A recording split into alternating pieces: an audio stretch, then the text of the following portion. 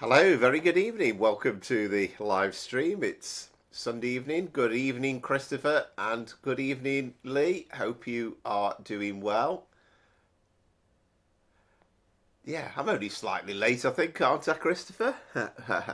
But yes, I hope you're having a good day. It's a lovely sunny evening again. I seem to say that every week. It feels as though we've had weeks and weeks and weeks and weeks and weeks of golden sunshine. So yeah, looking forward to another live stream. So slightly FA Cup final theme to it. We're going to start off with a run from Selhurst to Victoria in a Class 377.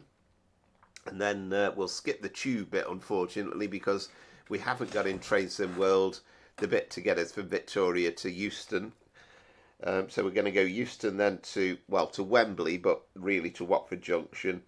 And then the Midland Main Line, HST Leicester to Nottingham. There's been a bit of a upgrade to the route this week, so we'll have a look at that. I'm not totally sure what the upgrades are. I know we get some smoke coming from the cooling towers at Radcliffe on Soar, but that's about the only thing I know. Then West Coast Main Line over Shap, Preston to Carlisle, and then we'll finish with a nighttime run on West Coast Main Line. The last service from Euston to Manchester Piccadilly to take the losing Manchester City supporters back home. We'll take that as far as Milton Keynes. Good evening, Amaze Tays. And good evening as well to Lawrence. Hope you are well.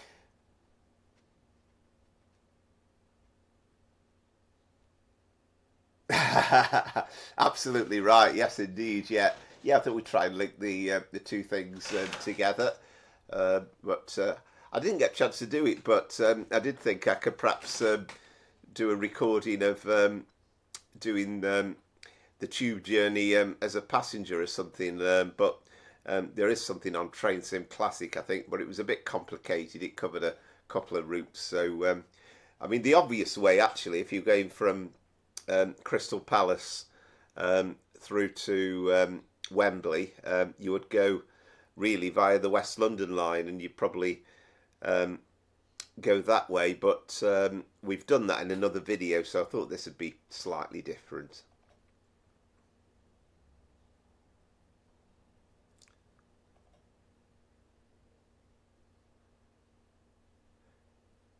Yes, good, good. You're both well, Lee and Lawrence, and yeah, welcome again. And we'll get pretty much underway. I haven't actually written down any of the train services or the train time, so we're going to have to do it slightly on the hoof tonight. Didn't quite get the chance to do a menu. It's been another busy old weekend, and I have to say, I absolutely loved watching the FA Cup final yesterday. And I think Alan Shearer said it in one of his blogs. It's the year of the underdog. So first we had Newcastle winning the League Cup, and now Crystal Palace winning the FA Cup, and it was a great match as well. Oh, of course, yeah. I forgot you were on holiday. Wow. So I bet it's nearly as hot in Gran Canaria as it is here in the UK. All right, excellent, Lawrence. What are you? What's your new job? What are you doing, if you don't mind me asking?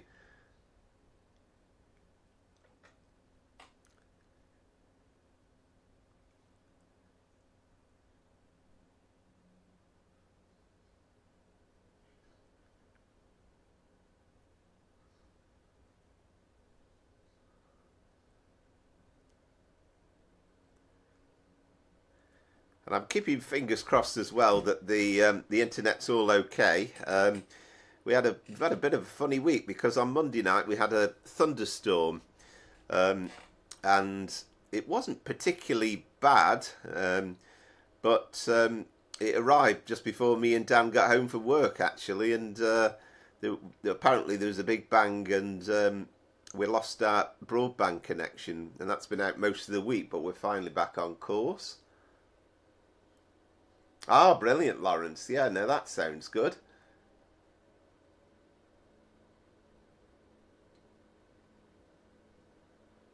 That does sound good. Is that what you were doing before? I seem to remember from when we were asking something about it before. But yeah, oh, that's exciting then, starting out on a new job tomorrow.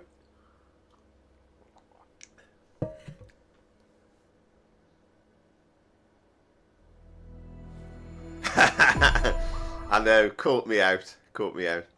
Yeah, I spent most of the week arguing with BT about when they were coming out to see us, and they were potentially coming out on um, Thursday, which was kind of the only convenient time we could find. This next Thursday, and we found out that my neighbour's broadband had been fixed. I saw the van actually on Friday morning, so spent most of Friday arguing with them over why they weren't coming out to us on Friday as they were supposed to do. But then we plugged the old router in and it works. So thankfully we're all okay. Right, so we're starting off on London Commuter. So I think it's going to be about 12 o'clock. We're going to do a service from Selhurst.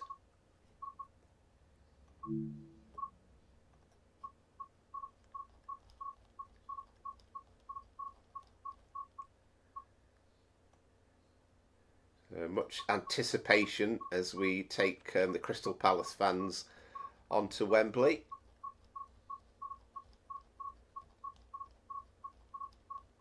I'm scrolling down the timetable, and yeah, I think that'll do us. Yeah, there we go, 11:59. So Selhurst to Victoria.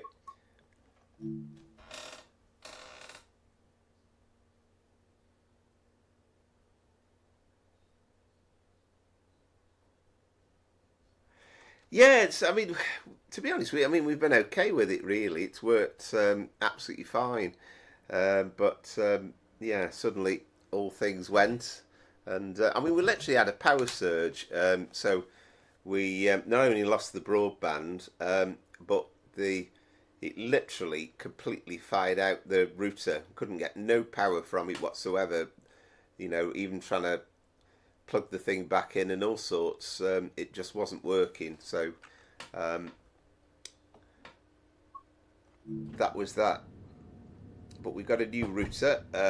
Actually, we've still got the old one plugged in. I haven't got round to putting the new one in today. So I'm just hoping it's all okay.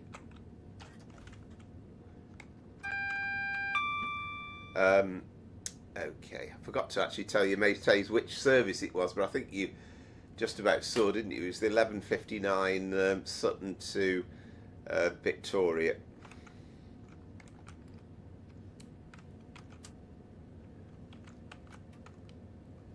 And I don't know about our stopping pattern. So we're stopping at Thornton Heath, Norbury, Stretton Common, Balham, Wandsworth Common, Clapham Junction, Battersea Park, London Victoria. So I'm hoping we can get the fans in time for Brill, yeah, you spotted it before me.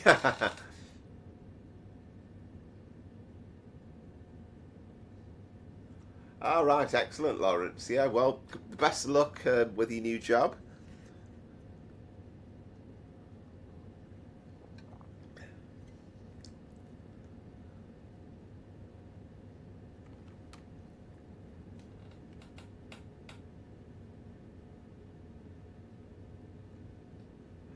Well, that's right.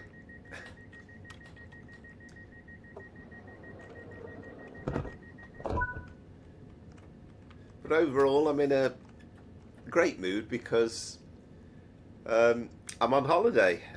So I've got a week off work.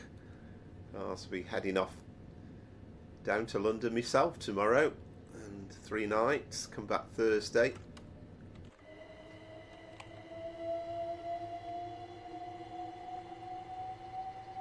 So if this really was yesterday, you would expect it to be absolutely rammed with supporters.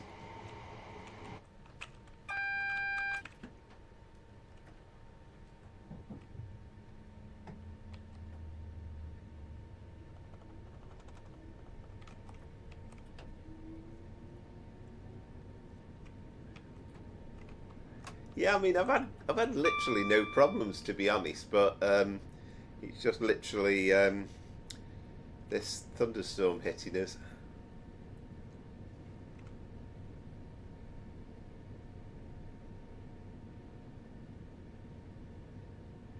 Oh yeah, absolutely right. Yeah, yeah, and of course, what's great as well is, of course, it's a bank holiday weekend as well, so I won't be getting back till the following Tuesday. So it's going to be very, very nice.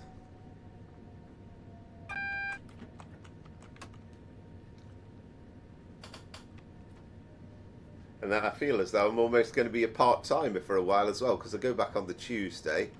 I'll work for 3 days, and then I've got the Friday off because I'm going the Midlands Air Festival at Ragley Hall. So I'll do a bit of filming with that as well.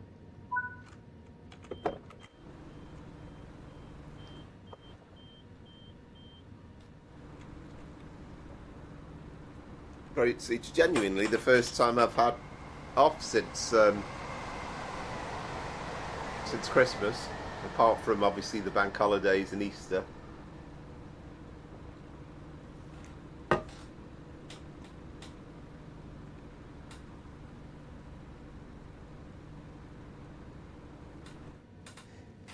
Yeah, absolutely. I know May Says has been working through the bank holidays as well, when we've had Easter and the May Day holidays.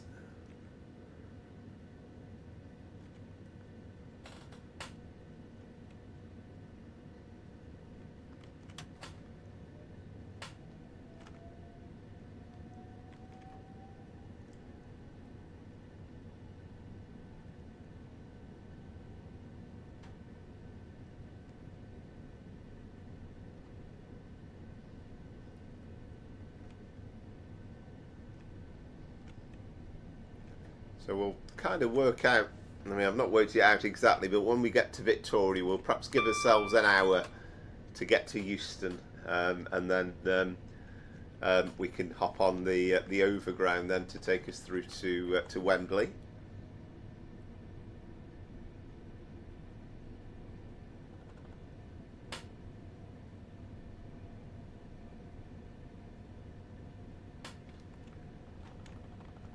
Yeah, good point. It's I've never known a May like this in years. I mean, people say the COVID year 2020 was very hot, and indeed it was, but I don't think it was as hot as we've had it these last few weeks.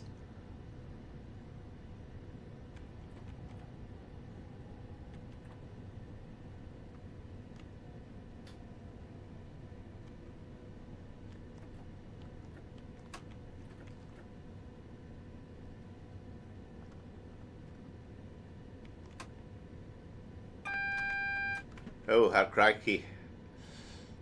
It's a window open job, is it?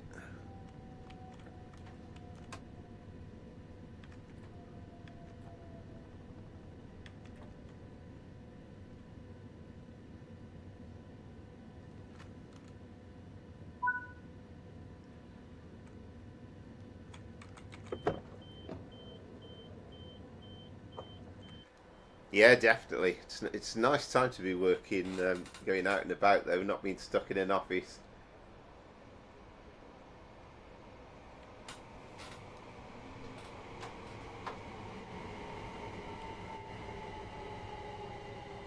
Really is such a busy timetable, this one.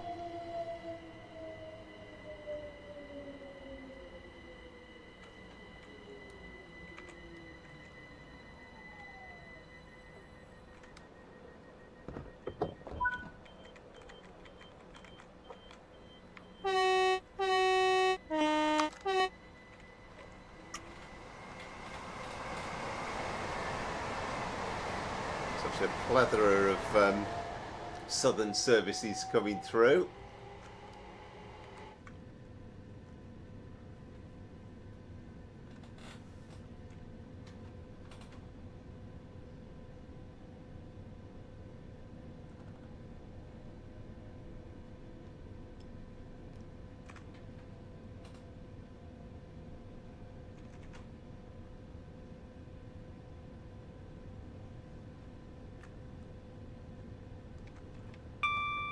I'm kind of keeping my fingers crossed that the stream's going to be okay, and we'll plug the old router will be in for next week.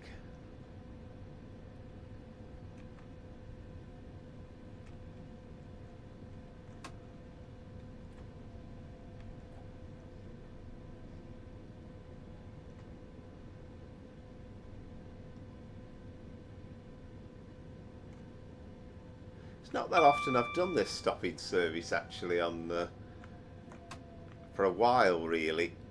You tend to concentrate more on doing the non-stop runs to Brighton.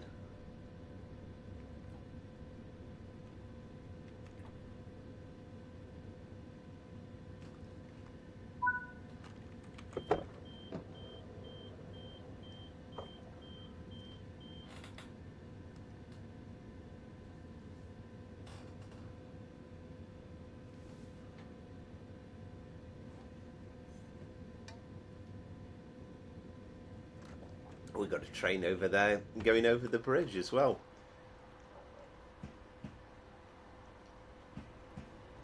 And one coming in.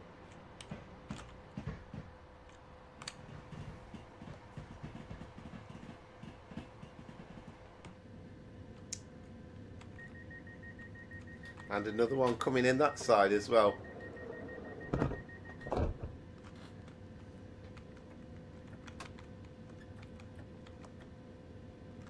Yeah, remember that feeling.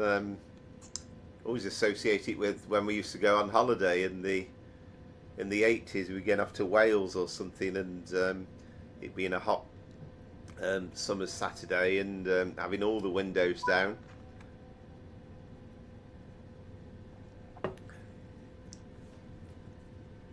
From what I can gather, it's going to last until roughly about Thursday when I come back, and then I think sort of Friday onwards from the bank holiday weekend is a little bit more unsettled.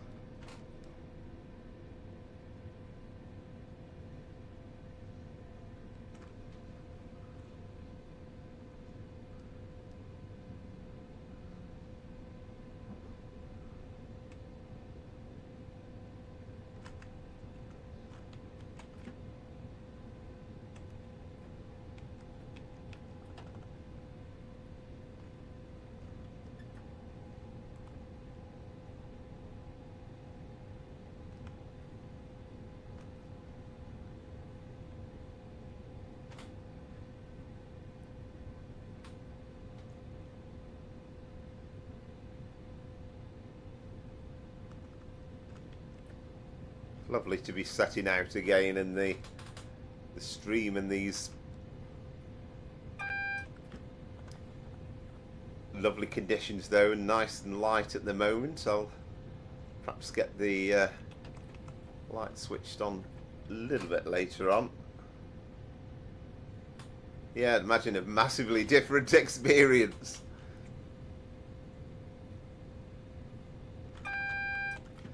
But do you still find it kind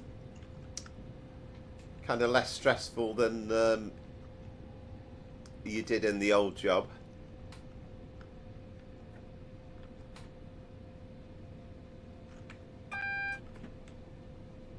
Right, so what's this? Double yellow, is it? And then so we're still cleared into the platforms at Balham. There's the Gatwick Express.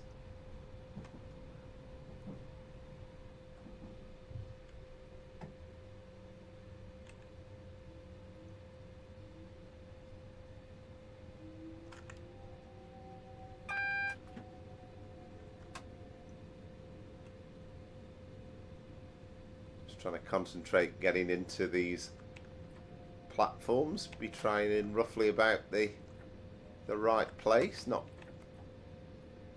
very common for me, I know.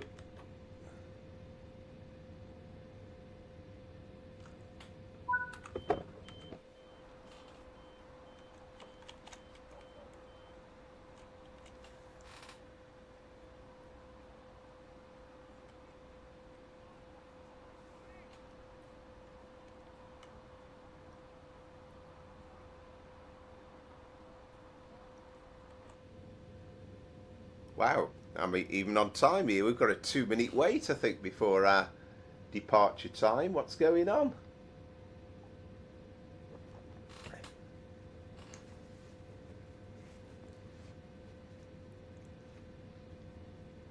Give us a chance to do a bit of train spotting as they're coming in.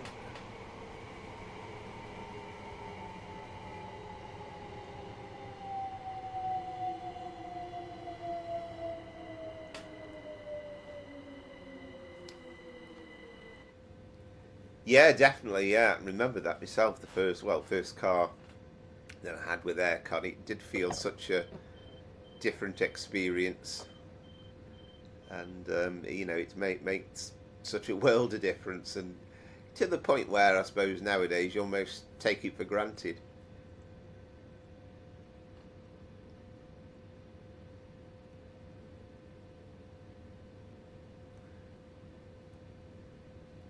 I have to say, quite lucky in this house as well that it's a bungalow, so um, it doesn't get too hot. It's quite nice in the summer. Takes a bit of heating up in the winter, but it doesn't get overly hot, and we don't generally have those really oppressive hot nights. And you know, I've had many where in other houses where it's been absolutely boiling hot and you can't get to sleep and very uncomfortable. But normally, it's pretty decent.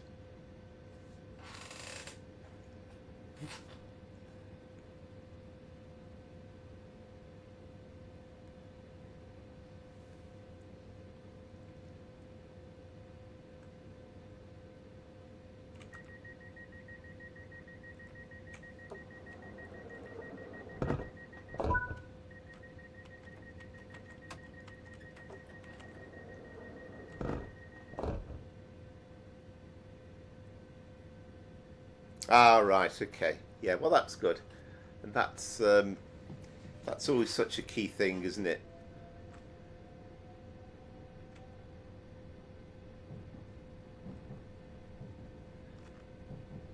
Apologies about the post going up quite late, by the way. I actually did it about 1 o'clock, and then I started to do a last couple of bits of preparation for the stream about 3:45, and I thought, I haven't actually clicked the button to send it, so apologies for that.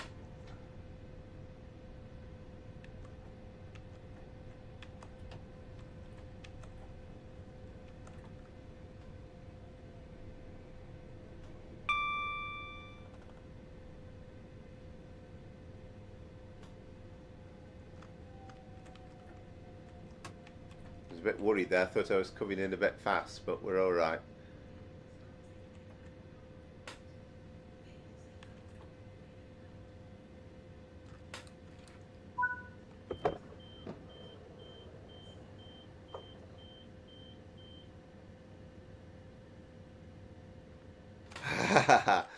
That's good, isn't it? Look after you like that. That is excellent.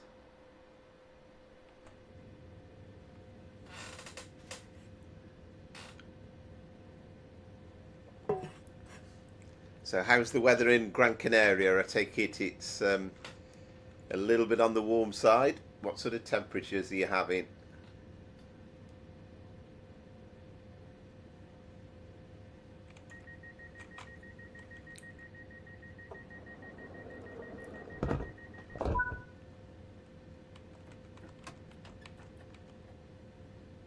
All right, now we're making progress. Clapham Junction next.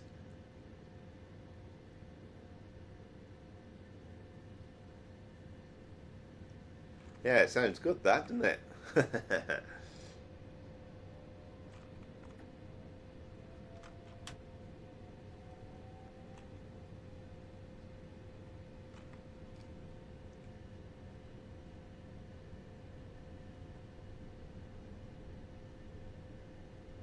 Ah, excellent. I mean, I know, we've had some great weather in the last few weeks, but you never guaranteed it, are you? So you've got better chances of it being nice there.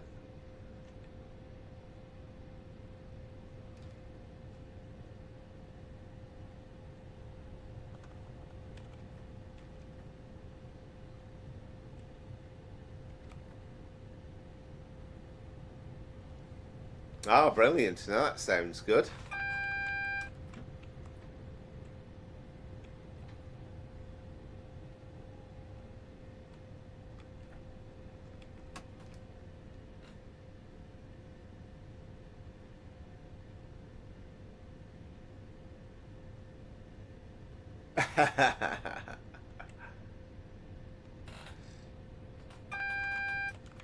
I like it. Well, let's try and see if we can come in to Clapham Junction at something like 20 miles an hour.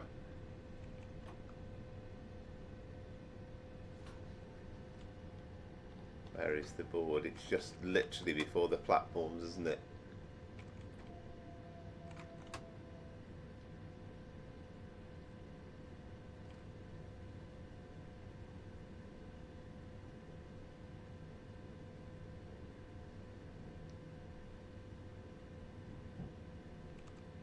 All sorts of liveries going on with all the various mods that I've got installed. Not all of them massively appropriate for the route in question.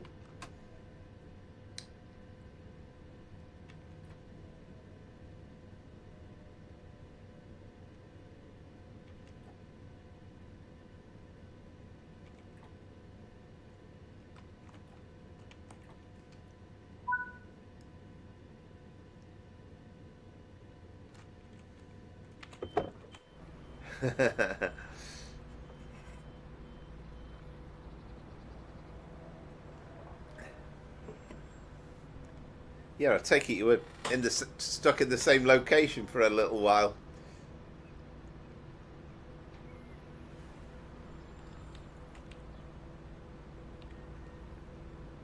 So by rights, we probably should be, rather than going to Victoria, you'd kind of change here and get the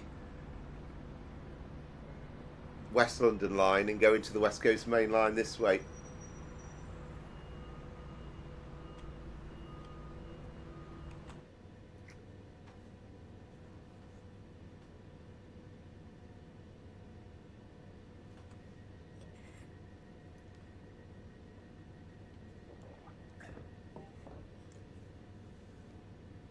So an interesting week again. There always seems to be news coming out in the train sim fraternity going on. We've got this Frankfurt S-Bahn route coming out this coming week, and it looks as though the Class 86 is imminent as well, and those Mark 2Fs and the RMB buffet car.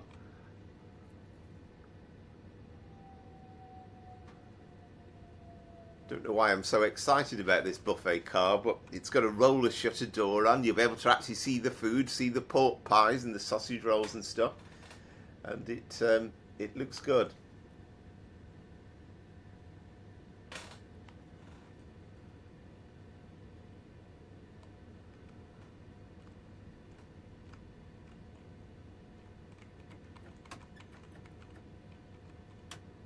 Not too often I've stopped at Battersea Park on this London Brighton route.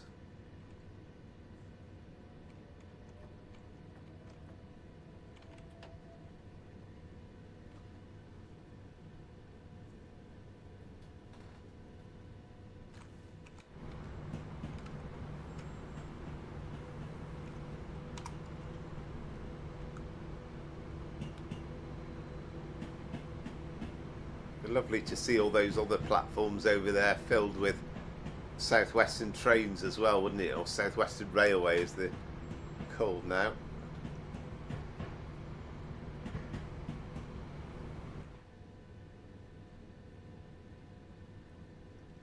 Yeah, I'm sure that's an inevitability, Lawrence. And way up.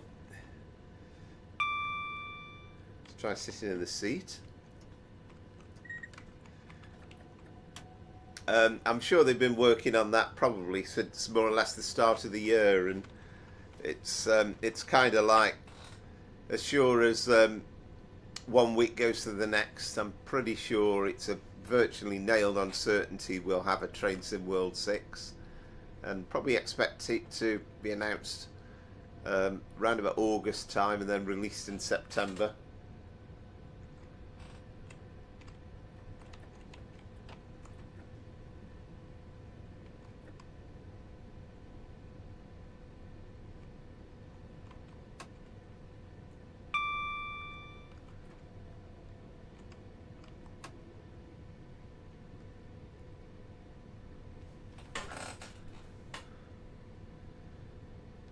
Desperate to hit. I've got a fly flying around this room, desperate to get rid of the damn thing, but it keeps evading me every time I get anywhere close to it.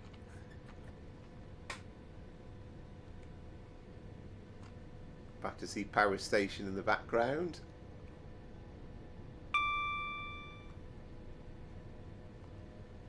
And we'll have to see as well if we get a clear run into Victoria itself, whether we get held up.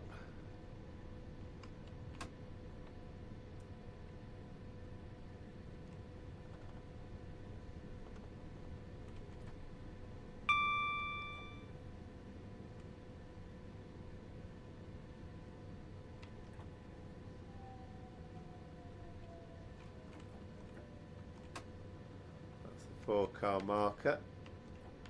And this should be ours.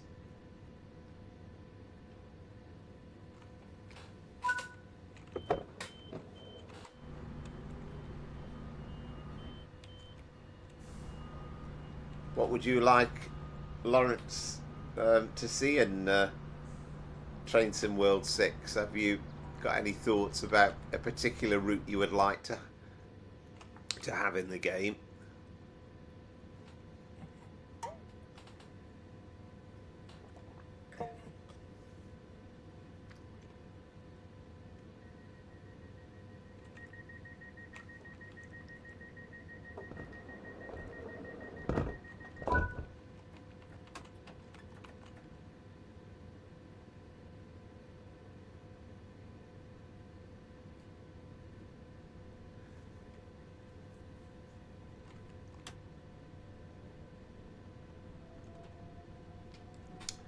Go away, you silly fly.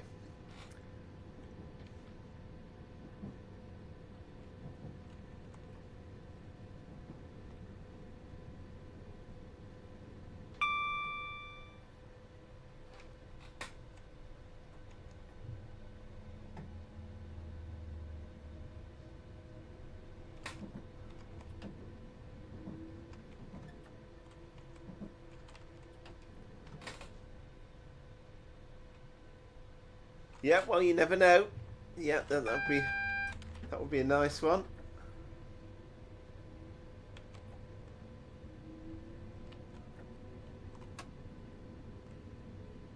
I think there has to be some sort of really like grand announcement and something really big coming out.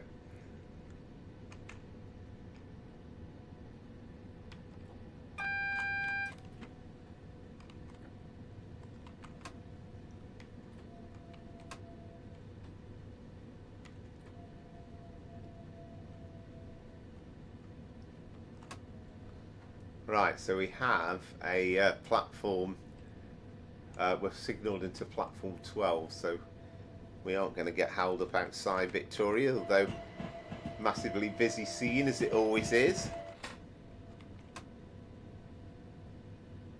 Oh, okay. Yeah. So is that kind of like something you would like to see rather than, you know, you having any gen that might be a route that's coming out? I bet you were pleased when Eastbourne at all was in the game, you know, sort of Eastbourne to on the East Coast way.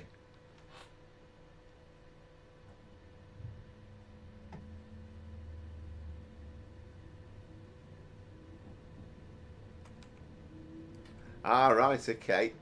Wow. Yeah, the old dusty bins.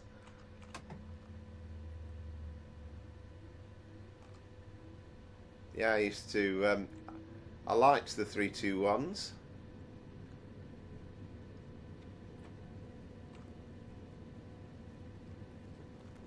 Can't remember if we've got any ramps coming into the platform which will potentially hold us up, or whether they work at Victoria.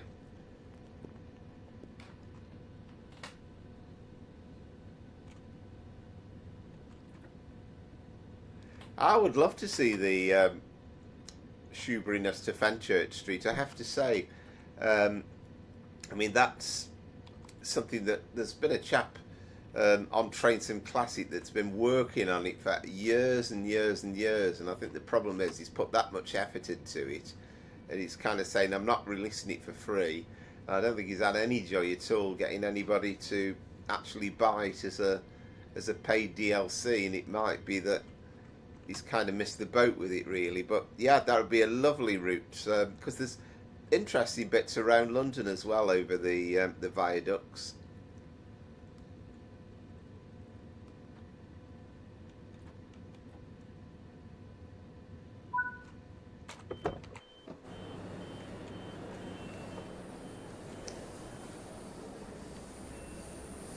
There we go. Well, there didn't seem to be many people getting off, but we'll pretend that there's absolutely hundreds and hundreds of football supporters leaving the train.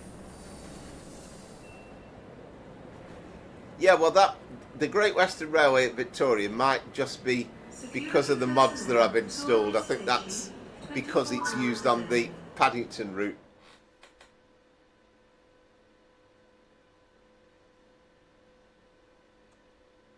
All right. Yeah, it sounds. It's well, actually, I think it was 665 earlier on, so that's good news. That's another one. Thanks as ever, by the way, to everybody that has liked and subscribed to the channel in the last week, and all the obviously the invaluable support. Hey, what's going on there then? There must be something I didn't switch on there, because I've got 6409. I thought I put on the AWS, I put on the DSD. That's very strange. I wasn't that dreadful. Well, anyway, well done. That's a clear win for you. There's obviously something I didn't install right.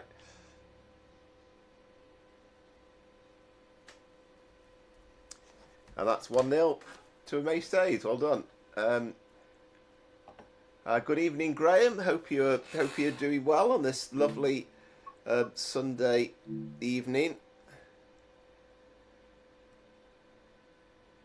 Might be one of those situations where I turned something off. Perhaps it was the DSD. Perhaps I turned it off and then on again or something.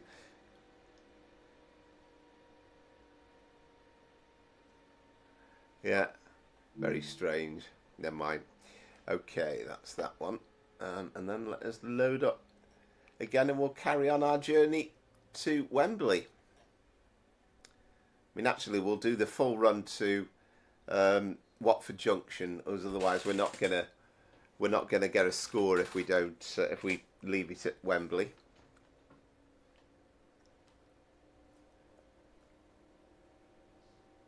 So if we say roughly about 1:30, I think we'll set the train from Euston.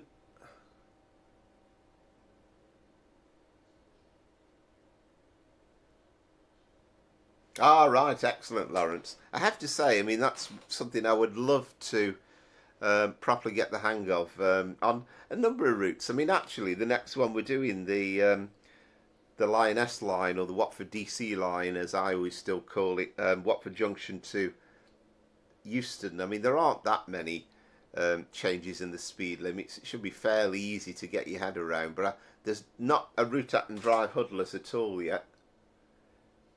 It was the 700 one, with the you know, with the with the 700. I support Stoke City, Graham. Much to my sins. Of course, we had our moment in reaching the FA Cup final in 2011. Can't believe that's 14 years ago. Went with me dad then.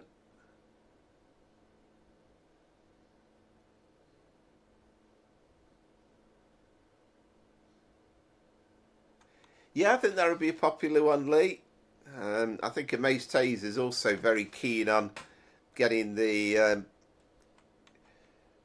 Gemma line into the route, at least, you know, if we had, say, Liverpool Street to Ipswich.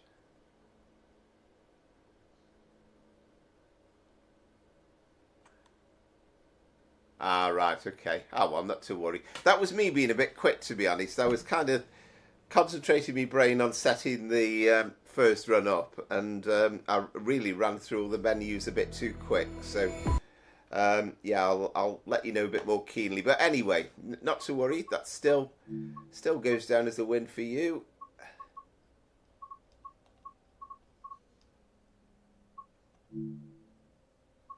So timetable. So we are going to use the Forks one this time. So try and make it modern day, seeing as though we're supposed to be riding yesterday. So the West Coast Main Line South 2024, and then the 710. And I think we'll do the 710-3. So we're looking for, I think, round about 1:30. Yeah, that should do is the 13:28. So I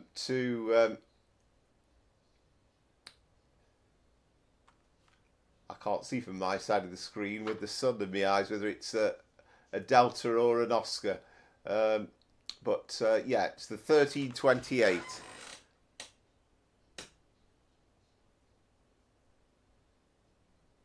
All right, fantastic, Lawrence. So I have to say, I know bits and pieces about some of the league tables, but Southend is not one I can kind of bring to mind. So are you in for promotion or not? Oh, there we go. Yeah, fantastic. You've answered my question.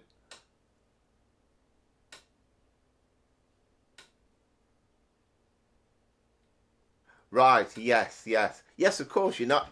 I'm forgetting. I always think of Southend as being a league team.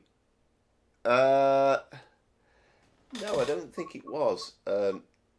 No, it's. Hang on, let me just go a bit closer. No, it's two Delta 81. Yeah, because we're doing Euston to Watford Junction, not Watford Junction to Euston. 13:28 it is.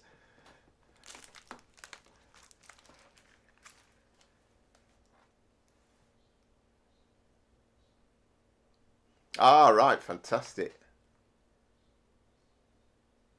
Yeah, that's the one. Yeah, you've got it. Great.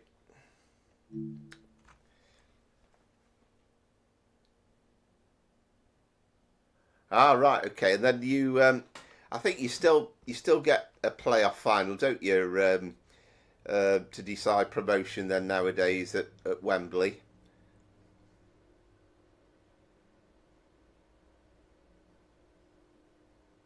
Well, the best of luck with that. I've been to Southend a few times over the years for the used to be a regular thing on the end of May bank holiday for the air show, and I've had many a weekend, quite a few weekend over the years.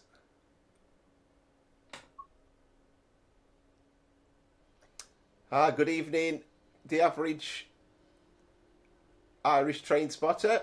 Welcome back to the stream again.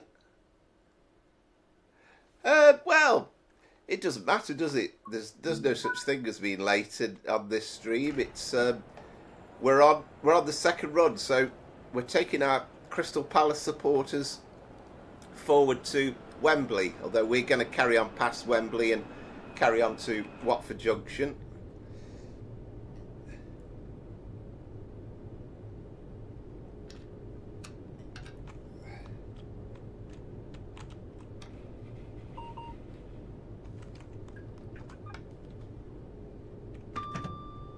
TPWS operational. Let's get this thing undone. TPWS and AWS operational. Yep, I think we've got that. Let's shut that, otherwise we'll have that rattling at us during the journey. We'll have the marker lights. We'll have day on, yeah.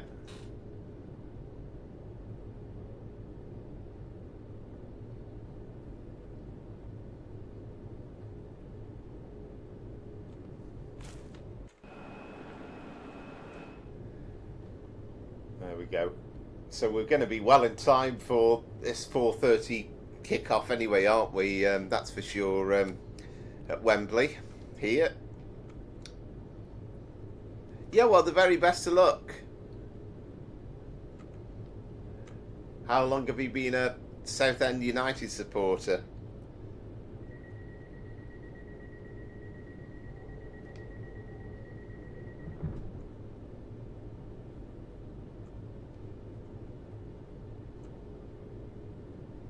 Waiting until 13:30, so a couple of seconds away.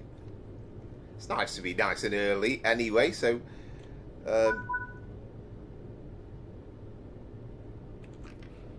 right, we do have a green signal.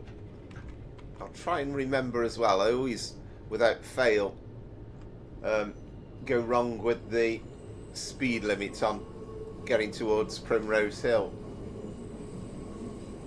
All right, excellent. So, when does that take you back to then? When was the first your first memory of Southend United as a football team?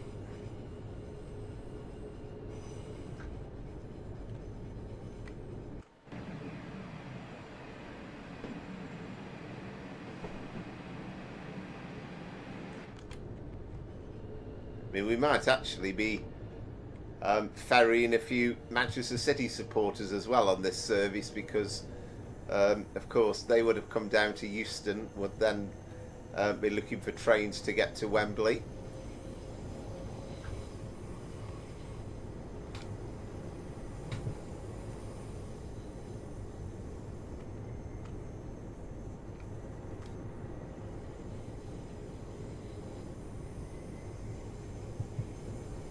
All right, excellent, excellent.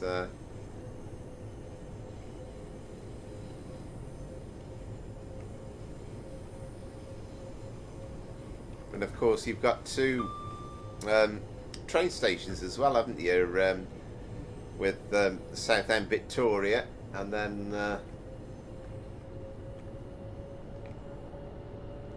the other one. I'm trying to think what it's called. Is it Southend Central?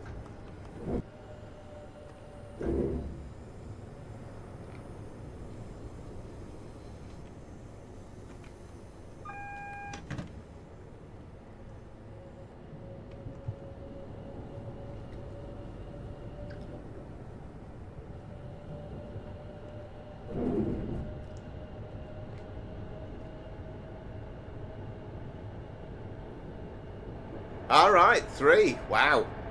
There you go.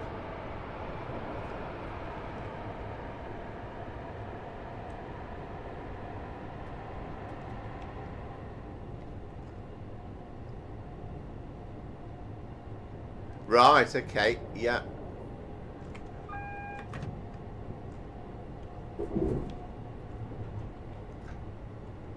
I know on Train Sim Classic,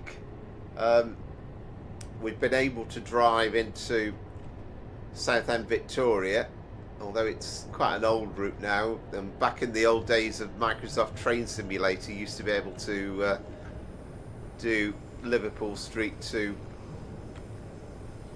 Victoria as well.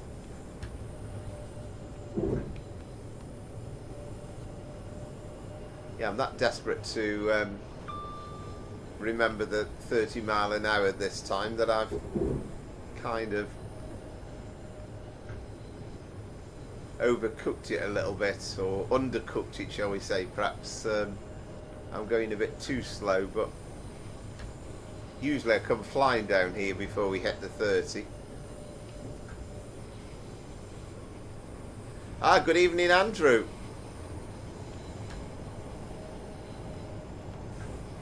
Hope you're doing well. Hope it's nice in Scotland. And speaking of FA Cup finals and everything, it always used to be the case that the English FA Cup final and the Scottish Cup final always used to be kick off at the same time on the same day, but of course this year the Scottish Cup final's next Saturday, isn't it? And I know that's Celtic against Aberdeen, isn't it, this year?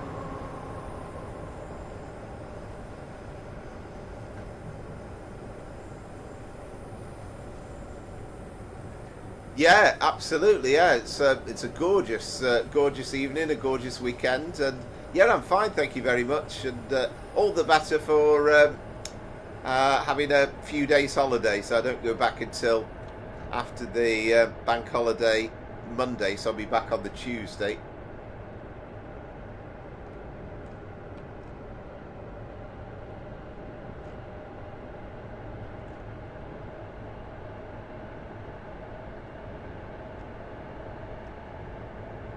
This will be about the first time ever that I've managed to get down to 30 mile an hour for this section. Always catches me out.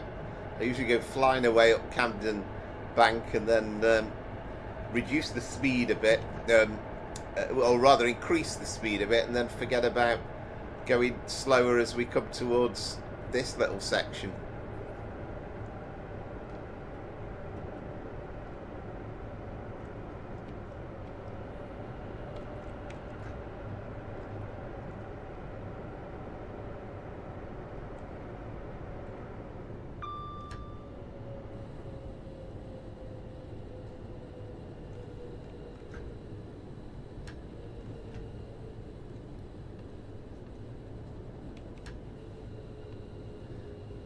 And of course it always used to be the case for many years that you wouldn't see the English FA Cup final in Scotland, and you'd never see the Scottish Cup final in England, apart from clips you used to see at half time.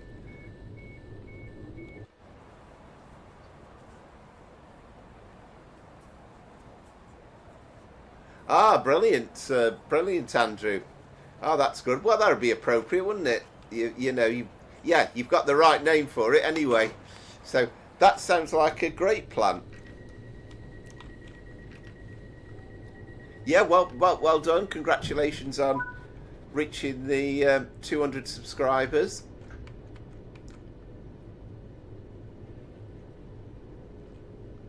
I do try and take a look at the your clips when they pop up on my phone. And always good to see something a bit different. And you seem to have a good eye for unusual trains and stuff that come through in your area.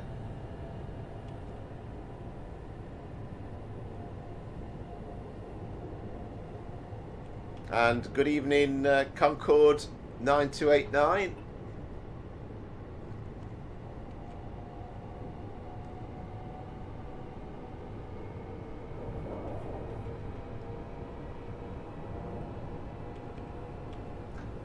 Hope you're well.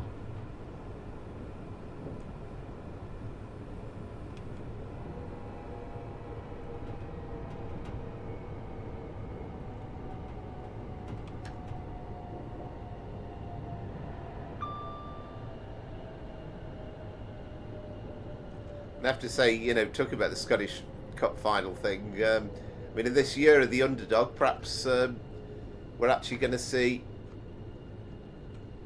Aberdeen winning the cup. I'm kind of sick and tired of the same teams winning all the Scottish competitions.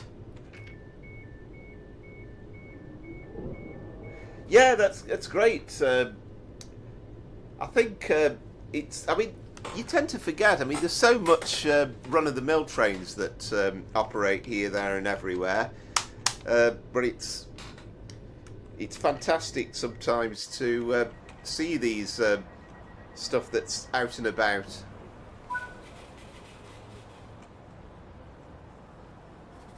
Are you just very much on the day where you find out about them, or I suppose some of it's great planning?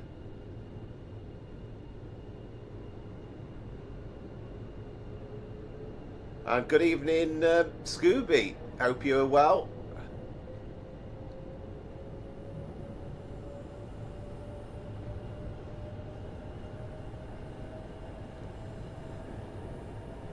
Yes, well, yeah, you're doing well on the men's front and the whatever it's called, that thing that's the next one down from the Europa League, aren't you? And the women's team handsomely won the Women's FA Cup earlier on.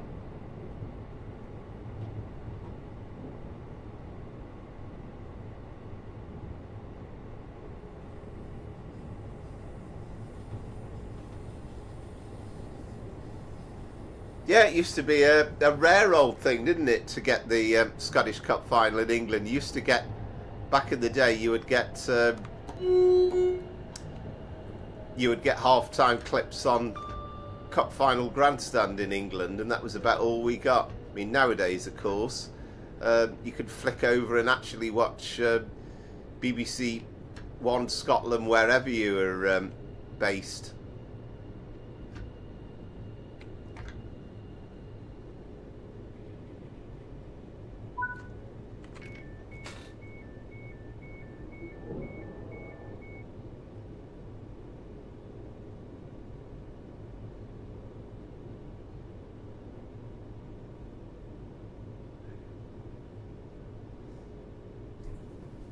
Yes, indeed. Yeah, well, there's plenty of both, isn't there, out and about. I mean, I know, like, the steam train trips you'll see on, you know, the sort of the rail tour, well, for the diesel services as well. There's the rail tour calendars and stuff.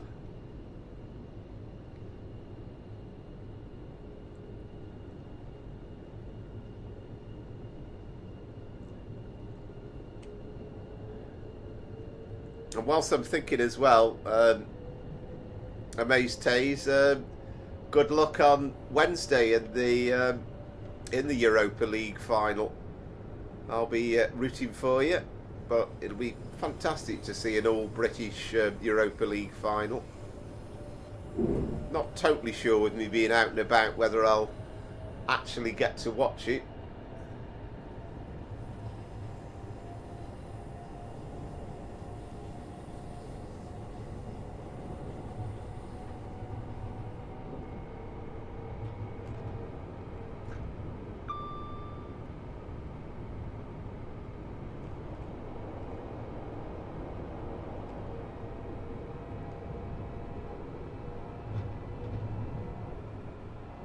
Near impossibility to keep this to time unless you're a really expert driver.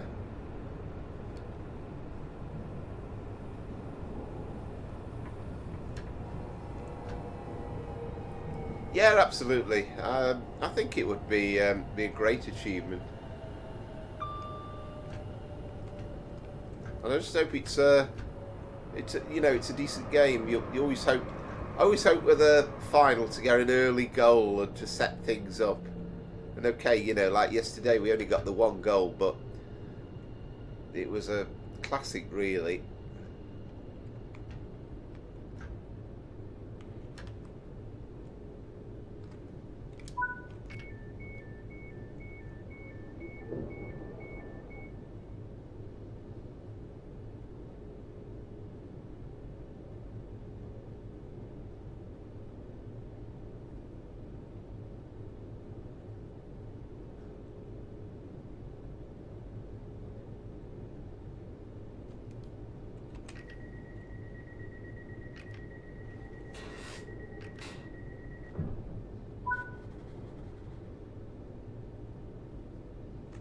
Oh, absolutely. Yeah, Andrew. I mean, there is... I mean, it looks cracking scenario. There is a you could take the Flying Scotsman over the Forth Bridge on Trains to World 5, and I must get round to doing that at some point.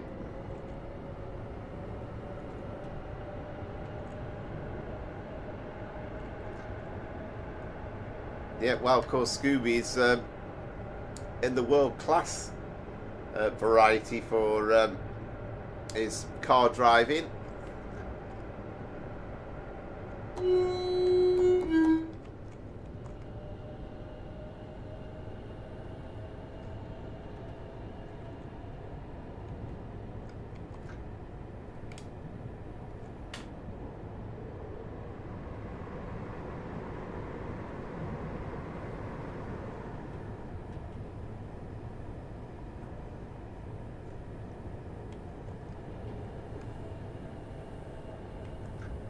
I know the name, I've heard it, Union of South Africa, but I can't remember which class it is. It isn't one of the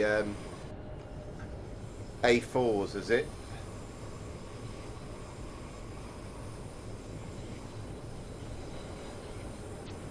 Yeah, definitely. And I mean, the only thing that's kind of put me off doing it in the stream is it's, I think it's kind of like a 2-hour drive, but it's got to be a contender 1 week, because it does look fabulous, and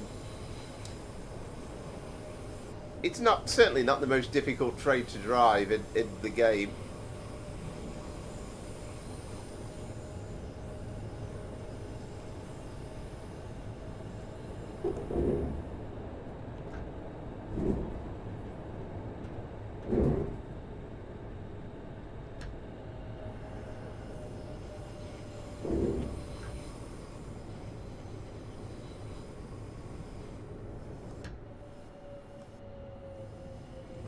Yeah, I think it's funny, isn't it, with the... I don't know which... There's more than one that's left surviving, isn't there? Obviously, you know, Mallard's the one that everybody knows about, but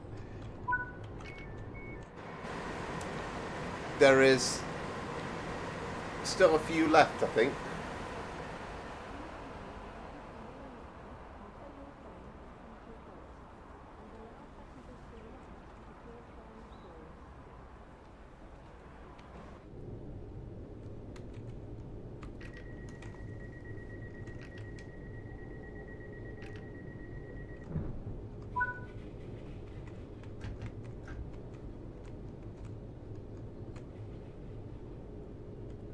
Yeah, what a class of train though. What A4 that was. One of Gresley's finest creations, wasn't it? And you know, that never to be beaten 126 mile an hour coming down Stoke Bank on the East Coast Main Line.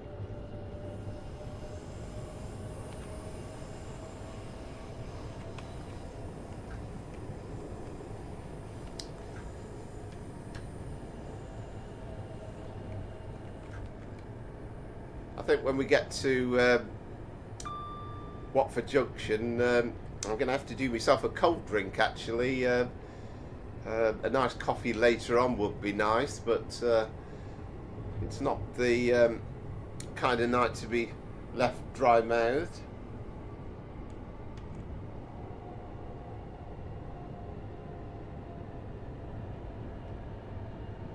Ah, wonderful, yeah, brilliant, Scooby.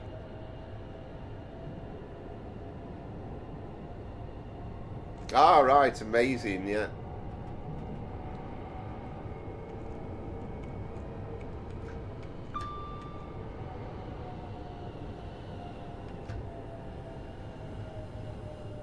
Yeah, you really would be fascinated, I'm sure, to see the trains of today.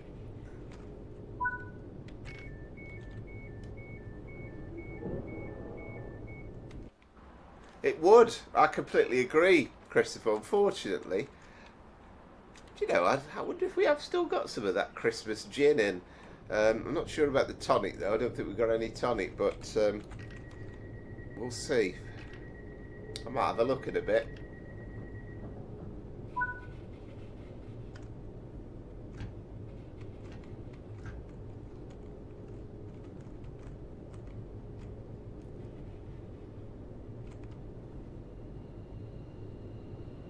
remember I used to play my brother a lot on at tennis years ago. I can't remember what the game was now, but or even what it was on. Was it the old PlayStation? Might have been. But he got too good at it in the end.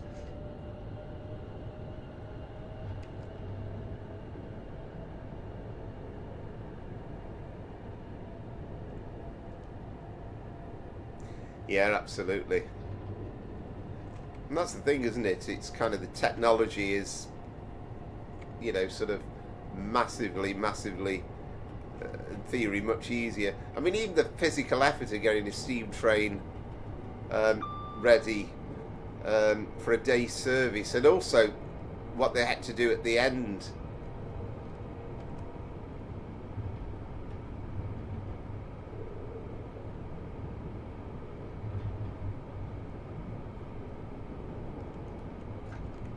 Ah, that sounds good, Christopher.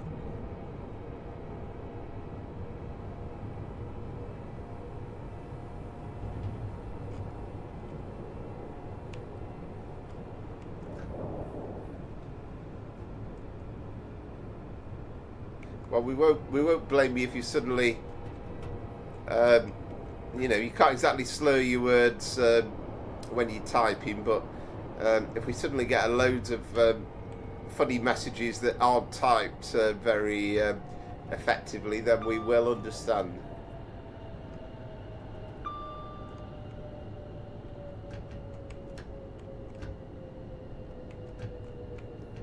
So this was the station where I took the thumbnail, because I just thought, well, you can get a slightly better view of the stadium than you can from Wembley Central itself.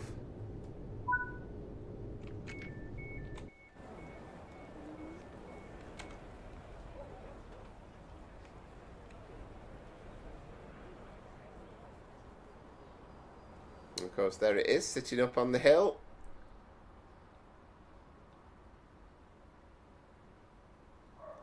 Bear in mind, you know, the distance that we get to it. It's in pretty much decent detail.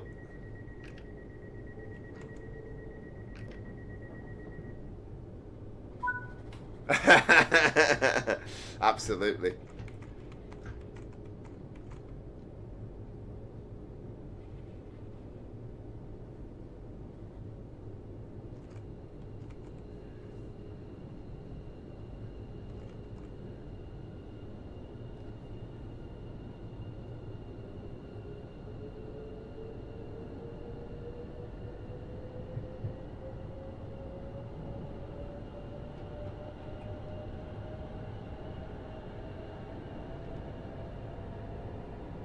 Oh right! Wow! Didn't know that. I didn't even know that was possible.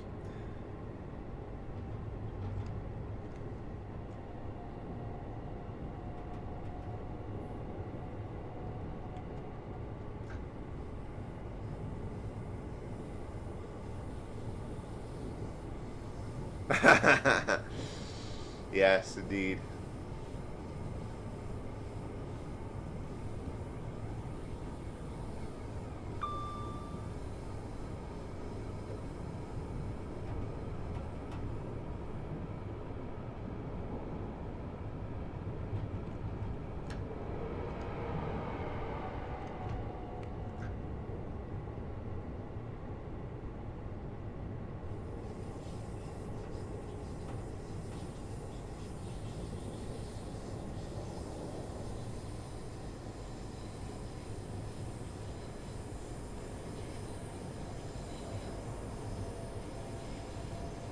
So we're going to deposit our supporters off well and truly early ahead of yesterday's 4:30 kick-off for the cup final. But then it's nice to get there nice and earlier. There's the tail end of a freight train going slow, creeping slowly through the station.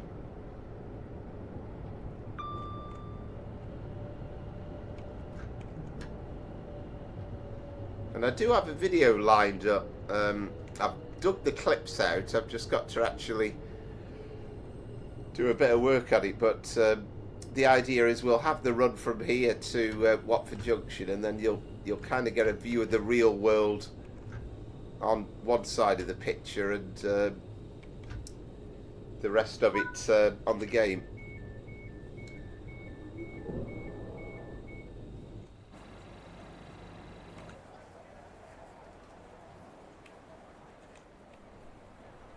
We're kind of missing the street here. It's actually a level street. They're cheating a bit with the scenery, but we would go off. Wait, see.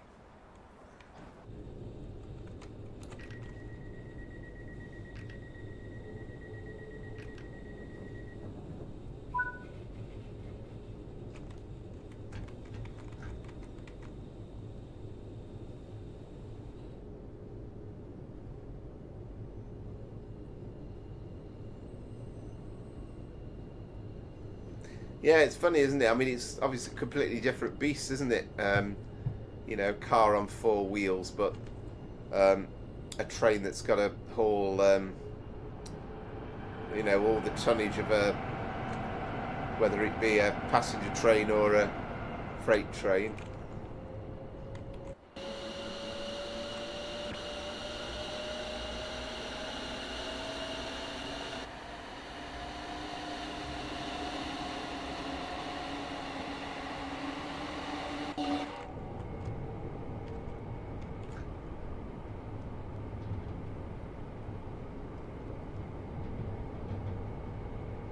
So I'm about, well, I'm a couple of minutes behind schedule.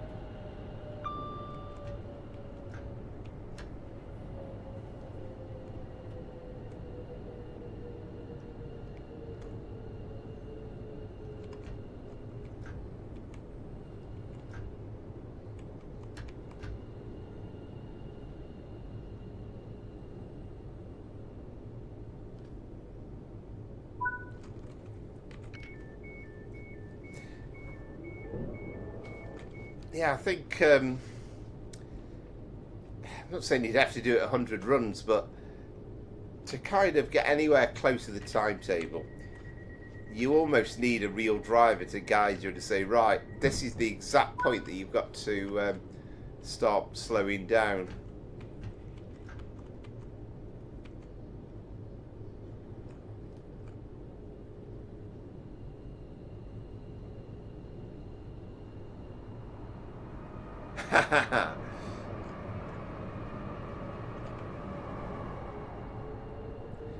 Right, is that kind of one way of saying, do you know what speed you're going, sir? Well, officer, unfortunately, I hadn't got a speed on me speedometer because it went completely off the scale. So I've no idea how fast I was driving.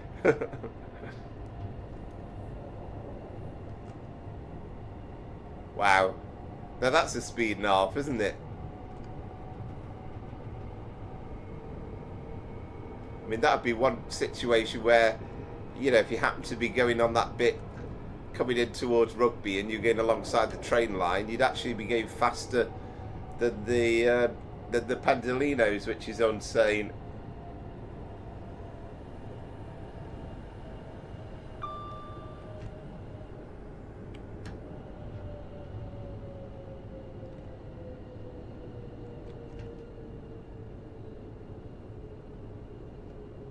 Yes, indeed.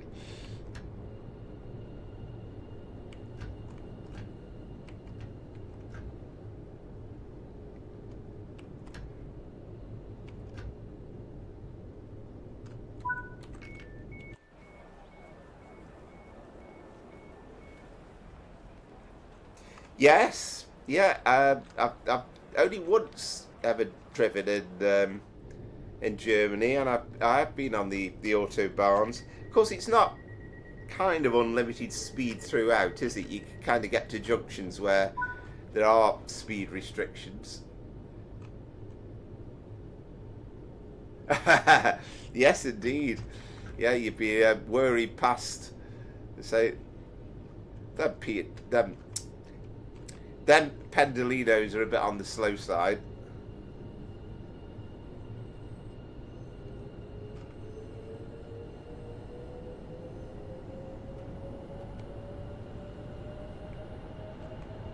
Yeah, I hired a car. I think it was the 2006 World Cup. We drove a bit around Germany, and yeah, I had quite good fun on the autobahn. It was only I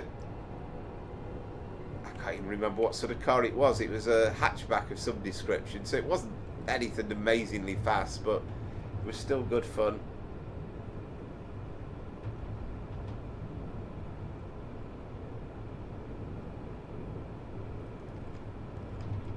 Yeah, that's a speed knob, isn't it? You'll certainly never get a train that'll go that fast.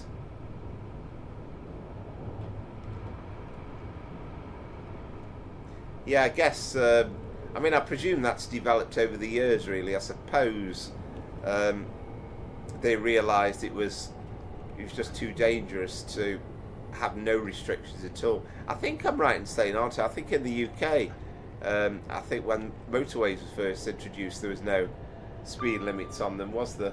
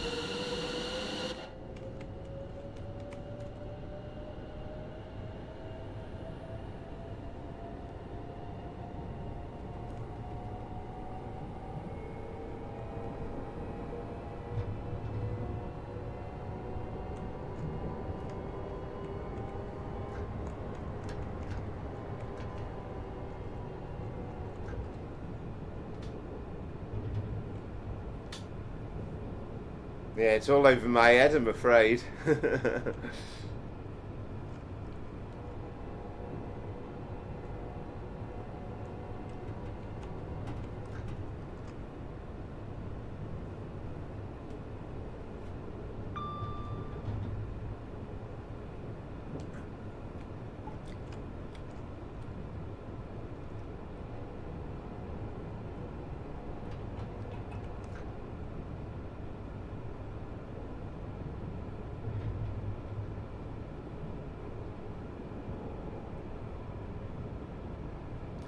Right.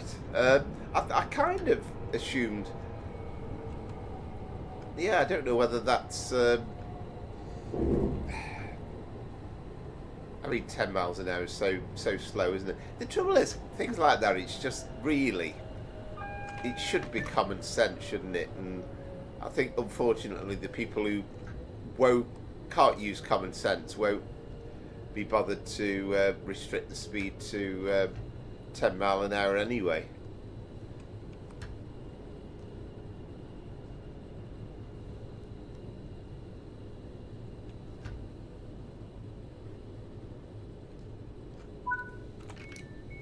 It's going to take a lot of getting used to, though, I think, these electric cars anyway. I mean, we're still not really, we have just got the infrastructure to manage it, have we?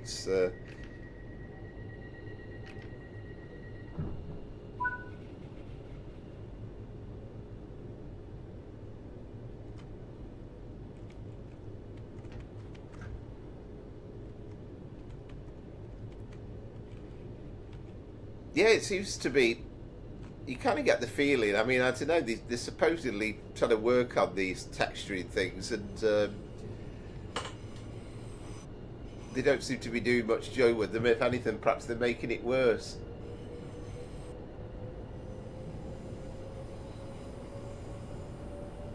Yeah, it certainly is, Andrew. Yeah, I think unless you're a, I mean, assuming the timetables are accurate, and I imagine they would be because we're driving the Forks timetable, but you've kind of got to know exactly at what point each stop is.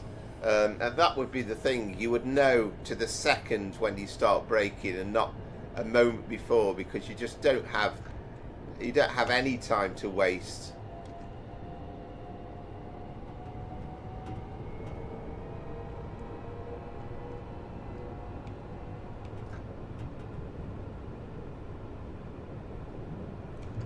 I must admit, sort of driving around London, I've not done it many times in my life. It's generally only been, sort of skirting around the edges. I went to Lord's once, and again, it's a hot day like this. Well, hotter than this actually, but we watched England against Pakistan one Sunday, late 90s, I suppose, and we drove to Lord's, but that was about the only time I've ever got that close to central London in the car.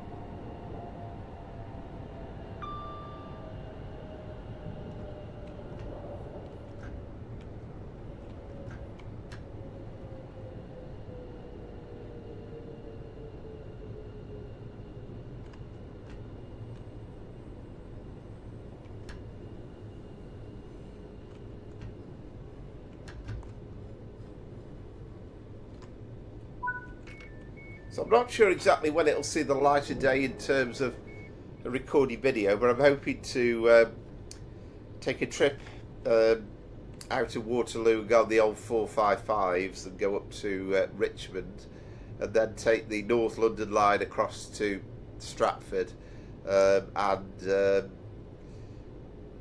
also go on the Goblin line, and I'll try and get off at a few places and record a few trains coming through as well, but try and get a sort of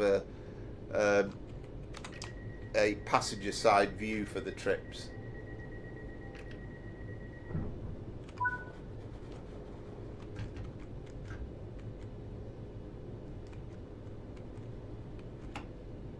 Yeah, it's sort of all about route knowledge, isn't it, Andrew?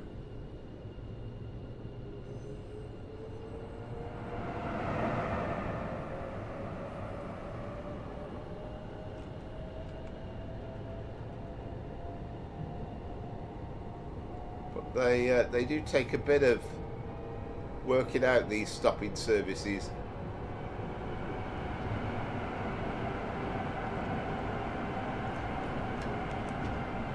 I'm slightly creeping over there. That's a couple of times I've very, very slightly gone over the speed limit.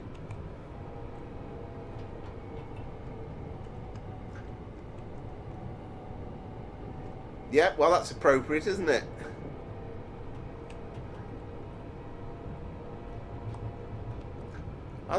Does anybody know whether it still actually is in those colours now? I mean, it's great to have that reskin. I mean, of course, it was painted for the Eurovision when it was in Liverpool a couple of years back. But is that train still painted in those colours?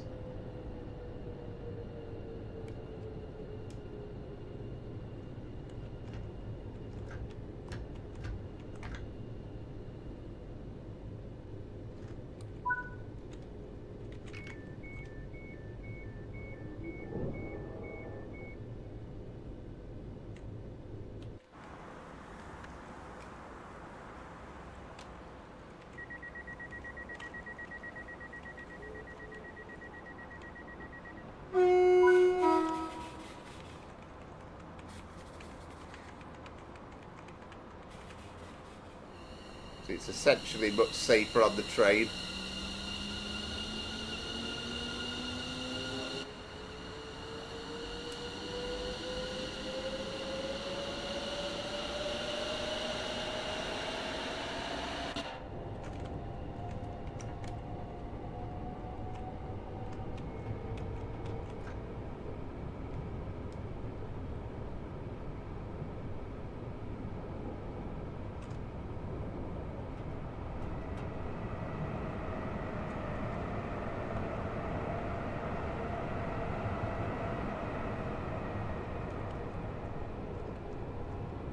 So we've got Carpenter's Park, then Bushy, then Watford High Street, and then Watford Junction.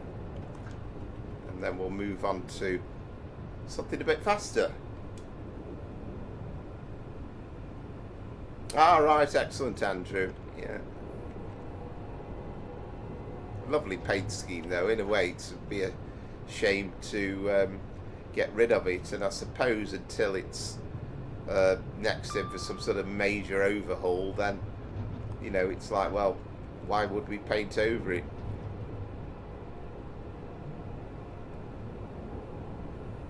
I mean, I know a lot of it will be kind of like stickers, I suppose, won't it? But, or decals.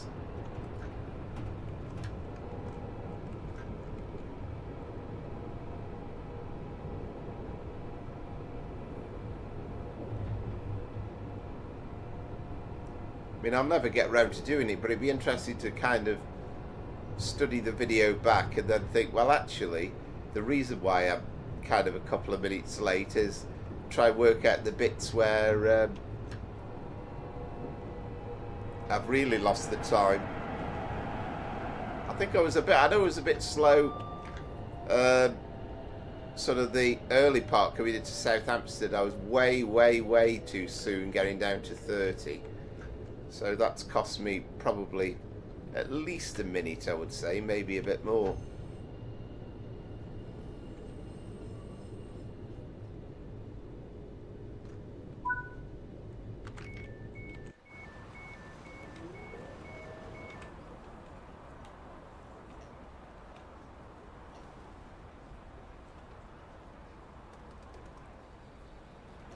Love all their attempt at the graffiti.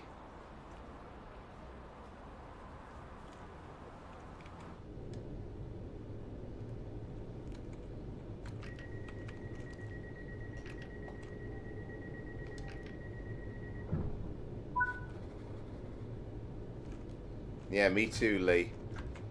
Very partial to a bit of shortbread.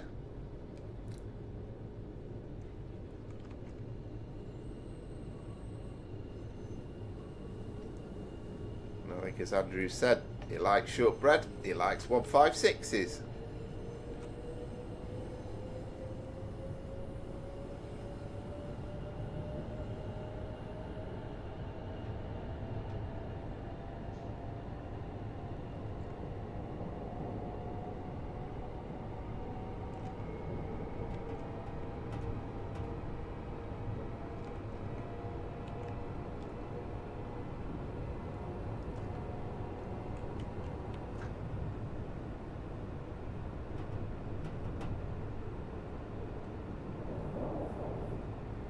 So we'll be on the Midland Main Line next. I've not actually looked up what... There's been a bit of an upgrade to it. I think we've got some new textures, I think, on the HSTs.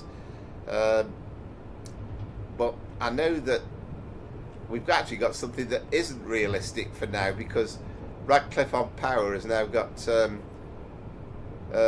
coming out of the incinerator, out of the cooling towers. So although it's not realistic for now, it's realistic for when the route was set a few years back.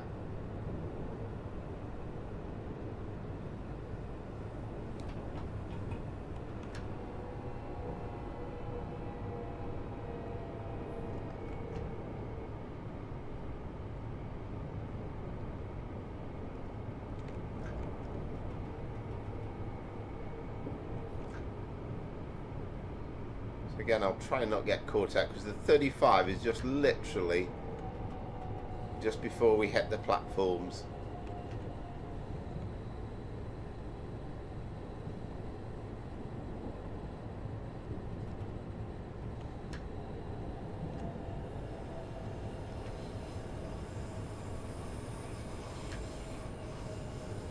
the sound of the flange on this thing. I think it's been done really well.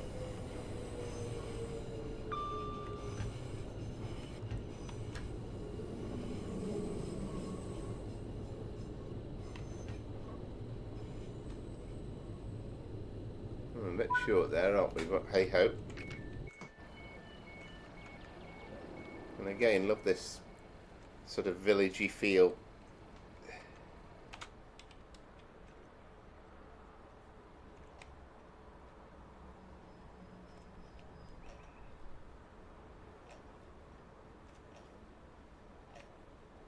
Underneath the railway tracks, and then of course over there you've got the West Coast Main Line.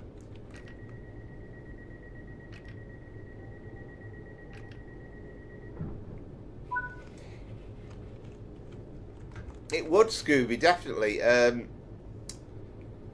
mean, I think, I guess if you were given the choice, East Coast Main Line South or Midland Main Line South, you'd obviously go for East Coast Main Line South. But yeah, I'd love to see that. I mean, it'd be good if, you know, kind of, again, it's asking too much, isn't it, as always, but, you know, if in some way you could join it up with, you know, sort of have the section through the tunnels beyond, at least to Blackfriars, would be nice.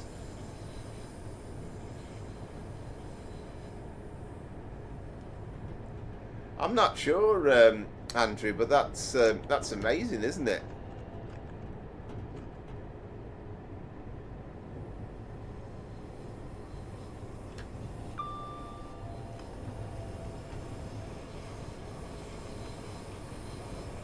Mind you, if it was as expensive as olive oil is at the moment, then it'd probably be dearer than petrol.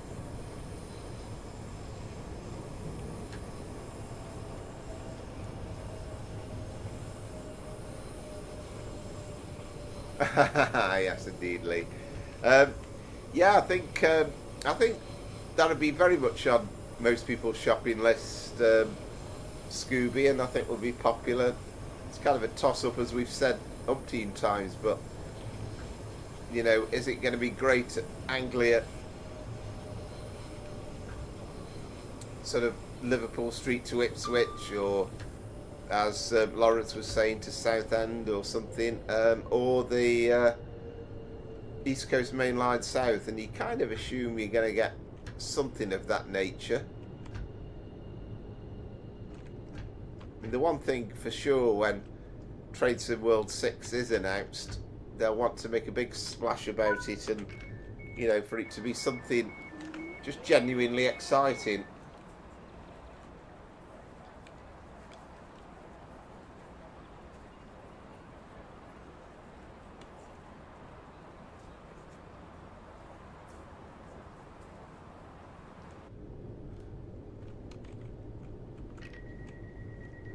Yeah, it's incredible. I'll be happier if I could run my car on fresh air, though.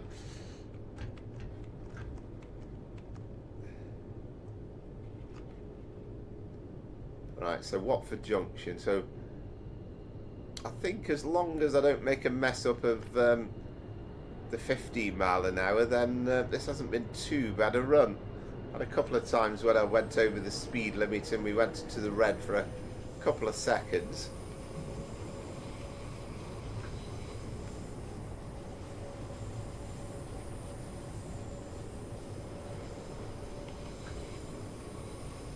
Well, yeah, I mean, in theory it sounds a lot, but it's a whole new train.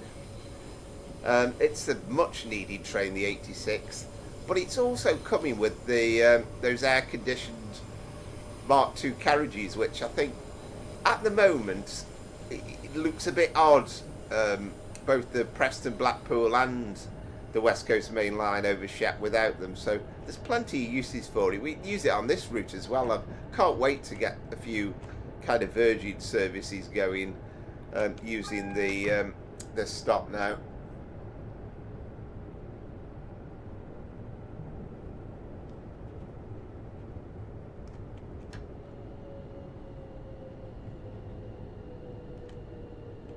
I was kind of expecting it. I mean, yeah, it would have been good. I think somebody said, well, you know, maybe if that was just the loco itself, then it would be pricey. But at least we do have the rolling stock coming out with it as well. And you know it's going to be Just Trains quality. It won't let us down. It's going to be a cracking train to drive.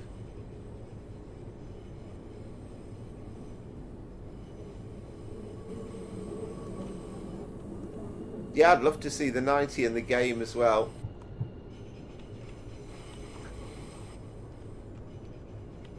Because the thing is, you know, with the, say they did the Great Eastern Main Line, it could be in that transition period where you kind of got flirts and you've got Class 90s, but who knows? Maybe we're going to have to wait until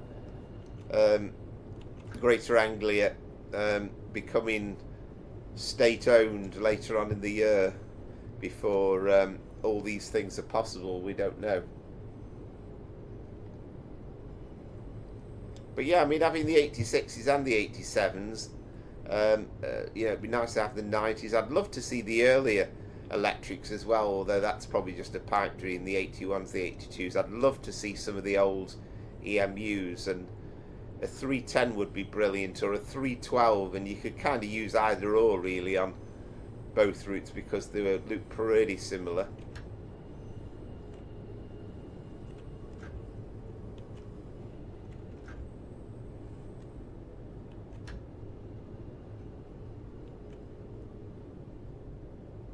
That buffer stop looks a bit kind of unconvincing with everything else. You got all the other lovely detail, and then that looks a bit slightly on the naff side. So we've arrived at Watford Junction, having deposited Crystal Palace supporters and some Manchester City supporters off at Wembley. We've got a Southern service, which on this occasion, oh no, it is. Yeah, I was going to say it's not in the Bay platform, but of course it is.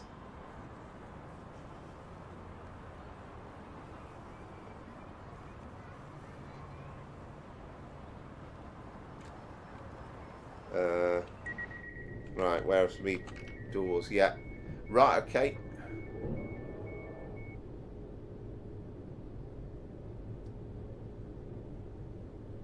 Yeah, I'd love to see that as well. That would be great. I love the Merseyrail, particularly if we had the 507s and the 508s. And you know, you're not going to get the whole Merseyrail network, but if we got the either of the lines, either the Wirral line, the Northern line, either would be great.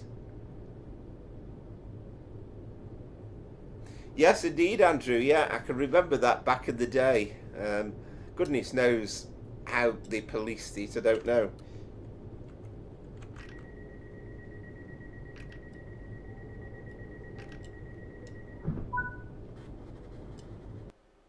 But you know, heaven forbid. Ooh, ooh, ooh. Well, oh, I'm pleased about that. So that's one each. But again, very, very close. 12912 13094.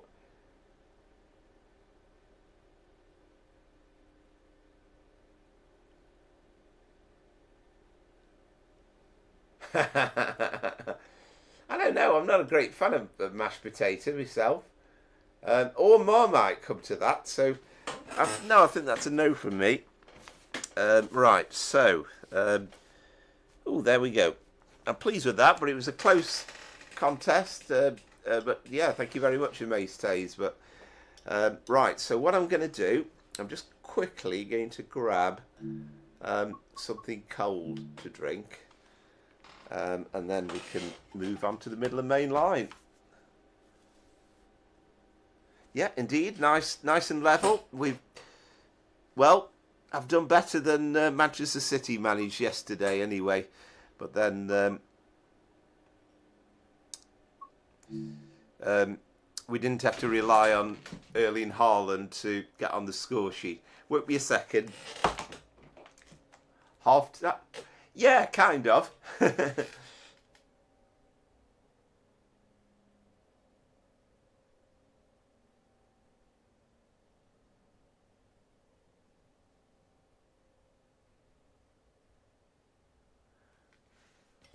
Right, let's get that drink.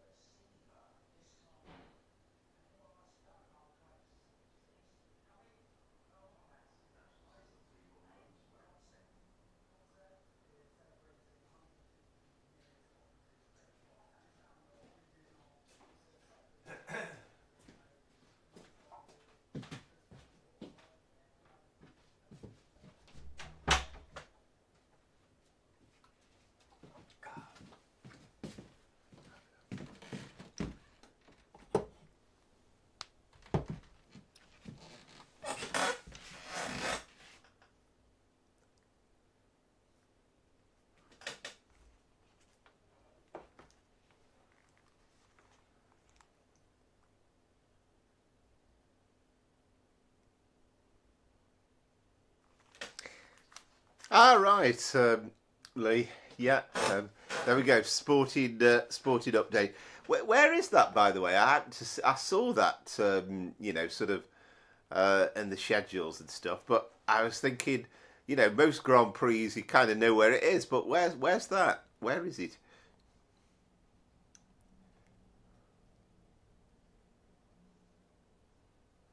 Oh, is it Romania? Looking at the name. You're going to tell me it's not now.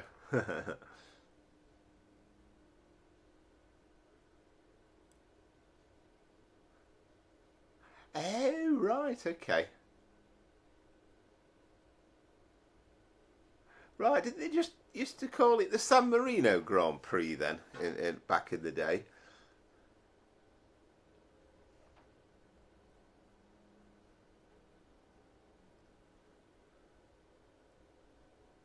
Remember there being a San Marino Grand Prix?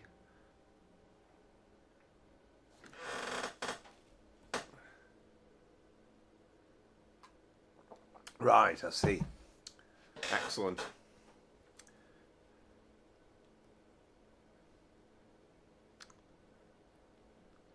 And then I think I asked last week, but I know usually the Monaco Grand Prix coincides with the end of May bank holiday, doesn't it?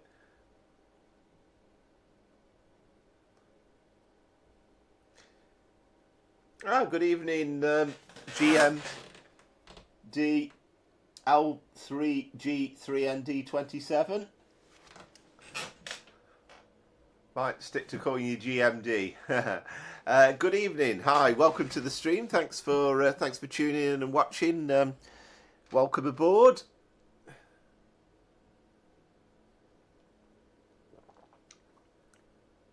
What at Monaco is that the case? Wow, that would be astonishing, wouldn't it? Because it's always been that highlight of the Formula One calendar. I think he probably has, the Mates. Yeah, he's probably had, well, say he's had one too many, but yeah.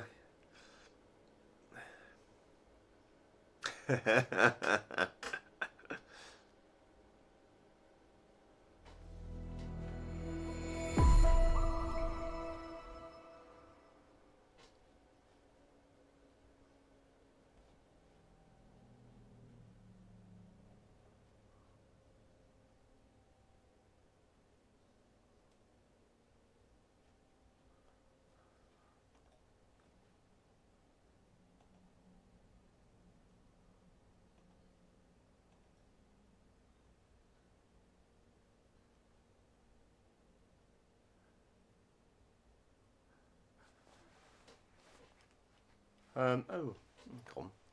No, no, no, no.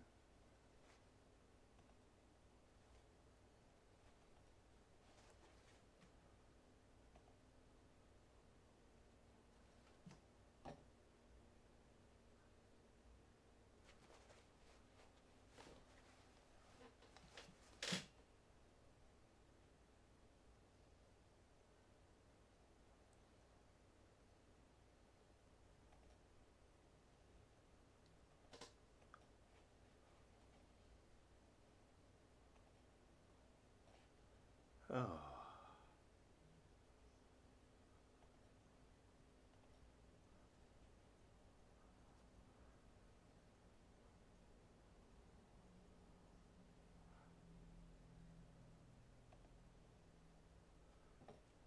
Right, sorry, I lost the chat then. I thought I'd come off the stream, but yeah, we're back.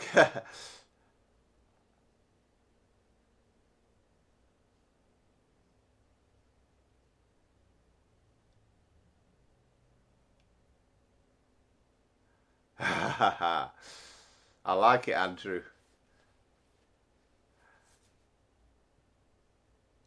Yeah. Oh well, there you go. So close. Right. So into the Midland Main Line then. Here we go.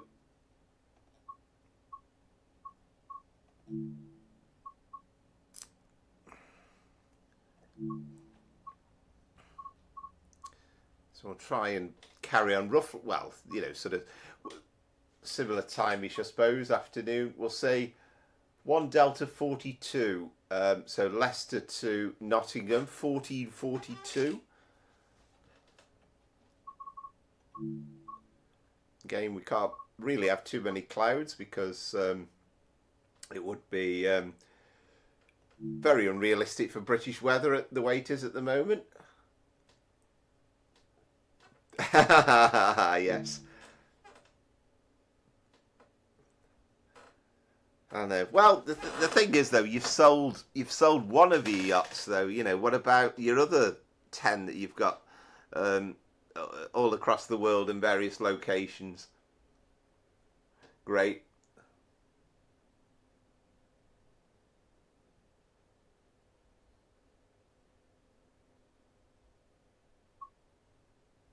Yes, indeed.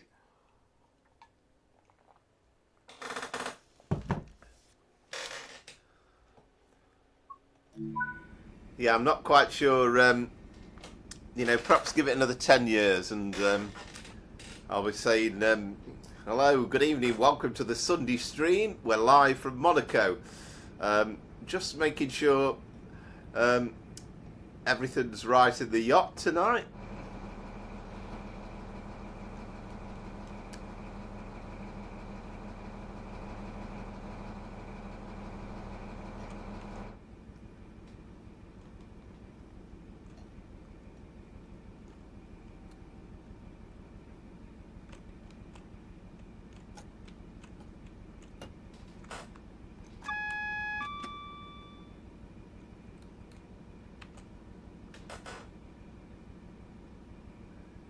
Yeah, no. Well, that's the thing, isn't it?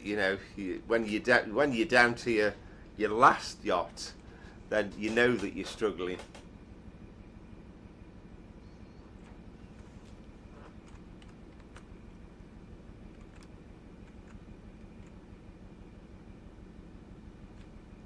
So, are we stopping at East Midlands Parkway? We are indeed. Yeah. So, where are we? About half an hour's run, isn't it? So that should be quite nice.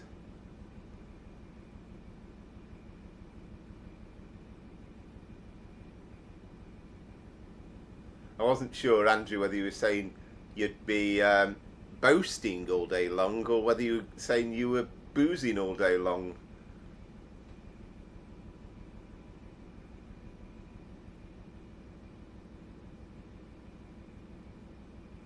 Yes, well, that's right. Exactly.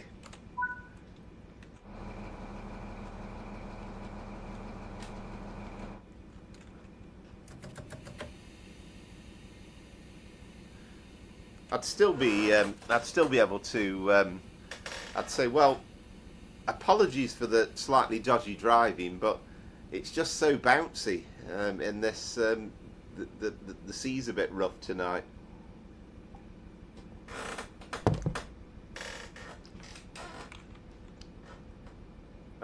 Now, can't remember whether. No, oh no. Have I really only just? No, we're okay, aren't we? I couldn't remember that. I don't and shut the doors there.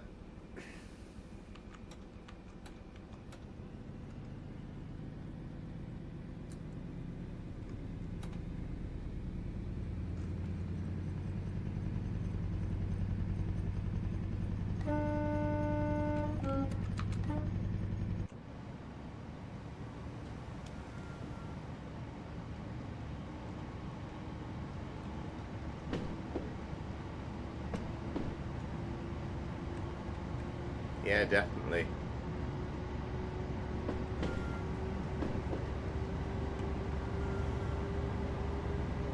I love how they got the that squeak of the brakes. That's to do with the aircon. Not the brakes. That squeaky sound. That's on the aircon on the Mark III's, isn't it?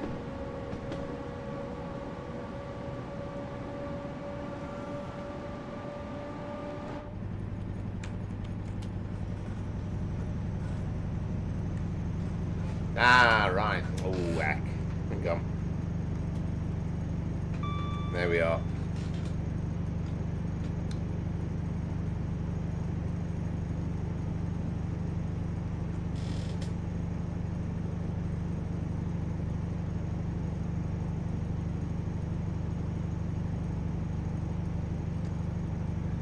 Yeah.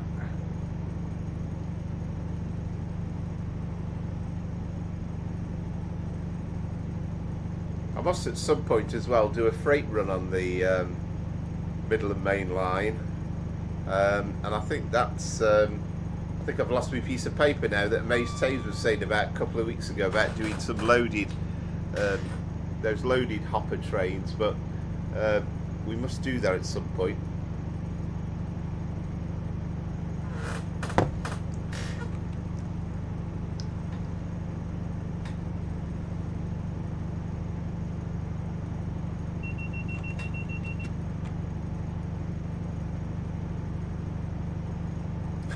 Right. Yeah.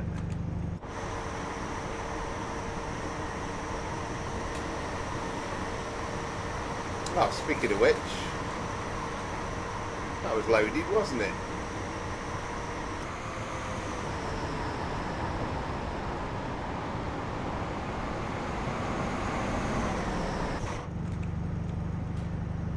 There's been a lot of chat in the last couple of weeks about the Armstrong Powerhouse Valenta pack, and I know Tom did a few videos on it. He said it's the best thing that Armstrong Powerhouse have ever done for Train Sim Classic, but I'm kind of saving me pennies up a little bit at the moment because there's so much coming out for Train Sim World, and I'm desperate to get that Frankfurt S-Bahn route, and I'm desperate to get the 86 route.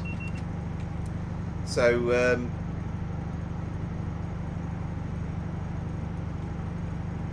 I think it's going to have to wait, the stuff that's coming out for Train Sim Classic.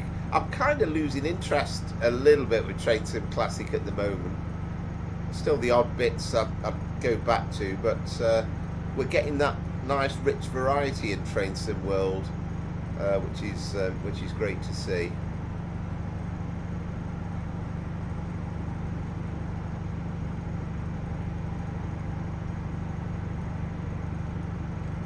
Need a few more routes yet, and we'll wait and see what's going to come out between now and August. Also greatly looking forward to the Alan Thompson route, but there can't be massively more to come out between now and Train Sim World 6. I think there was a bit of a mention about the Richmond upgrade for Milton Main Line. I think they said in the stream, didn't they, that that's going to be a few months away yet.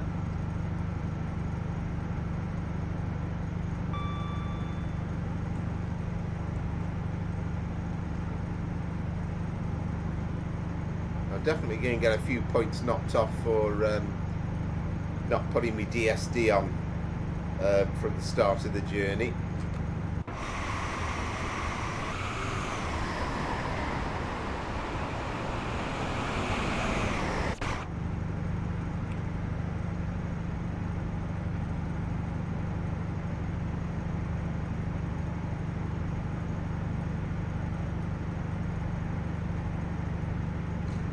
Yeah, I decided in the end I've gone for something non-alcoholic. I've just got a glass of Coke at the moment, and we'll keep going with that, and then I'll have a coffee a little bit later on.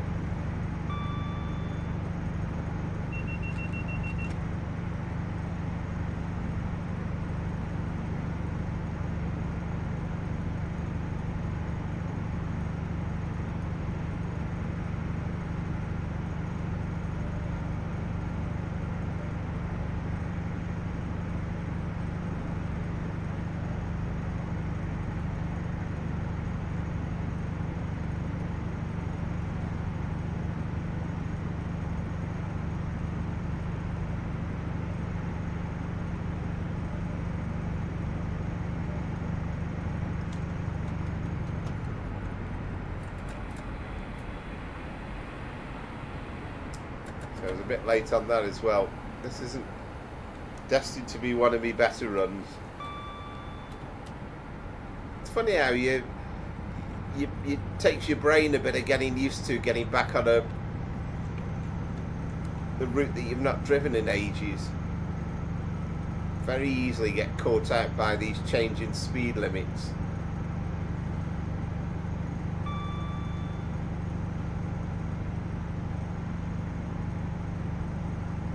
Ah, excellent, Lee. Was that nice?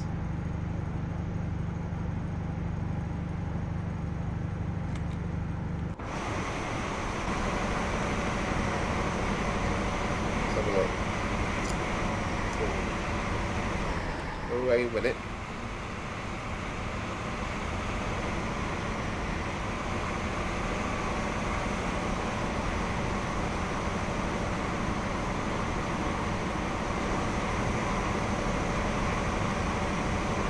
There we go, 43076.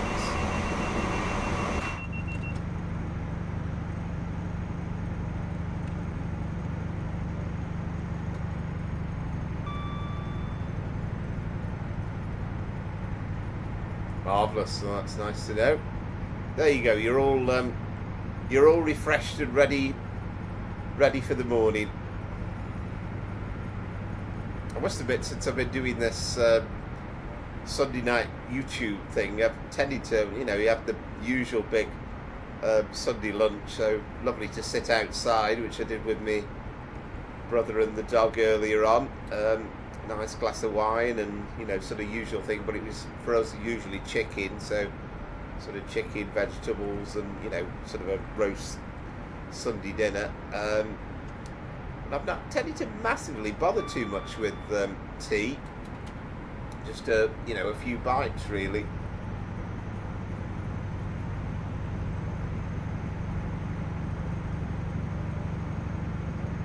Ah, right, okay, Andrew, yeah, fantastic.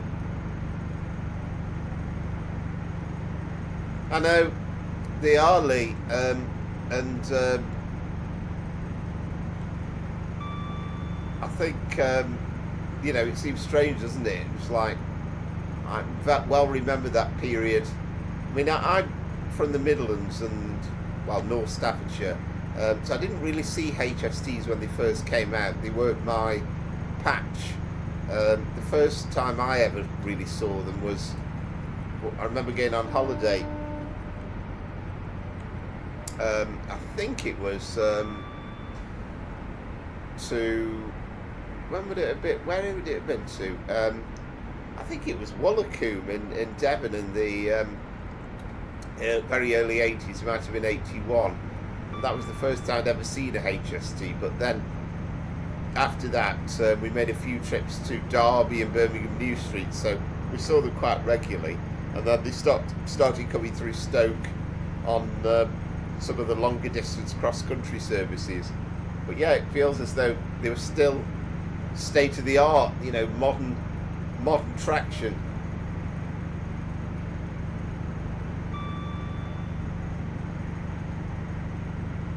Yeah, I might have asked you before, Andrew, but is there any sort of time scale on that when they will be going?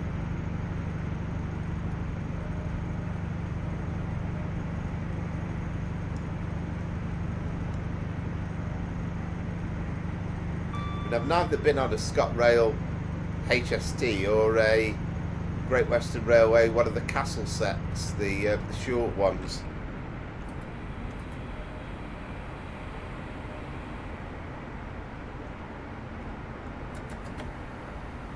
But, you know, quite remember the excitement of seeing these brand new trains. They felt like something just a bit different, and I think, you know, it's well documented, isn't it? But they did so much to help British Rail in troubled times.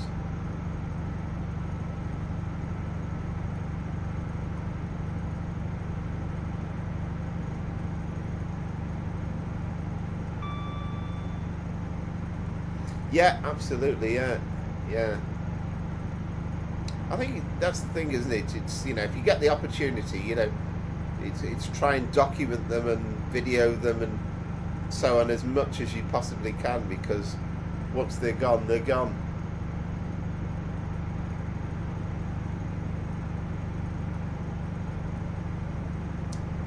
Not really, Lee, because it was the mid-70s, 76 when they first came out, so they were replacing diesel. So predominantly on the East Coast Main Line, it was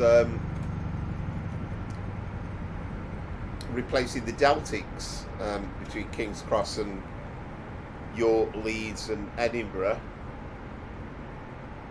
And then, but they were first of all used out at Paddington, so they were kind of replacing the diesels that were in use, and, you know, the class 50s that we use a lot, and 47s and stuff. And they were also used a lot on the cross-country services, and they kind of had a mixture. Some of those were part electric hauled in the electric sections, and then sort of diesel hauled in the non-electric sections, of course.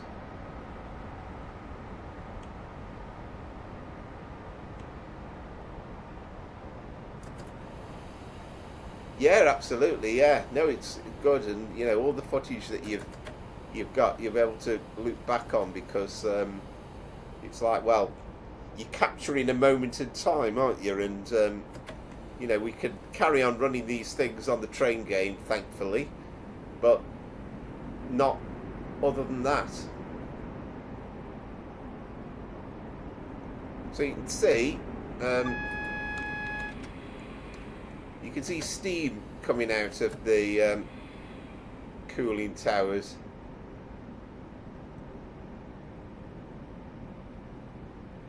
I think Tom called it smoke, but surely it's steam, isn't it? And I don't know whether they demolished these big cooling towers at Radcliffe-on-Soar yet, but it's no longer in active use.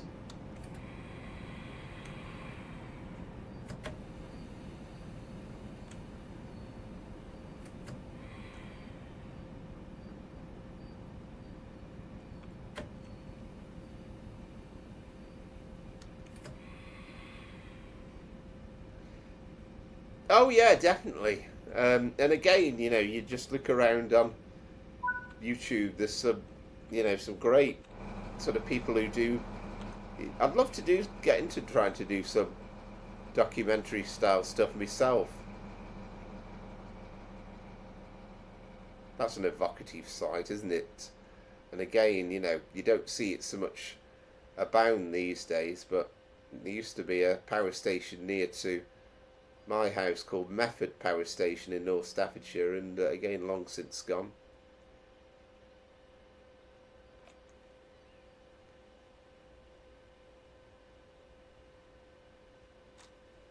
Yeah, well, it's his area, isn't it? You know, he's from the East Midlands, I think, sort of Derby way, from what I can remember.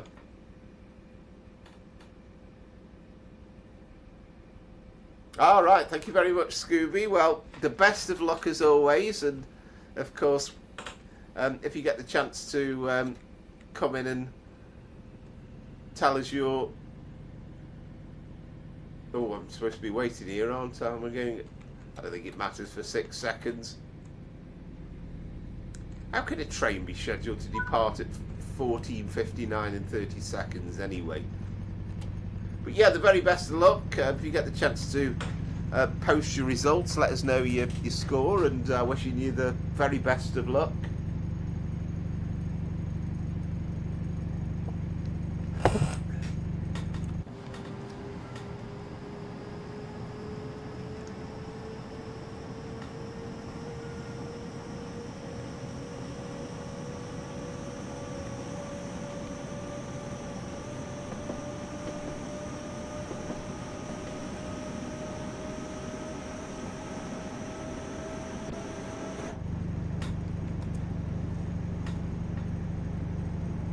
We're just really missing. I want to call them Voyagers, but you know what I mean. The 22. Well, whatever they are, they're not 221s, are they? On the East Midlands Railway, 22 something.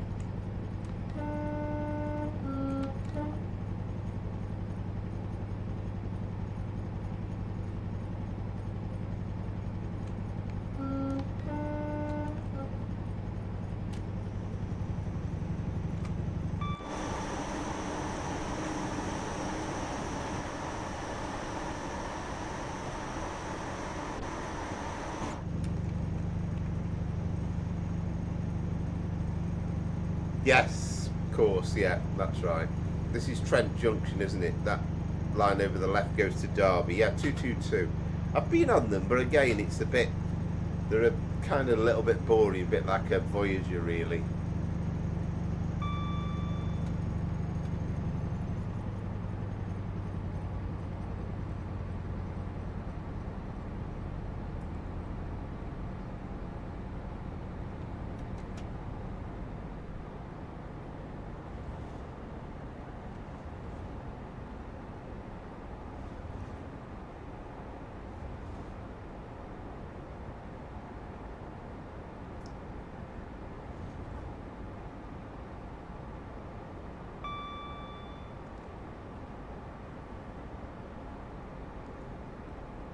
So only a few miles to go to Nottingham, and then we'll rattle up the 87 on West Coast Main Line over Shap. And again, there's a couple of new liveries, slight changes to the liveries. I think we'll do the one with the red buffer stops, but it's kind of in preparation, I guess, for the newly the arrival of the 86s.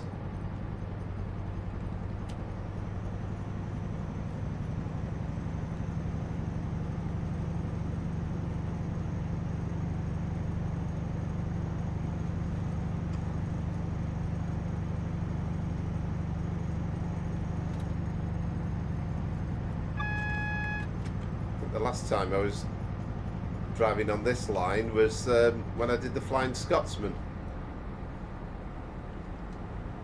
going the other way. I must have another drive of it at some point, just simply because it's one of those things that it's fairly easy to drive, but you soon forget. I still rue the fact that you can't readily gain access to... I know there's a lot of training stuff in the game, but I kind of want to... I like to read PDFs and books and manuals, and not everything has them by any stretch of the imagination.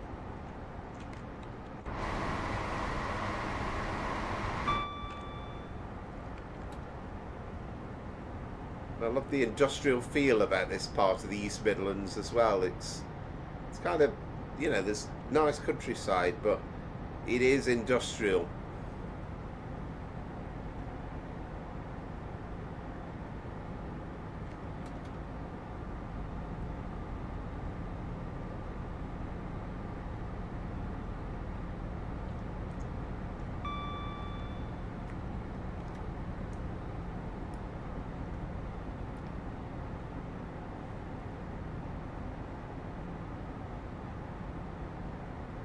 And again, I mean, it's a great route, but I've just not had masses and masses and masses of. I've spent loads of time. I mean, I've probably done more runs on the West Coast Main Line South route than anything else put together.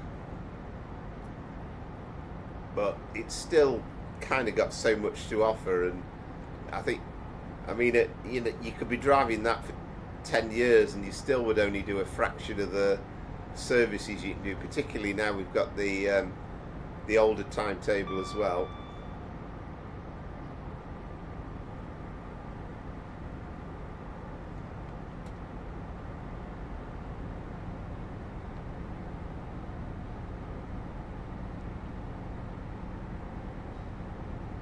So I can see the 50 coming up.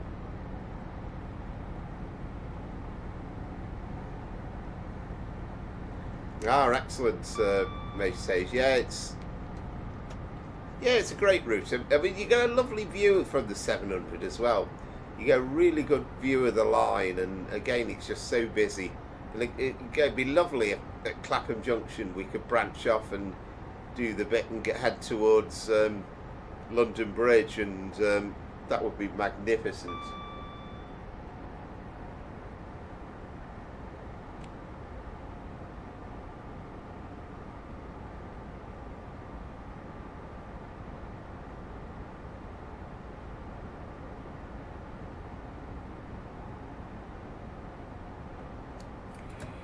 All right, excellent. I've not had a chance actually, but I've got a timetable mod installed, but I've not really tried it out. But I've actually got a timetable mode set in. I think it's 1998. Of course, there's no 91s in the game, but you can actually drive the HST and GNER colours, and I'm quite partial to the GNER livery.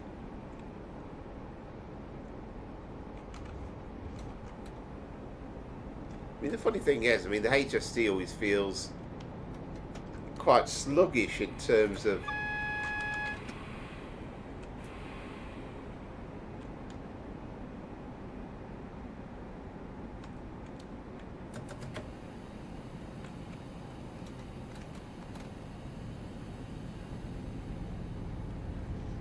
you know, I was momentarily then I thought that was a red signal.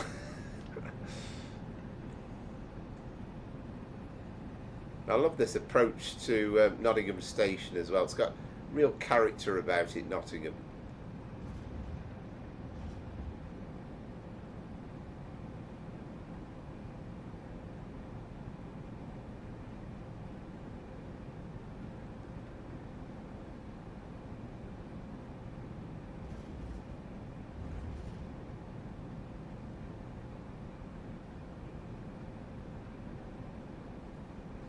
Yeah, absolutely. Yeah, it's good that you can actually drive it, you know, properly on. I've no idea why. I mean, they gave the excuse when they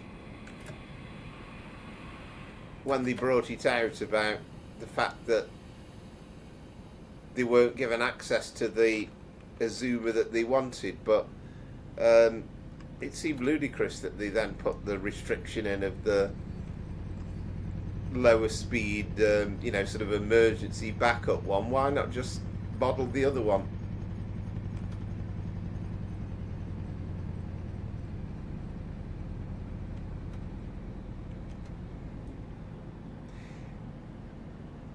Yes, indeed, Scooby. And as I did mention it, but I'm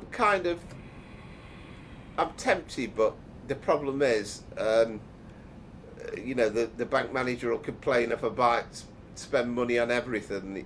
I've kind of got to nail my colours to the mast a little bit at the moment, and so I will get it. And I think, you know, Tom said on his stream that, you know, it's the best thing they've ever done, even better than the 37, I think he said. But it does sound brilliant, yeah. And again, it's that evocative sound. I think, again, anybody that was around in the 80s remembers the sound of the the Valentas, those Valenta Paxman engines.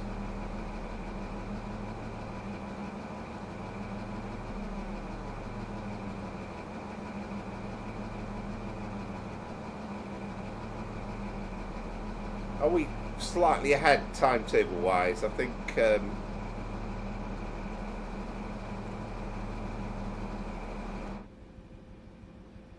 don't know what's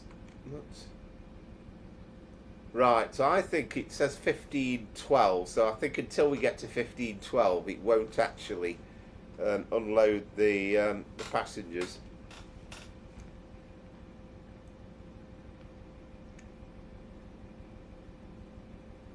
Which of course, again, a bit unrealistic, because if you're early, you're not going to say to the passengers, very sorry, but we are slightly early arriving today at Nottingham. So please do, you cannot disembark from the train. We'll keep the doors locked for you until our scheduled arrival time.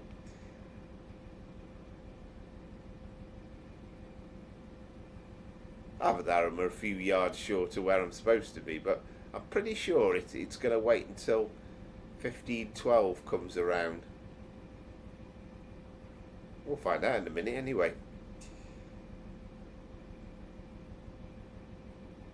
So I'm definitely going to get some points knocked off for not starting out with the DSD, although it was only for a few seconds.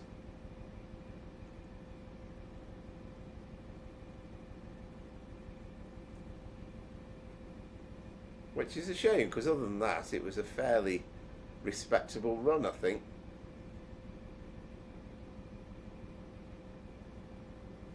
And I've probably said this a million times before, but I kind of wished with the game that the safety systems came on by default and then he had to switch them off. But I think DTG have been scared of constantly people contacting them and saying, oh, I don't know how to get this train moving.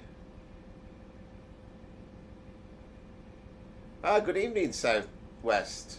This is Nottingham. We've just arrived on a Midland Main Line service from Leicester.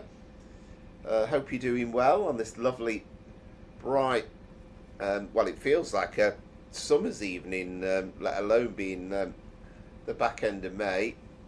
But yeah, Nottingham looking resplendent. Yeah, there you go. It was waiting till 15:12. Right, okay, so scores are in. And speeding 65 points.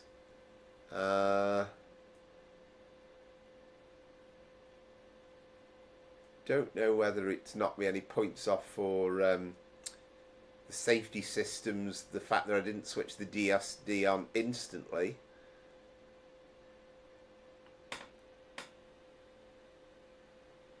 Yeah, I hope you're doing well, Southwest.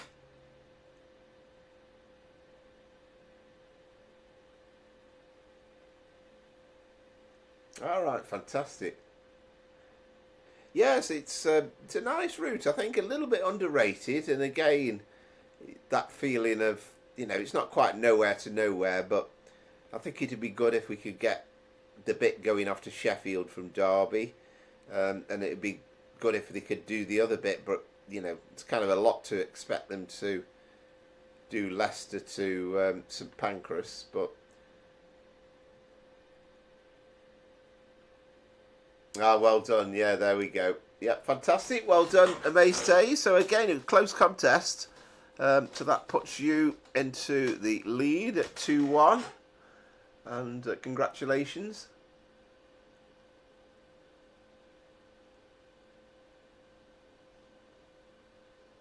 Excellent, Southwest. That sounds good.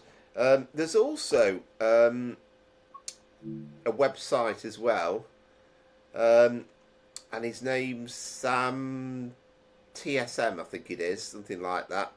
I think if you search for Sam TSM Train Sim Sounds, and I think he actually improves on the 800 to 803 pack. You need it to actually make his sound mod work, but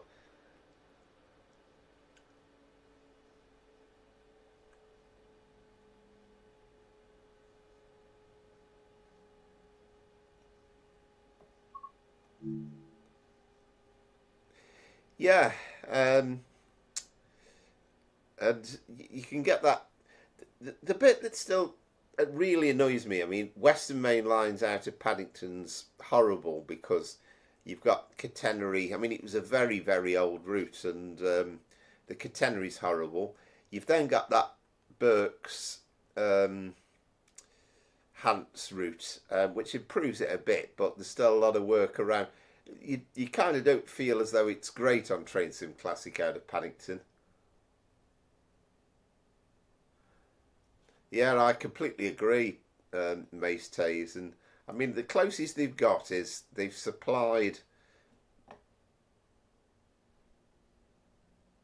um, they've supplied Train Sim World with their sound packs, but I don't think they've played any part whatsoever in doing the remix. That's been completely done by Dovetail Games. But it's kind of the future. You would think that rather than lay all their eggs in one basket, it's like, well, Train Sim World is progressing well now.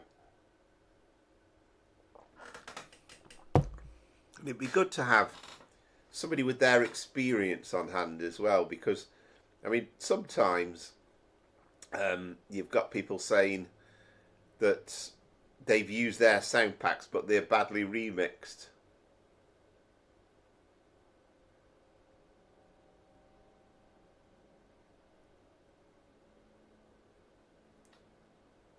Yeah, Richard Armstrong, isn't it?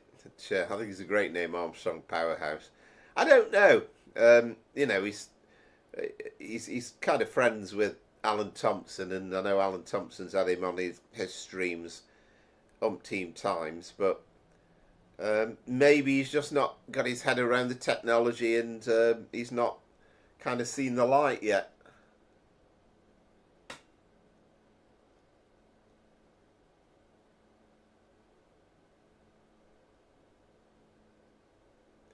Yeah, well, me too, Southwest. I mean, there's a big market there, isn't there?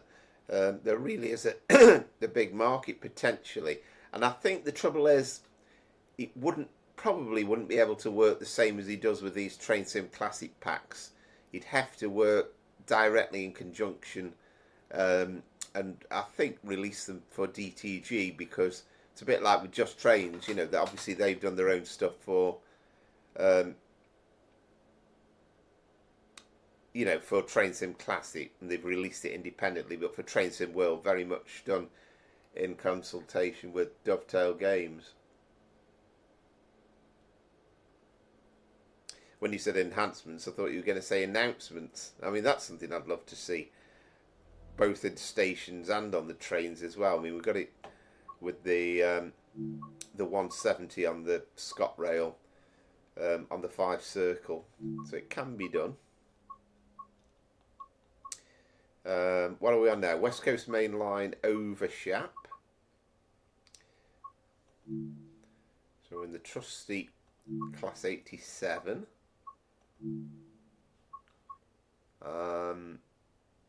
Yeah, I'm going to do one of the new. I'm going to do the red buffered livery. I won't do the dirty one, the weathered one.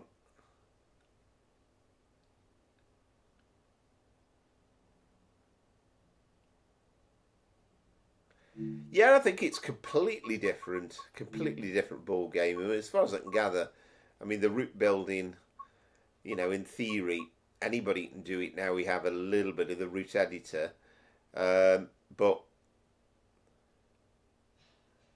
it's beyond my brain power, unfortunately. So I think the idea is we're going to do Preston to Carlisle rather than the other way round. So let's find a doable service that's actually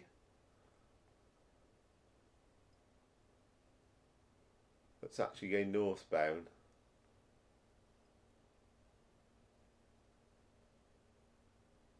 They're all going southbound. Well, the earliest one I think is the 1029. So let's try that one then. So the 1029. So 1 Sierra 47, 1029, Preston to Carlisle.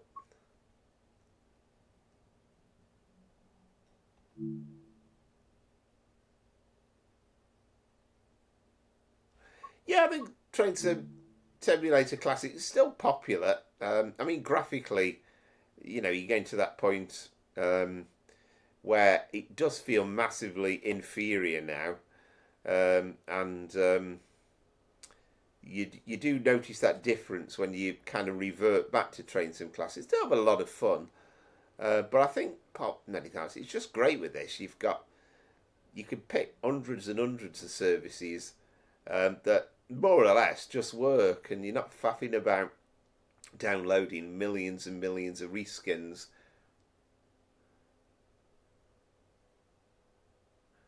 Yeah, that's the one, I think, isn't it?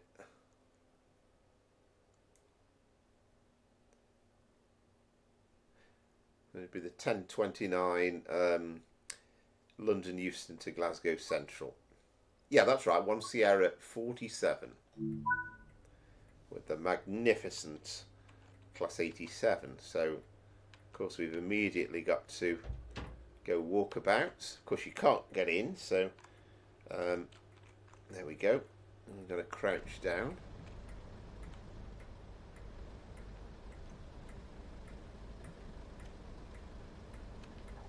Let's get this thing set up.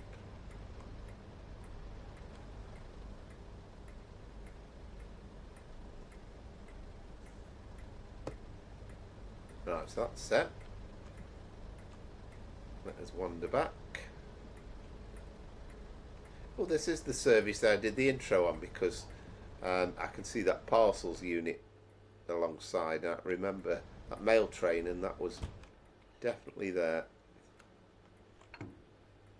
Right, so let us do let us do the this thing here.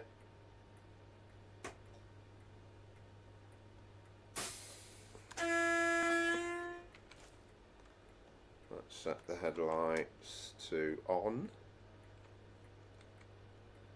Now, won't set ourselves quite yet into. Actually, we need to do that though. We won't go into forward yet, because I love that sound. It's the classic sound I remember with the electrics of they'd be stationary in the station, just be ticking over. What have we got? Robert the Bruce. There we go. That sounds a proper. You can't get more a Scottish name than that. I'm sure Andrew will like that one.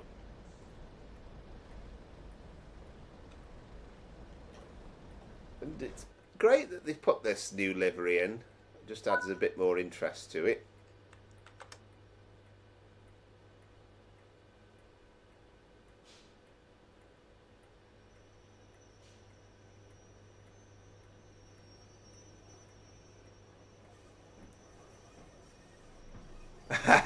Yeah, I'd imagine it does. Amazed says. Yeah, I'm with you there. I mean, I've had a tiny little go at creating scenarios.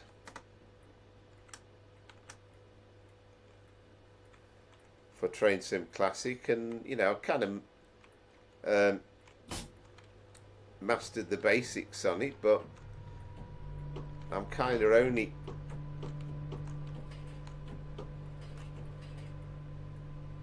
I've only mastered the basics. Where are we stopping, by the way? Lancaster. Oh, we're a fast one. We're not stopping at anywhere in the Lake District on this. We're going straight through to Carlisle. But again, it's just a typical Just Trains thing to do. That they've actually included some new liveries, completely for free. No reason why they had to do this.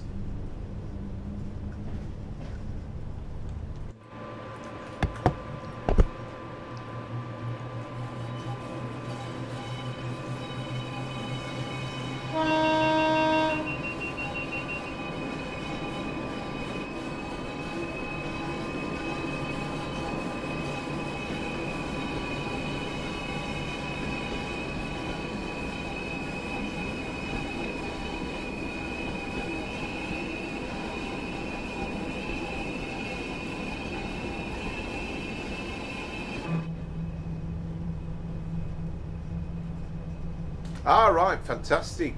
Southwest. What route? What route did you did you do the scenarios on?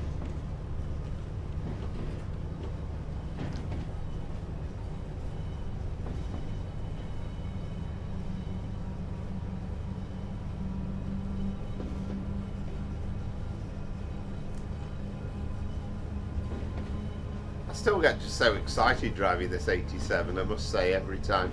I mean, it's quite a what. Again, a few weeks, probably haven't run it since I did that rail tour service the other week, but it's brilliant.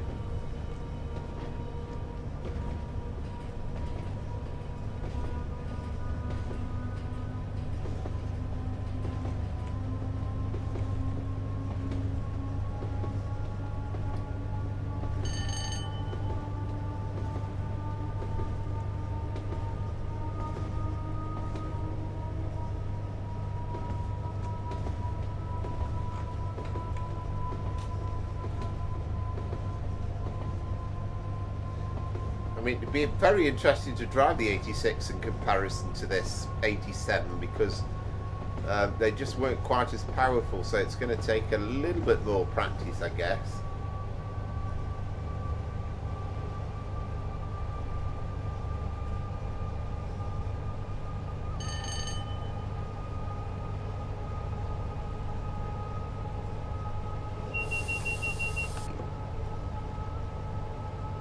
All right, excellent.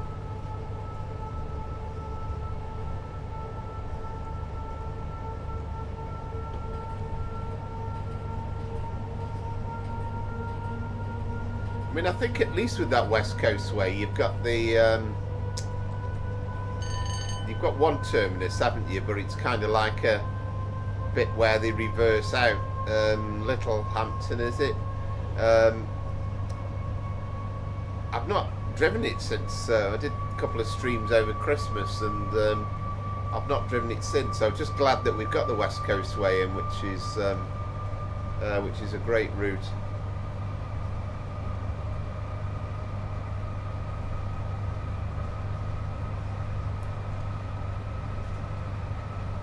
I'm quite relieved that I've not got to try and not make too much of a bodge coming into Lancaster, because it's quite a tricky little speed thing to negotiate.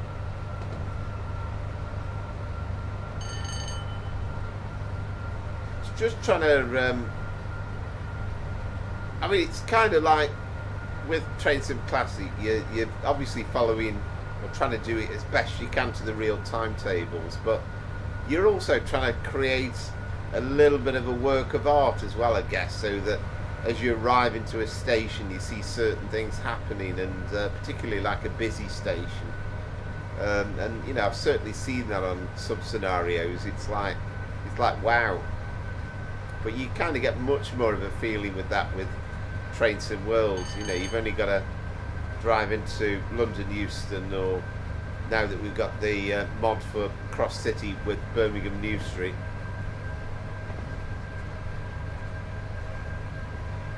I read about a nice scenario for Cross City as well, where somebody recommended there was a particular scenario driving it, I think it was Redditch to Four Oaks, but starting off about 7 or 8 minutes late, and then said everything worked. It was like there was some delays and hold-ups, but obviously you were the only one that was causing the hold-up. So, but it all worked, which was interesting to see.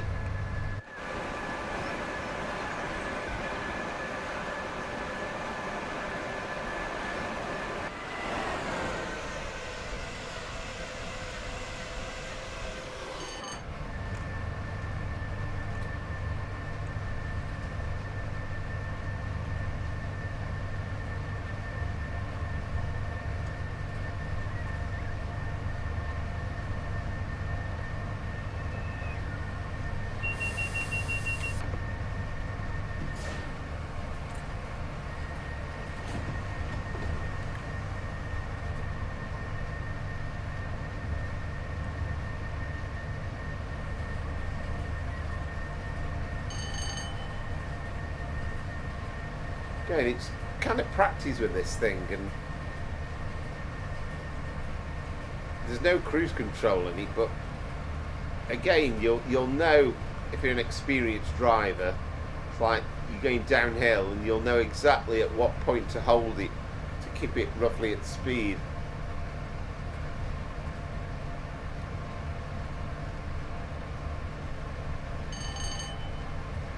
Yeah, that's a good point, mate Tage, yeah. Sometimes I'll see them, and I'll see them really well. Other times I'll completely miss them.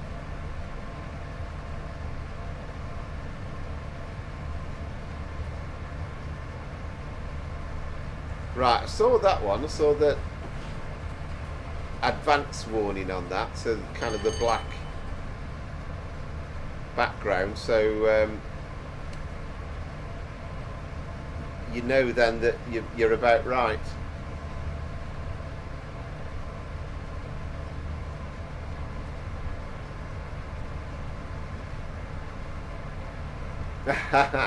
Yeah, well the thing is, and particularly driving this, I mean it's not a massive issue, but you've kind of got to get back, here's the neutral section. I love that realism as well of the sound of the motors being cut, and then those lights on the right hand side just lighting up again. And there you go, you can hear the power back on.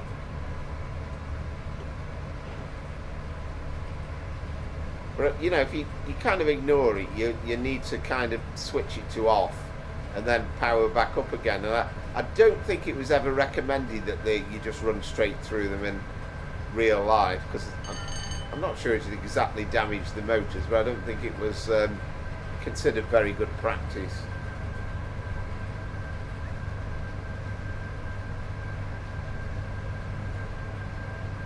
I mean, it's a shame we haven't got them on the on West Coast Main Line South.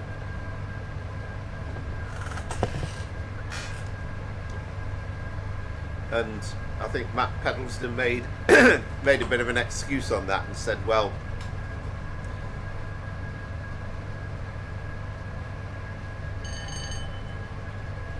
you know, it doesn't matter so much with modern trains, but they're still there, I'm pretty sure on that. I don't like those little throwaway lines sometimes. It's kind of like, yeah, we weren't going to admit it, but seeing as though somebody's asked about it, then this is the answer.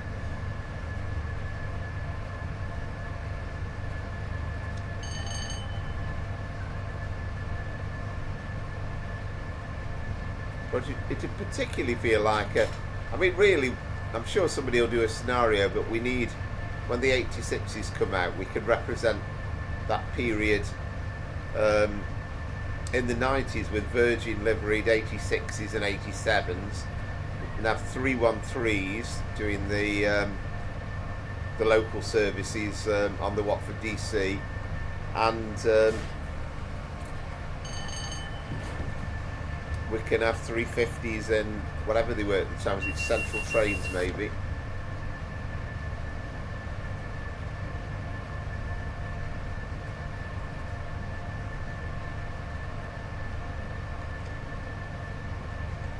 Yeah, absolutely. Well, you wouldn't be surprised if somebody did it, and maybe the guys involved with the 2019 thing on Train Sim TV will do it all being well, or OTS as I suppose we should call them.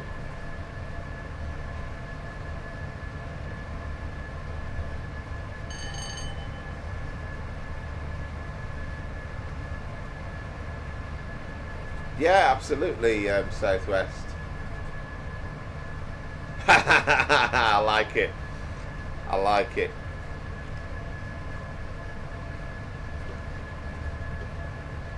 I mean, I've been promising, I've been talking about doing scenarios for creating on Creators Club, or trying to create a few scenarios for Train Sim World, but I'm not even remotely close to even putting that plan into action.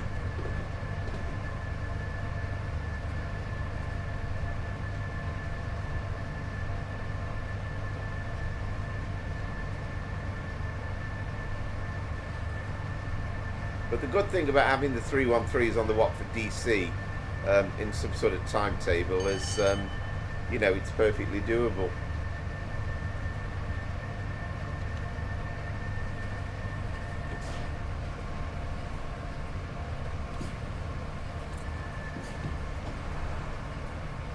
Yeah, absolutely, Southwest, and some people watching the stream would probably think we're on about Pep Guardiola.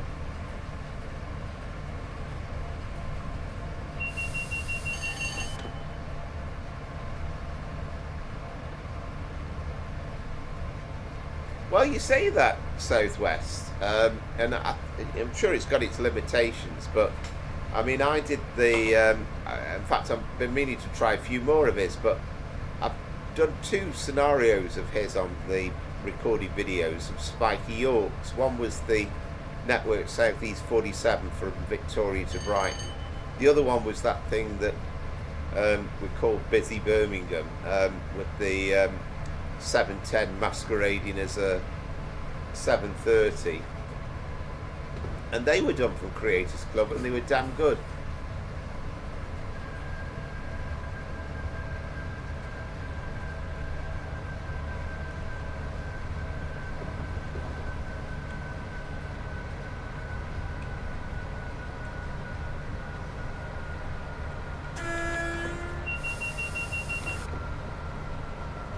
Now we're going to try and get into Lancaster in some sort of reasonable shape.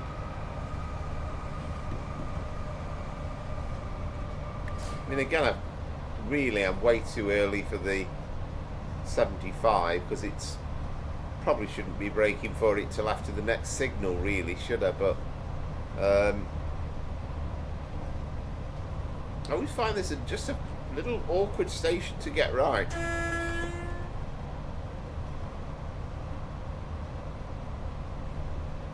Because at the last minute you've got that 15 mile an hour.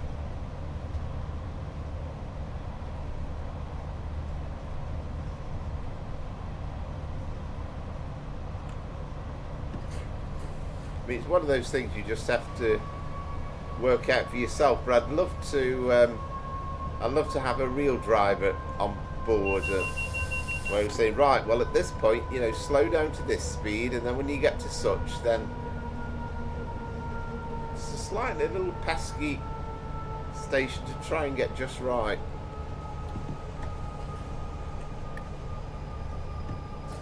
I either end up coming in too fast for the 15 or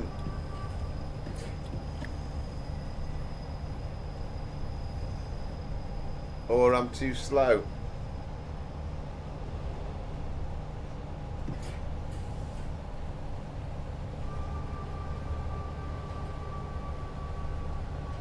Again, this is just the sound of my childhood. This is the whir of the electric motors and the brakes.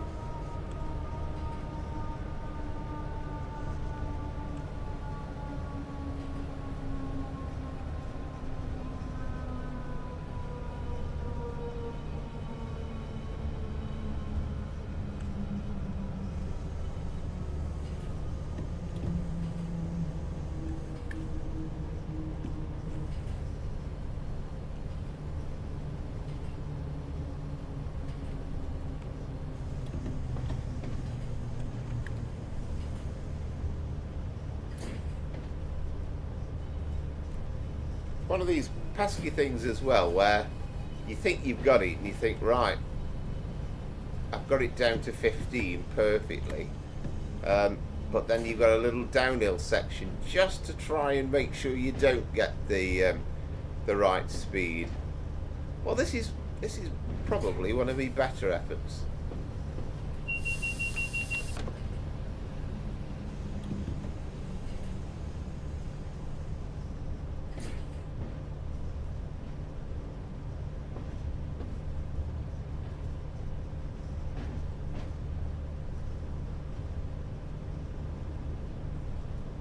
Where have all the passengers gone in Train Sim World?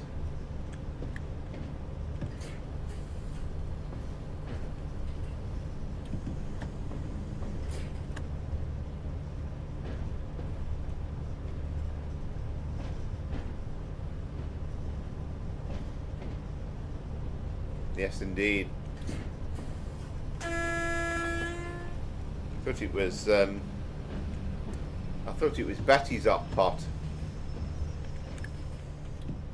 at Rovers.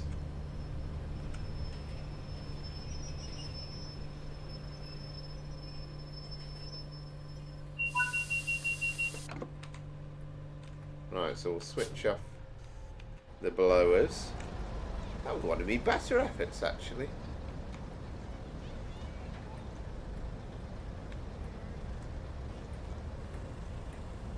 Robert the Bruce. That's got to be up your street, Andrew.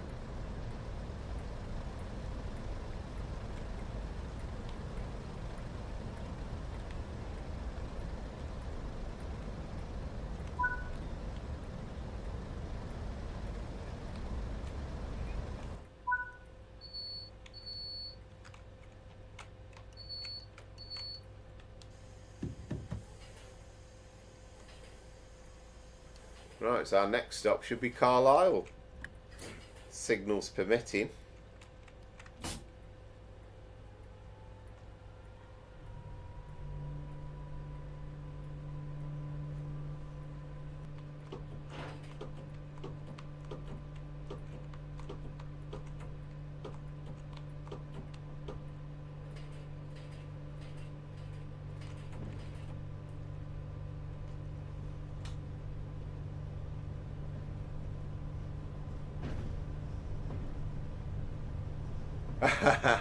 Yeah, I thought you'd like that one. Ah, excellent, mate. Another great name, isn't it? Howard of Effingham.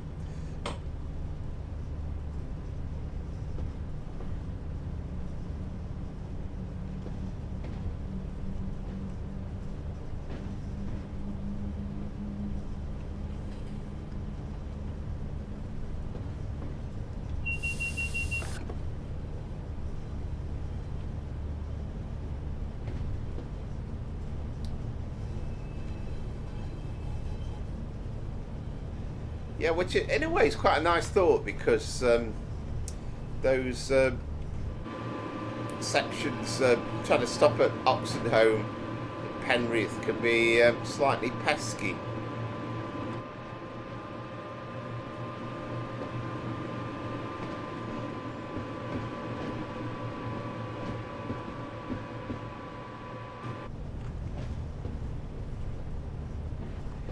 Yeah, well, the good news is, I mean, people always say when I have a week off that generally I get good weather, and the fact that I'm going away tomorrow, coming back Thursday, kind of coincides with the end of the good weather, but I don't mind.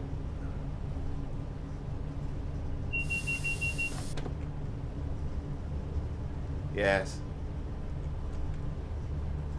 And again, it's one of those names. I mean, I know,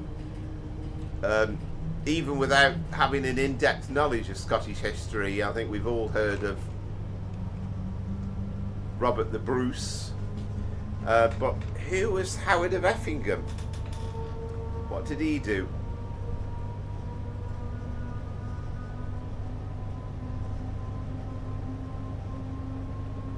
I remember that time in the... I mean, it's kind of what got my dad back into train spotting, actually, because I mean, right from a young age, when I was, you know, sort of in my pushchair, and, you know, in the early years, when I was, you know, 4 or 5, he used to love going on the train, and he'd take me on the train, and he used to love taking me to watch the trains go by, because he'd always loved the trains himself. But then, kind of about the late 70s, early 80s, we started to notice that they'd actually got nameplates on them.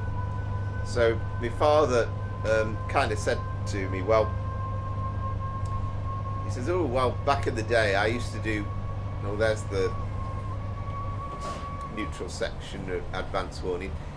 He says, well, back in the day I used to do train spotting. I used to have something called an ABC train spotters book. I wonder if they still do it. So, of course, we went along to the station. We used to have a little sort of news agents there, and they said, oh, there it is.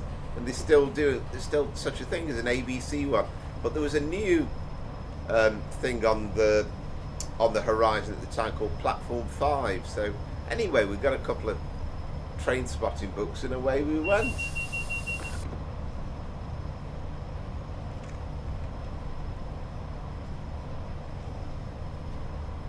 And I think, my father was just as excited about it as me, really.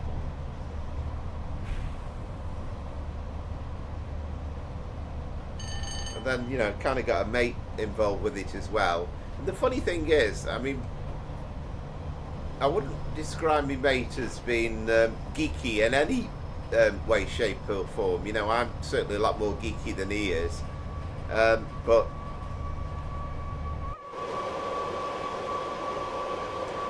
he got into it as well. And to this day, he still loves trains.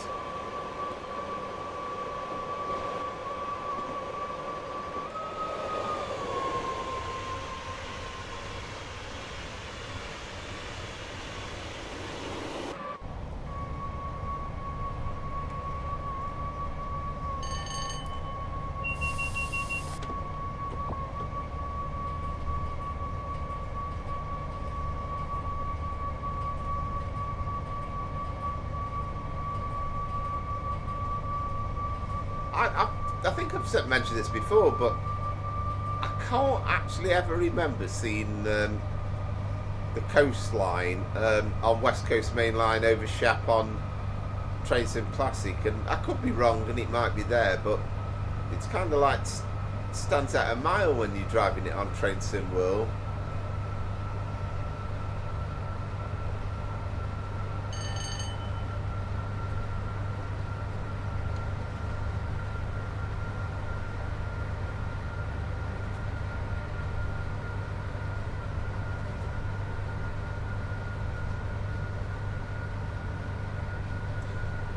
It's just flashed up on my phone. Hayley's doing a video tonight of London Victoria to Brighton, and she's been on this stream a few times. So again, just to quickly say, thank you very much anybody that's new to the channel for watching, and even if you're lurking away in the background, doesn't matter. If you want to chat, then you're obviously more than welcome to. We're a pretty friendly bunch generally, but thanks for watching. And if you're watching it recorded, or even if you're watching it live and you consider liking and subscribing, I'd be tremendously grateful and hugely appreciative. Oh, there's a large logo 47 here at Carnforth. I'd be hugely grateful if you could consider liking and subscribing.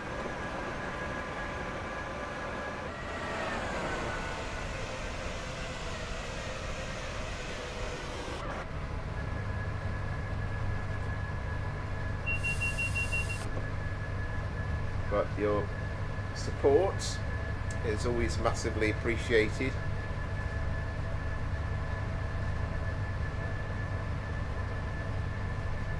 Yes, indeed, Andrew, and of course it's, one of those famous old places that always fascinates film crews. And if you've ever watched Victoria Wood's Crew to Crew that she did, then it's absolutely massively entertaining. But she visits Carnforth and shows you a few clips from Brief Encounter and goes into the cafe that's there and stuff, and it's a brilliant film. I think it was repeated on BBC, but it's one of those things they should make available on the iPlayer permanently, really, because it's well worth watching from time to time. I've got a feeling we've still got it on our Sky Sky Guy, because I think we kind of kept it on because it's good to go back on. Of course, then in the 80s, Carnforth got that steam shed, hadn't it? And not so much going on there now, I don't think.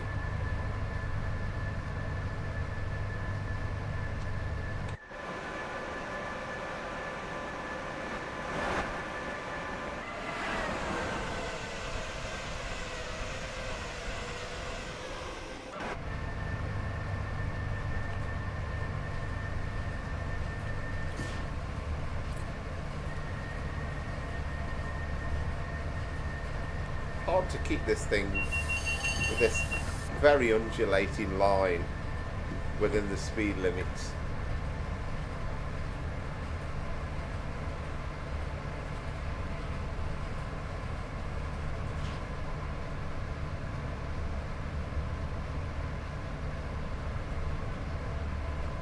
Yeah, no, that's a damn good question, the May stage, yeah.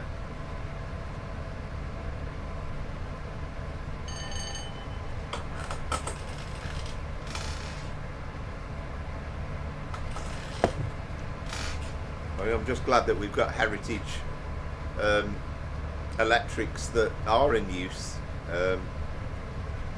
I'd love to see some of the old first gen EMUs brought to life. I mean, I think we've got a 303, haven't we, somewhere on the preserved line, but I'd love to see them actually under the wires and operating again in proper mode.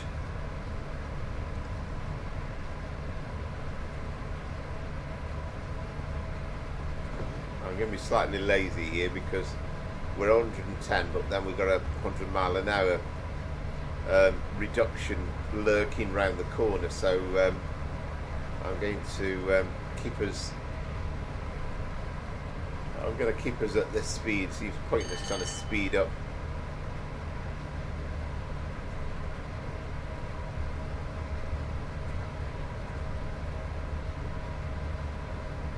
And again, I mean, I suppose, you know, we were talking about I think Christopher was asking you about like sort of van driving and, you know, sort of economic use of fuel and stuff like that. Well, I suppose must be an integral part of driver training, driving trains, that they, you know, whether it's electric or diesel, that they make efficient use of what they have available to them.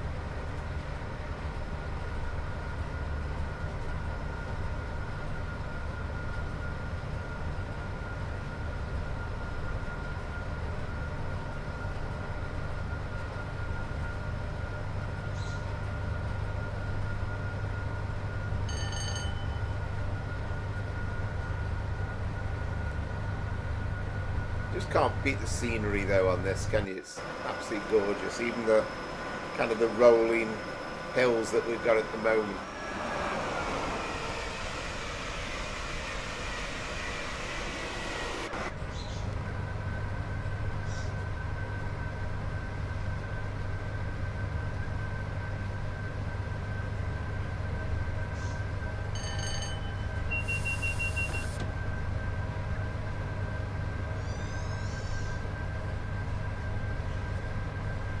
Yeah, I think so, yeah, and I'm sure that's, I mean, you'll know about that on the lorry point of view, but I'm sure that's very much strong advice.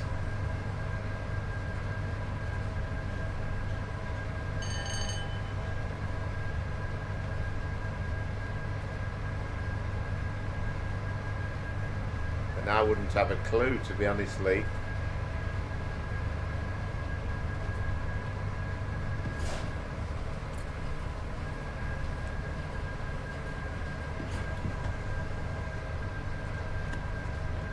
But it's just that, you know, it's that ultimate balance, isn't it?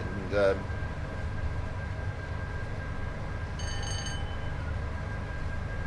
it really shows off your expertise, because it's all well and good. You know, you obey all the neutral sections, and you drive fairly conservatively, but then arrive at your destination 20 minutes late, and you know, you're causing masses of delays on the timetable. So it's just getting that balance right. Yeah, well, that's true, Lee.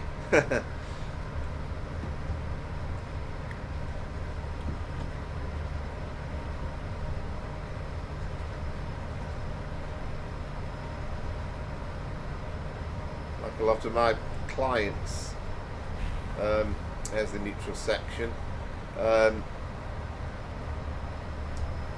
Ask about, you know, sort of business insurance and all that, but you know, what in life, you know, it's like, oh, it should have come down from last year. Well, what in life comes down year on year? Everything goes up, doesn't it?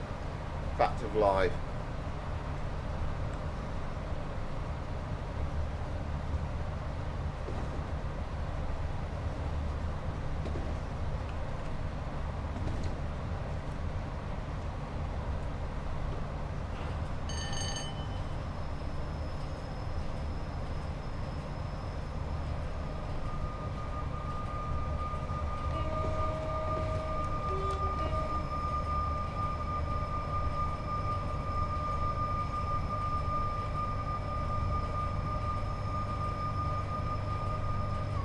I think we've said it before, but I believe that the track's all in place to Windermere, and clearly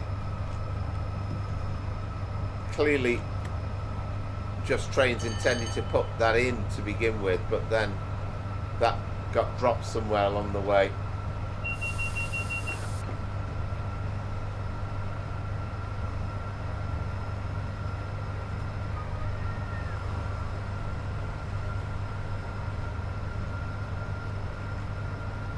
Yeah, absolutely.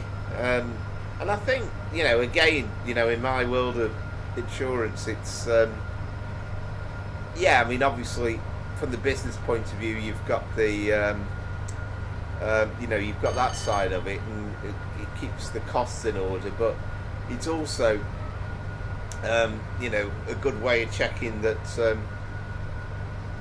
of safe driving as well. The first thing we'd do on a, you know, on a fleet of vehicles, we'd look at the claims experience, the claims history, and sometimes when you delve into the detail, you think, well, it's that driver. He's had 5 accidents in the last year. What's going on?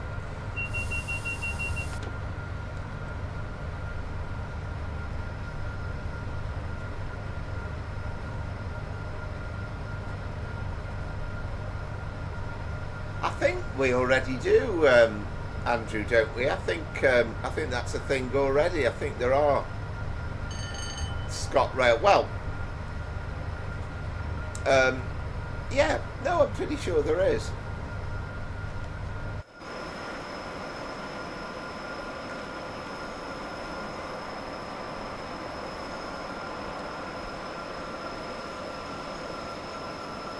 I saw that 85 through by the skin of my teeth.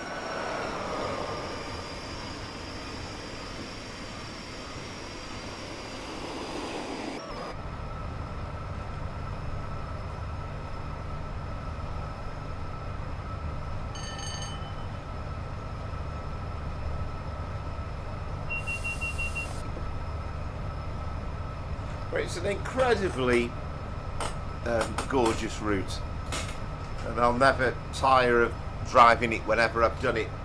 It's kind of one I just keep coming back to without driving it, you know, sort of every week. It's going to get a lot more action when, I've got a feeling this 86 is going to come out in the next couple of weeks.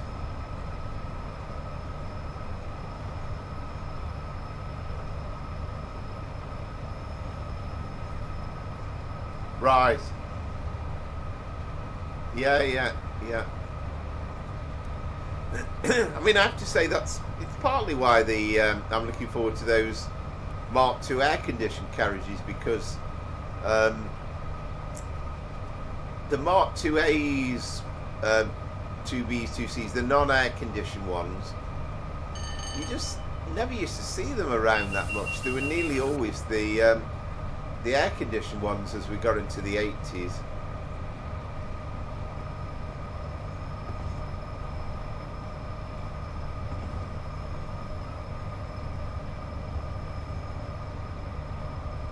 Yeah, cheers. Amazed days.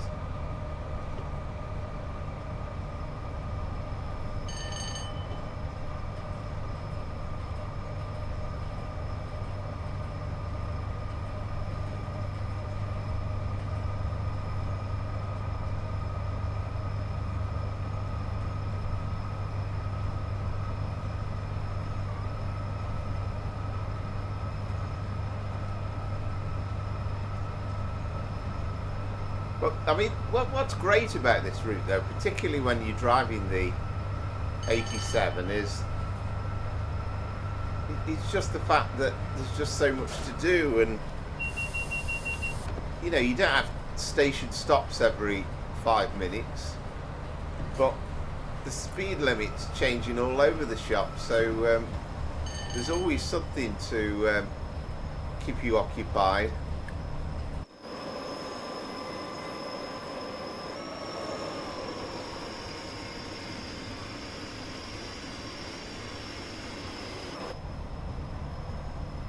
I'll soon be able to buy that British Rail sandwich, as they were saying in the marketing blurb, fresh, yesterday's anyway, and a pork pie and package of crisps.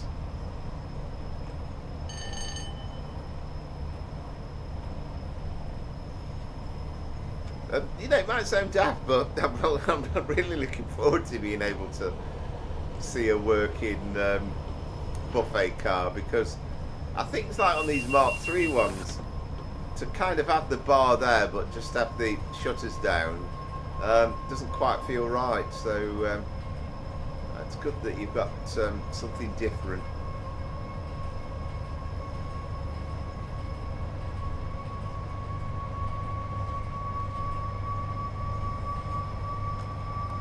This really is a beautiful scene, isn't it? This is T-Bay, isn't it, where you run alongside the motorway.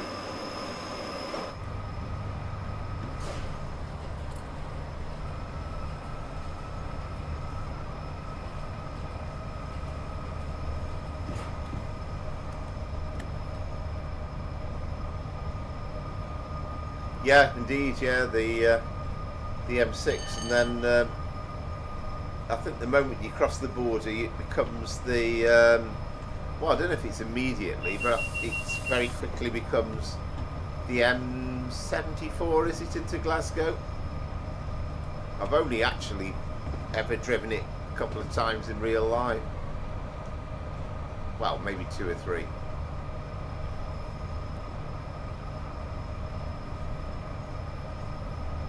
This is the famous Loon Gorge, isn't it?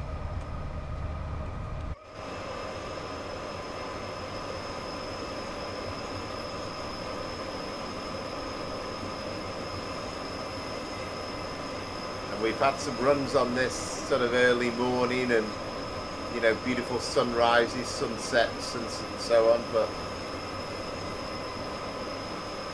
yeah, I thought so, Andrew. Yeah. I've only done it a couple of times. I've been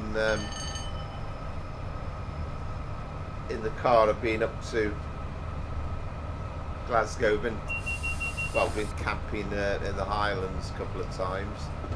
Went the air show at Lucas as well a good few years ago now.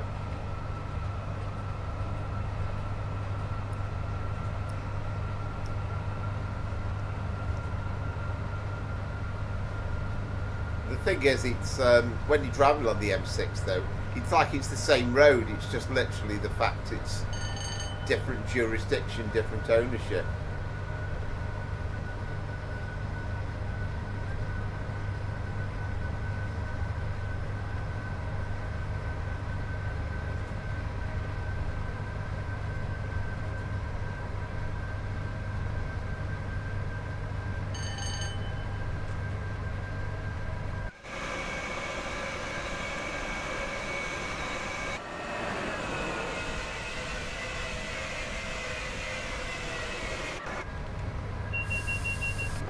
take it you don't mean on this route, Andrew, do you? Do you mean the one on the West Island line?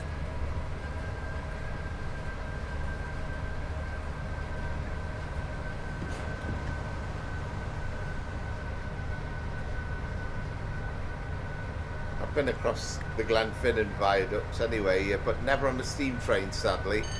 I must go on the Jacobite at some point.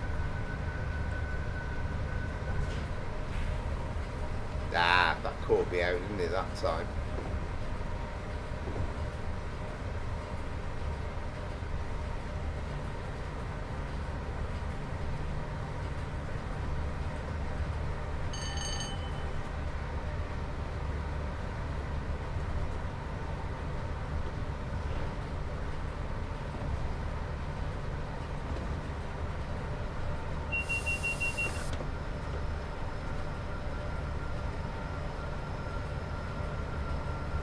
Oh, right, okay, yeah. We've got, I mean, I know about the Cumbrian coast routes, which, you know, sort of diverged at Carnforth. Oh, do you mean, you're talking about this, the Settle in Carlisle, aren't you, with, which we get coming in. Actually at Carlisle, which takes you down. I mean, they call it the Settle in Carlisle, but the reality is it goes to Skipton and right. I saw that. I think I saw a upcoming neutral section. Now I'm getting paranoid now.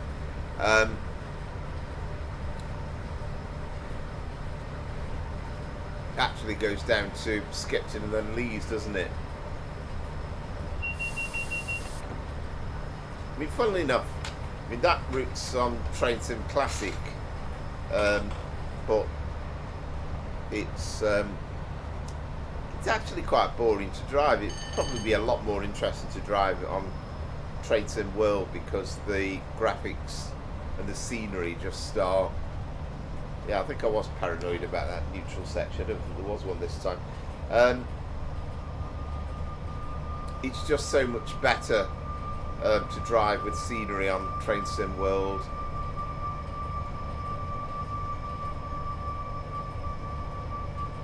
I mean, the story about the Settle and Carlisle line is British Rail were desperate to close it, and they came up with an excuse about work was needed, which would cost many millions of pounds on the viaduct. And it was kind of suggested, well, it's not worth spending because of the amount of people that use it, but they kind of decimated the timetable to make sure that it wasn't very healthily used. But luckily, huge campaign to keep the line going.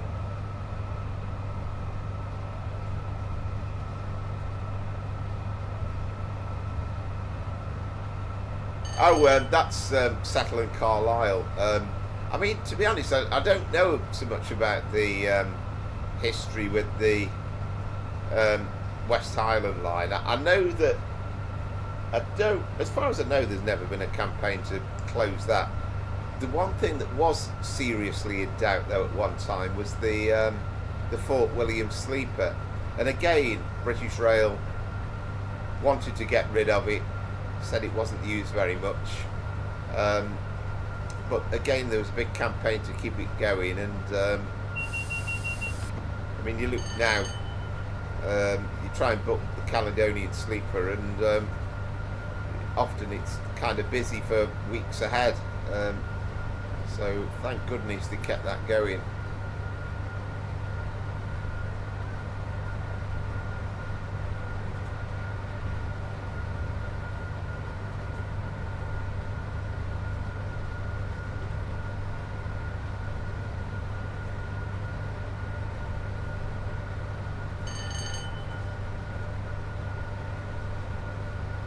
People like Kirsty Walk used to use it every week. Well, possibly not now. I don't think she doesn't use that anymore, does she? But she used to do.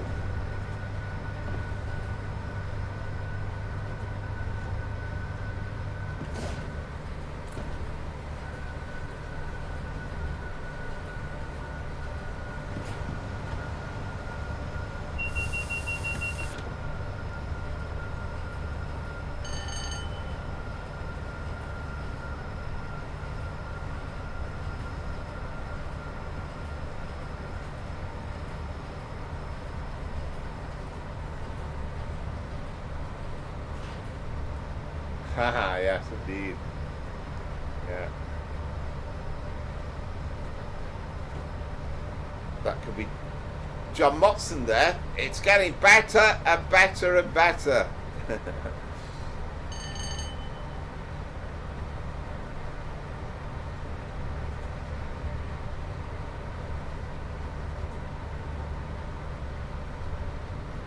Now, if I remember rightly from the old video 125 cab ride of Royal Scots, as far as I recall, it's more or less downhill to Glasgow now.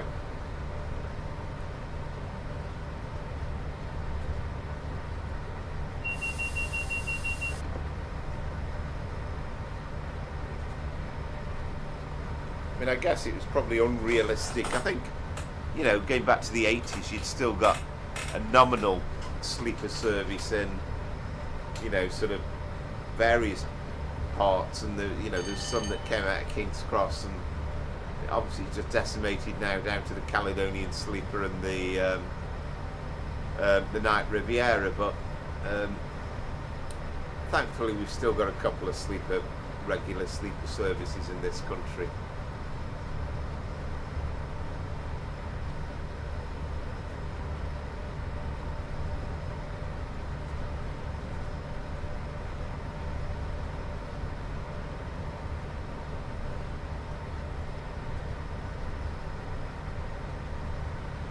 Yes, yeah, right. Excellent, excellent, Andrew. I mean, it's an incredible line, the West Island line.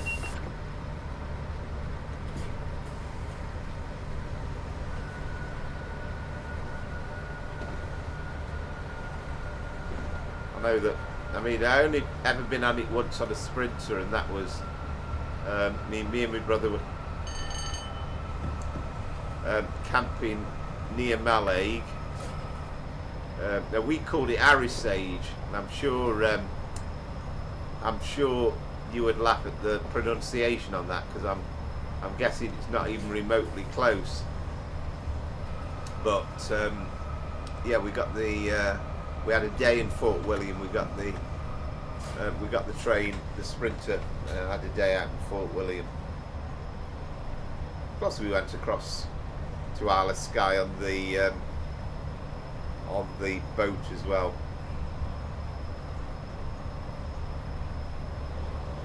Thinking about it, that's 21 years ago. That's 2004.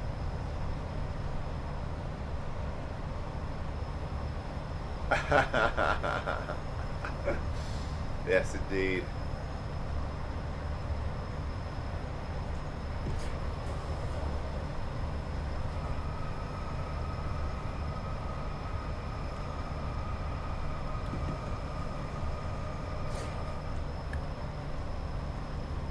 We've got a bit of 100-mile-an-hour running coming up soon.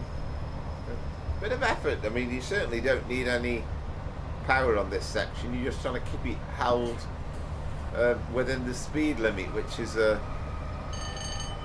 job in its own right, really.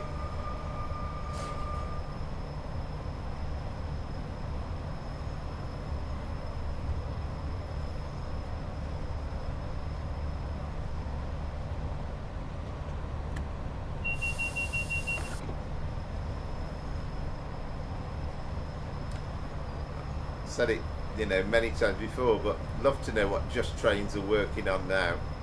I mean, everybody's assuming it'll be another British Rail Blue route, but not necessarily.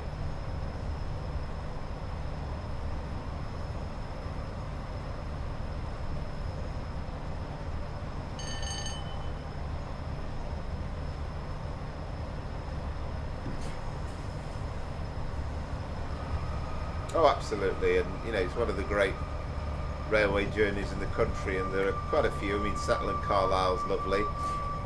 Cambrian Coast is absolutely gorgeous when you go from, particularly when you go from Mahon-Clough up to Pethally by Aberdyfi and Barmouth. It's quite nice getting down to Aberystwyth as well. The Welsh Marches line, which Christopher would be an advocate of. I've never been on the Heart of Wales line, but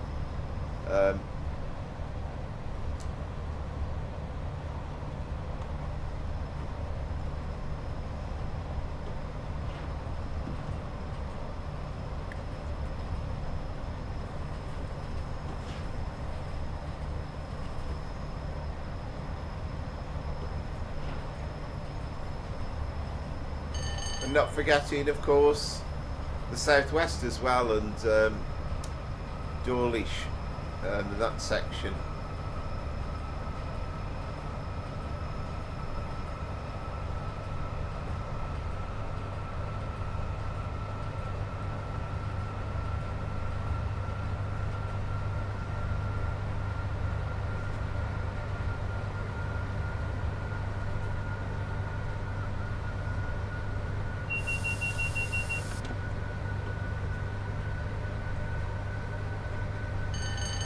Yeah, absolutely. Yeah, definitely.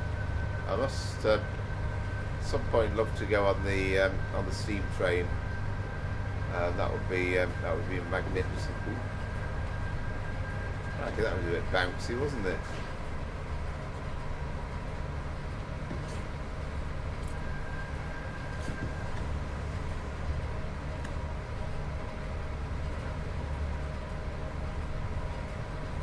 I think May Stage was saying possibly, well, he suggested a while back that Rivet Games might have been spotted doing some work around Dawlish, taking photographs, so you just wouldn't be surprised if that became a Train Sim World route at some point.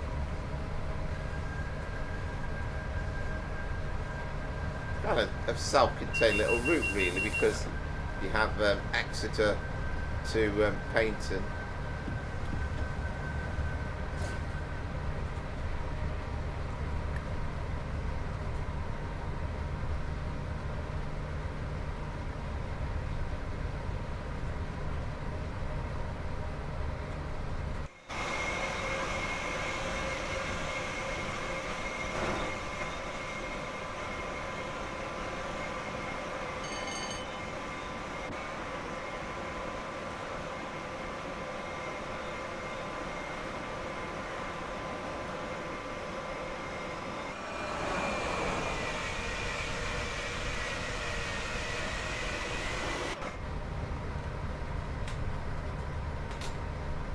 I love how they kind of alternate the liveries. And that was a thing, you know, you often saw that in real life. Now, I've been caught out by a speed limit. I've been so good up to that point as well, but massively over speeding for the 75.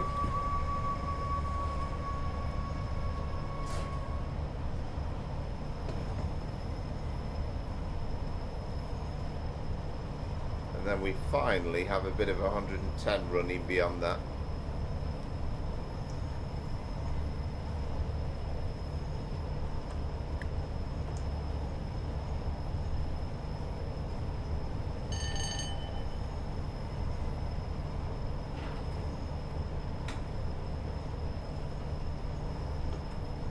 Right, saw that neutral reminder.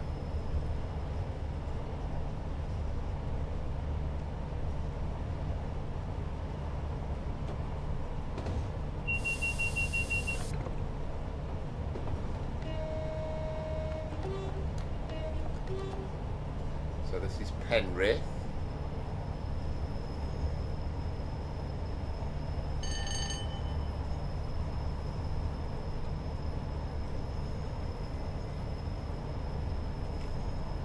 Then finally we get a bit of 110 running, but again, actually I should swing the cab out slightly so that we can see the neutral section. That'll help us a bit. Here it is.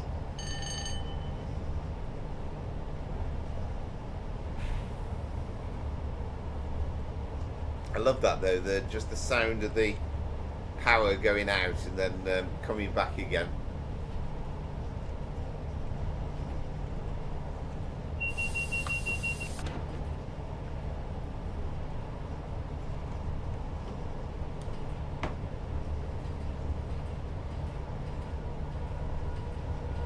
So we got,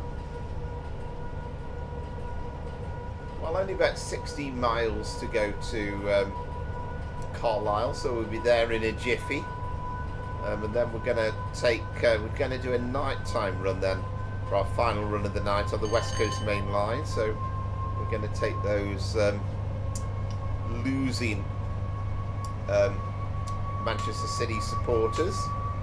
We're going to start their journey out back to, well, we're going to go as far as Milton Keynes anyway.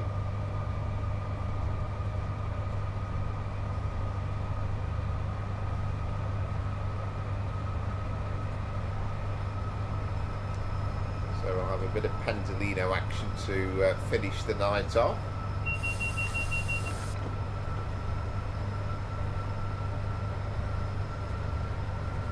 So I think, unfortunately, with me being away, I don't think I'm going to get round to doing a recording video this week either. Last week was because of the broadband going, and this week because I'm away. But we'll get back up track on those.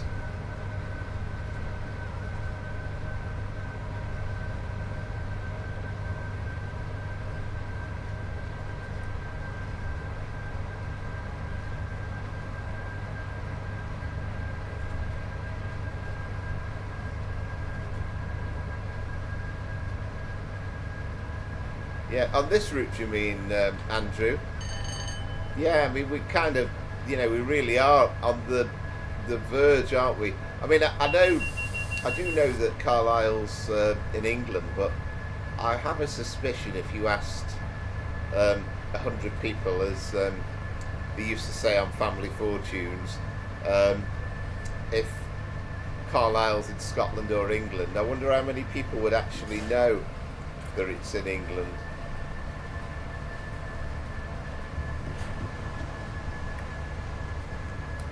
Well, anyway, what I said about being more or less downhill to Glasgow isn't quite right, because we're on the flat, aren't we, at the minute? We did have a bit of uphill there.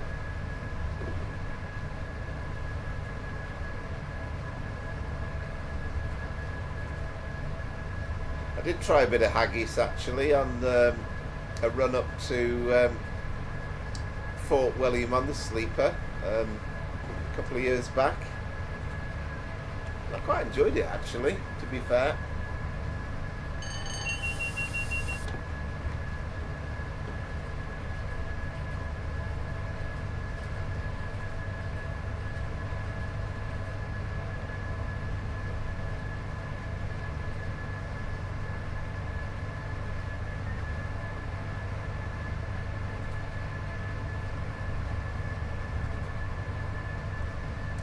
And then next weekend, hopefully,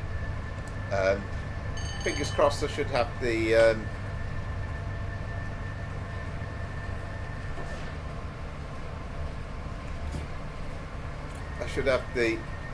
S-Bahn Frankfurt route out. I should have it by then, I should say.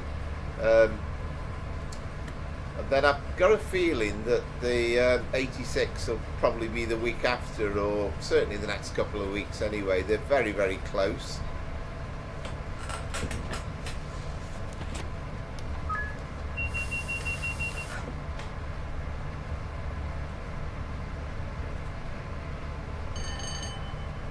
Tally was about to go off then.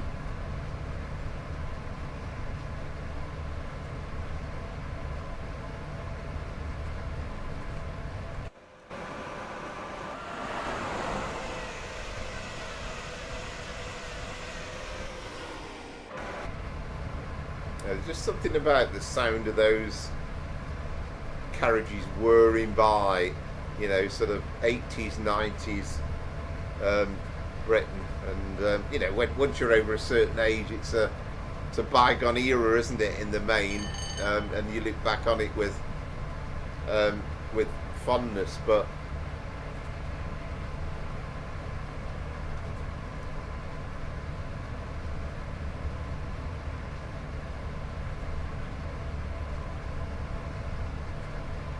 still absolutely blown over every time I've ridden it, just by the absolute quality of the detail. It just feels so lifelike.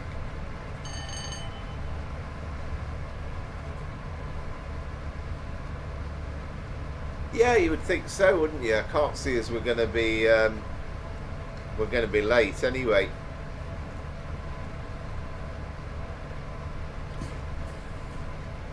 I mean, having said that, we've got 1 or 2 speed restrictions coming up. We've got this 105, but I'll start braking pretty soon for the 85. I'm assuming it's probably the best place to start is more or less as we're approaching this next signal.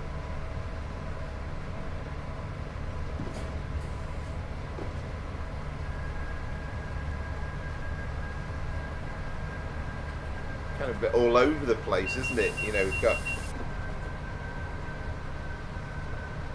85, then we're back up to 90.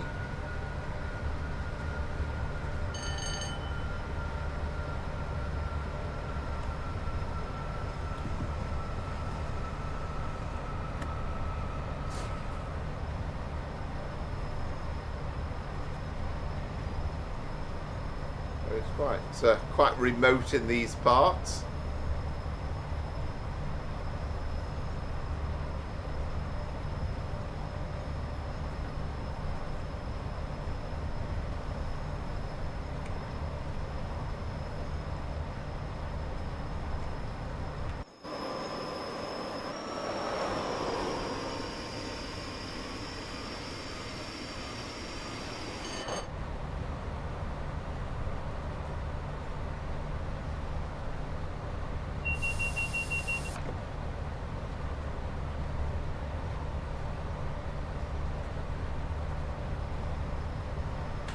Yeah, again, it's one of those tricky ones. I mean, we talk about the 15 coming into Lancaster. See, it's those services, those cross countries that, for this era, to see those non-air conditioned Mark IIs looks just wrong. There weren't many around at that time, so it'd be great to see some of those have the Mark II air conditioning. Yeah, it's getting to Carlisle's just about as difficult as getting into Lancaster. I always either crawl in or it's trying to be not just too gung-ho with the brakes and respecting the brakes a little bit, really, I think.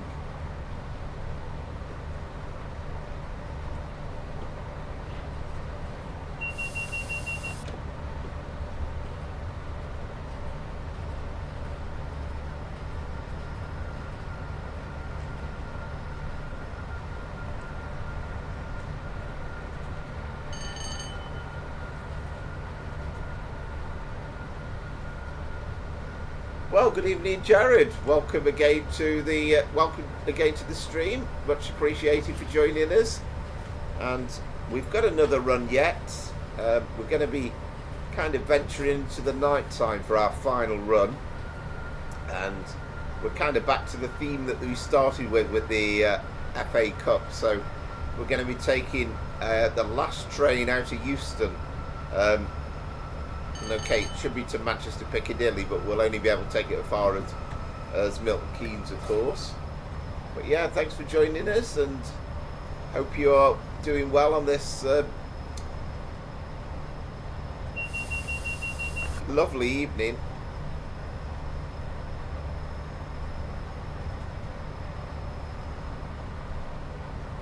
Yeah, you kind of lulled into a false sense of insecurity, really, because you've got, first of all, you got 75 into Carlisle.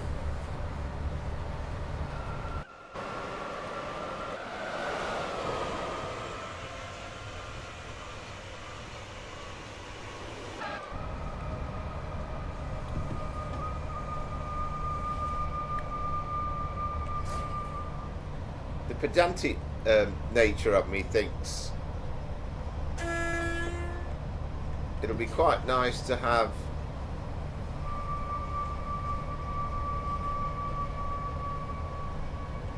those RMB buffet cars in the game, but also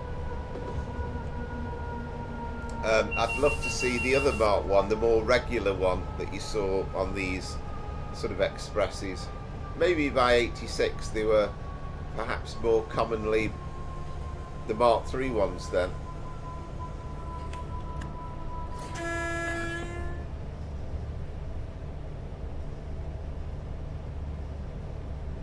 Oh right, sounds interesting, Jared. I'm guessing you can't tell us any more, but I'm always intrigued by that. It's like a route upgrade. Ooh, what route might that be? And you know, I appreciate you might not be able to say, because it's like, the trouble is, people like me get all excited, and then the reality is, you know, it'll be something you'll be working on for the next 2 years.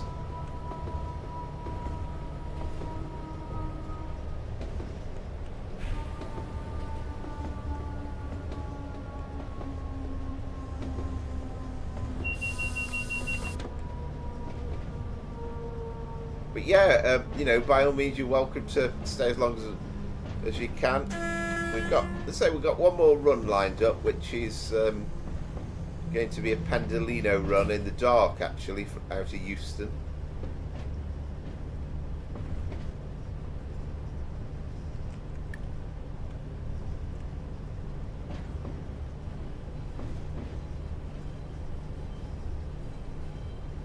Well, there we go. We've got a large logo 47, couple of them waiting there. There's the old carpet rung.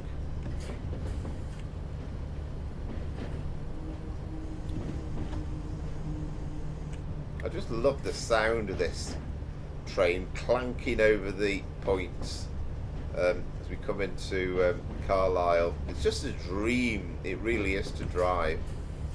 The 86 is going to be just as good as well.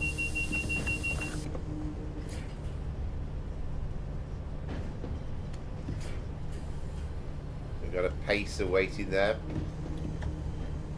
as well, in the flange as well, round the bend. Oh, just magic, absolutely magic driving this train. The station itself as well is a work of art as well, Carlisle Citadel.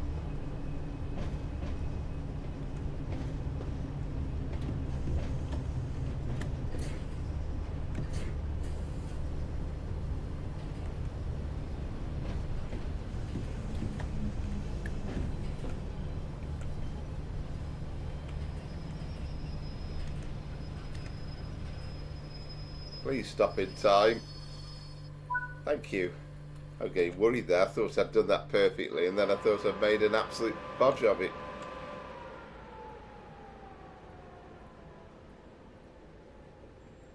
Ah, right, okay. Ooh, interesting. Interesting.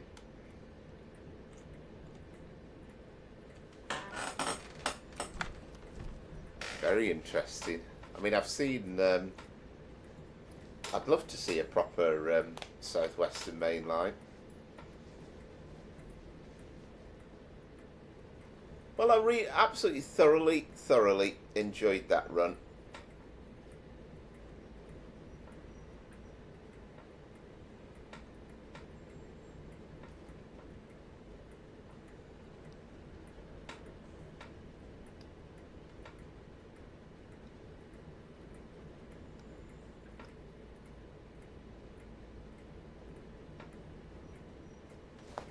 Right, so we'll close the doors. Yeah, that was a magnificent run. Really enjoyed that. And so that's my score. We'll wait for Amaze Taze. I don't know if you're about in a similar situation.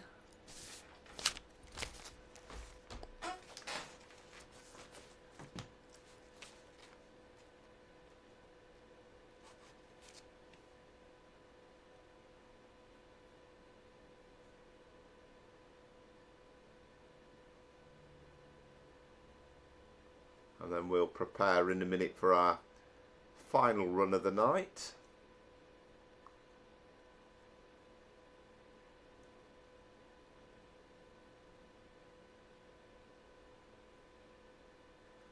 Oh, wow.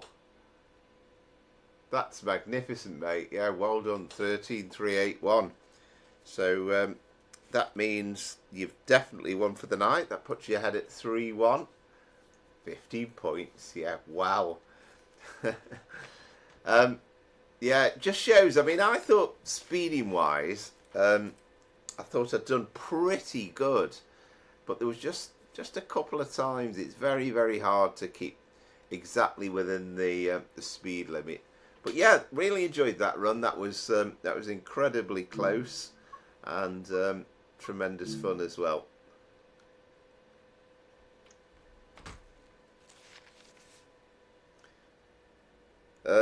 I make it. Oh, wait a minute. Yeah, two. Of course it is. Yeah, of course I won the last one, didn't I?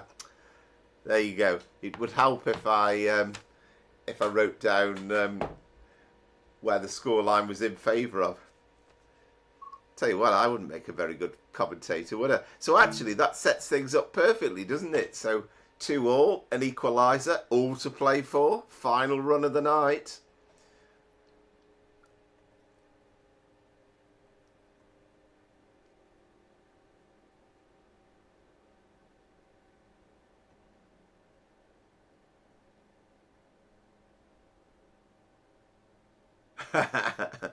No, only me.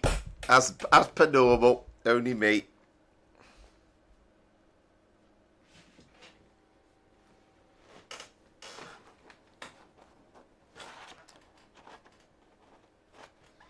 As I always say to my work colleagues, nobody seems to disagree with me actually, but I'll say, well, I think I've been going mad for a long time. I can't even remember when it started, and people seem to think that's about right.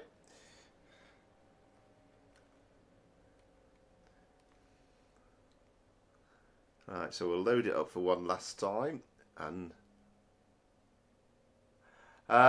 right, it's going to be the Forks timetable, so the more recent one, and again, just trying to keep on theme a little bit, just thinking, well, this is supposed to be the last train of the night for Manchester City supporters heading home after the cup final. I think it's, from memory, I think it's something like 21:37. I can't remember 100% if it's, I think it's the 390, but I'll have to check on that. But yeah, it's going to be the 2024 timetable.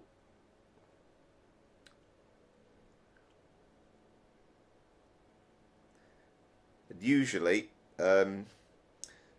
I go a bit to pot in the last run as well.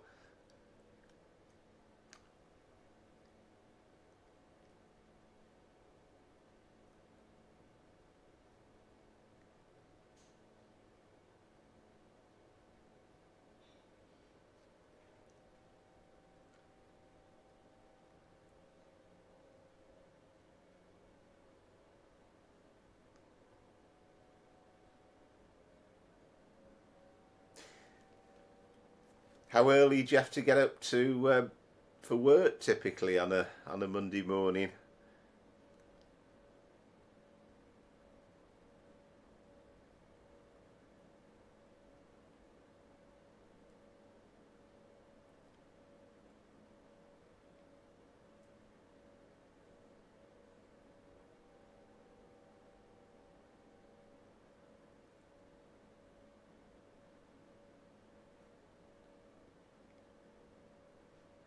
Oh wow, there you go. I mean, to be honest, I suppose I'm typical, similar really.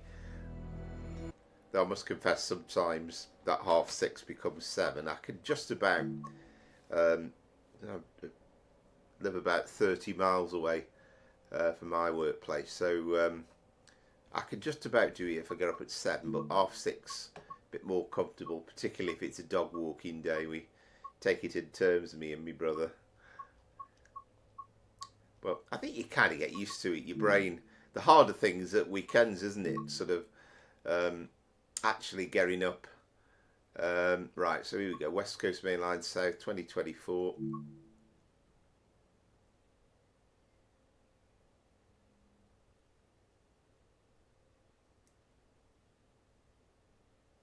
Yeah, absolutely. I think your brain just wakes up naturally, doesn't it? Now, I don't know if you're like me, but you know, even at weekends, I I still wake up the same time, even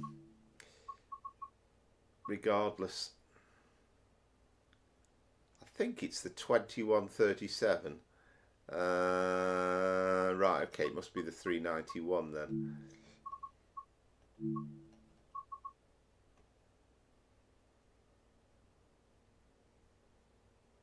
There we go. Yeah, that's it. Yeah, 1 Hotel 45, 2137, which I think is the last train. Because I remember when they were advertising about this cup final being set for 4:30, and I think BBC wanted 3 o'clock because of Eurovision, and ITV wanted 4:30 to get more viewers, and sorry, they wanted 5:30, so they ended up getting somewhere in between. And I think they kind of said, well, when they announced it, but people should still be able to make the last train home, even if it goes to extra time and penalties, which of course it didn't.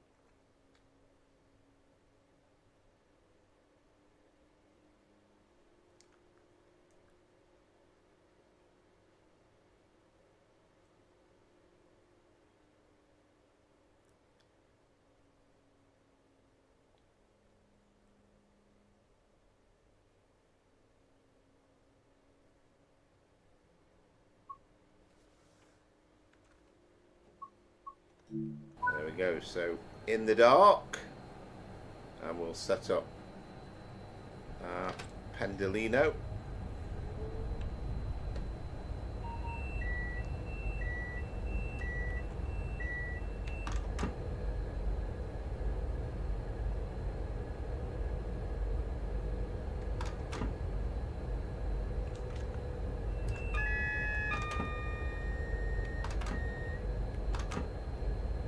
You more or less just know that you have to keep pressing the Q button constantly, don't you? Right, so let's get a bit of that on, and what's that one there? That's lurking there. I think that's about right, isn't it?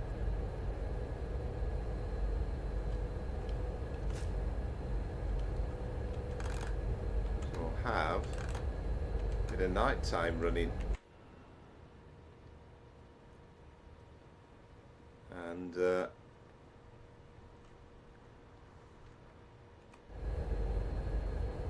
yeah, it's looking resplendent at night time. I have to say, it does look good. So we're going to take those disappointed Manchester City supporters. We'll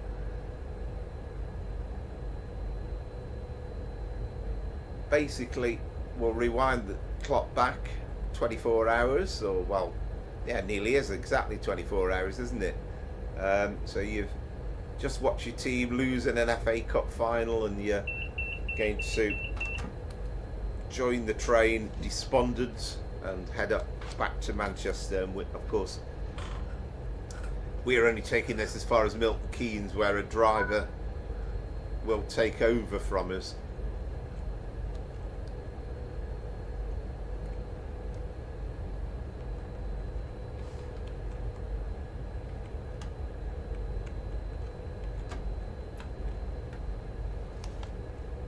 Right, okay. Right, let's try locking the doors first. That might be a good idea. Right, there we go. Now we can move. Always scares me to death. You see that green signal there, and then you can see that red, but obviously that's for the adjacent platform, but and obviously we're good to go.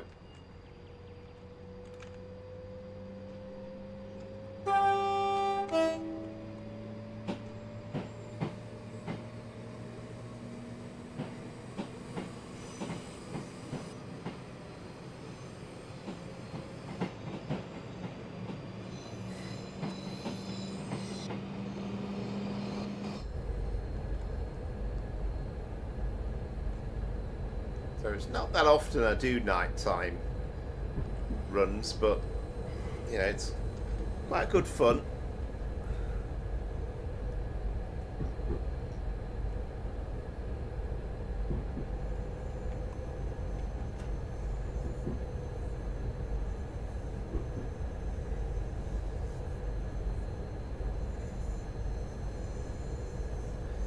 Kind of having a bit of a phase again. I went through a phase of trying out the using the controller, but which I do enjoy, but there are times when I kind of prefer using the keyboard, and you kind of, you know, things seem to work a bit quicker and faster and more responsive, so it swings and roundabouts in many ways.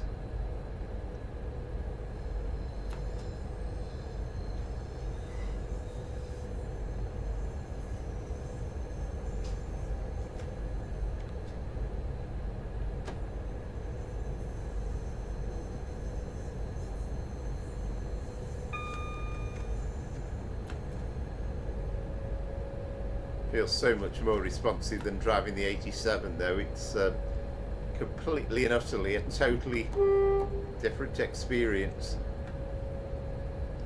but just as much fun in some ways.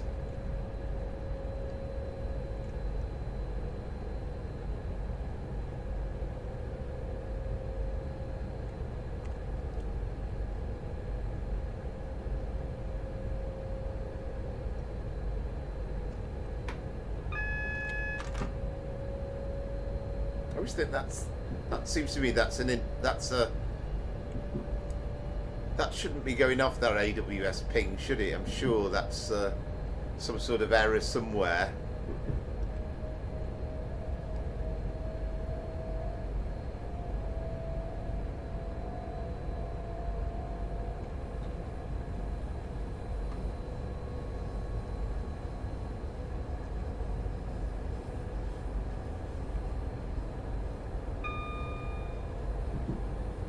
Yeah, it's quite good fun. It doesn't feel totally dark, and I mean, it will do a little bit more as we head out of the city, but good to see kind of buildings lit up. Gives you that flavour.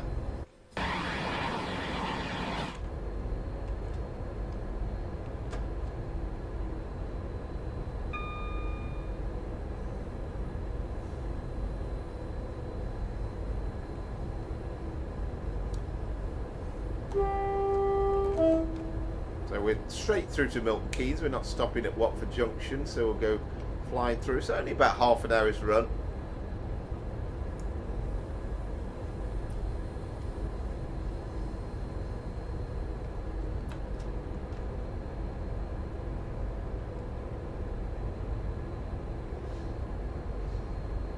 So I can't remember who was asking me now. Was it Scooby who said, but somebody posed the question a bit earlier on about whether they thought £20 was too expensive for the Class 86, and I don't know, maybe I'm biased because to me it's a loco that has just got to be in the game and feels more useful than the 87 in many ways, but I thought with the carriages and everything else that's involved with the pack, I thought it doesn't sound too extreme.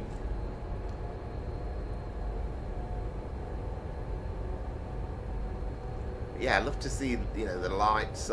Okay, it'd be nice if perhaps some of the lights, not all the lights, were on, but you just see that little glimpse of light as well as you go through the station.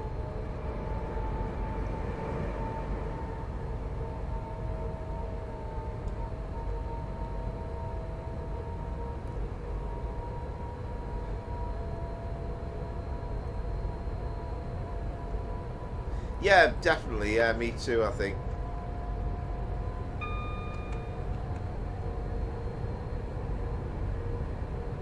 I mean, you know, clearly Just Trains are in the business to make money, but you know, you've got at least two fanatics. Okay, we don't really hear much from Mark these days, but you know, you've got two people who absolutely love trains, and you know, they do it as a passion as well as anything else. And okay, I know quite a bit of the dovetail games people do it.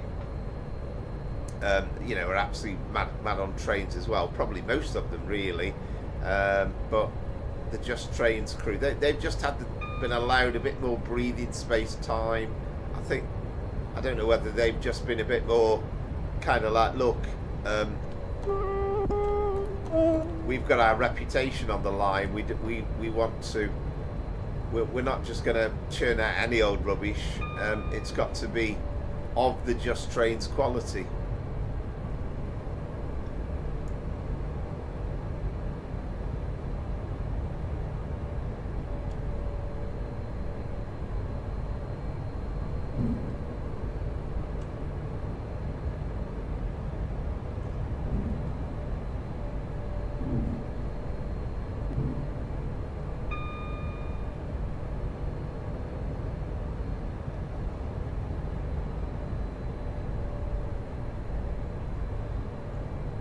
Yeah, absolutely. Yeah, definitely.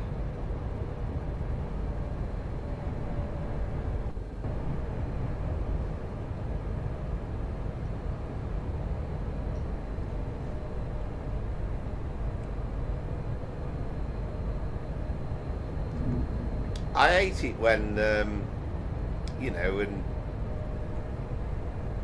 everybody's entitled to play the game how they want, but oh, there's Wembley lit up.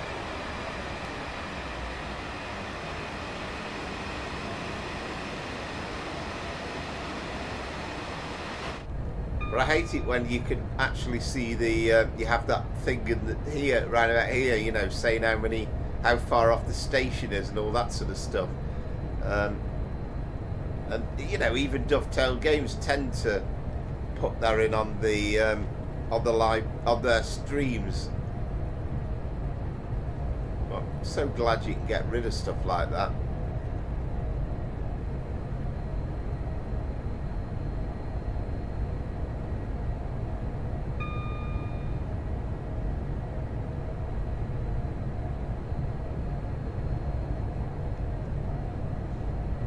There certainly is, Lee. Yeah, that's a long old train.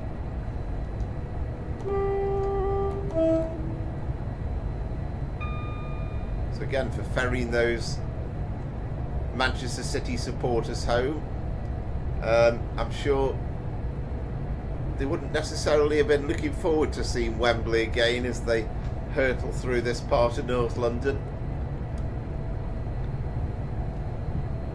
But they've had their successes, haven't they?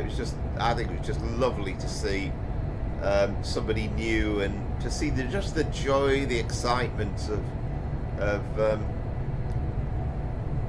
just somebody different winning a competition like that. And for Crystal Palace, it might be a once in a lifetime experience, and there'll be people who will talk about that for many, many years to come.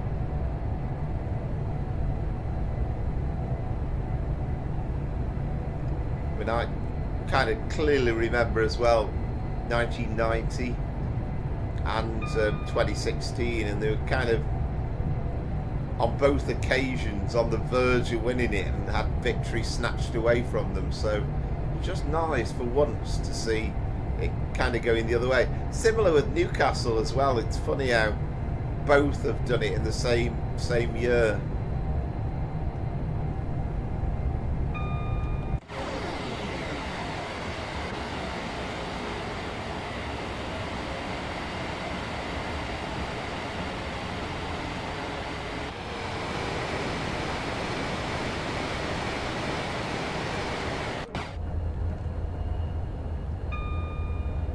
So Harrow and Euston.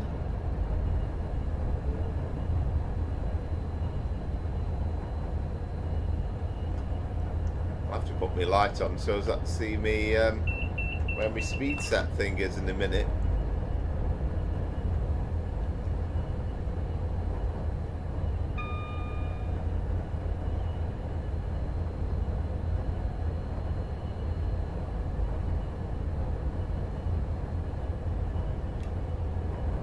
we go.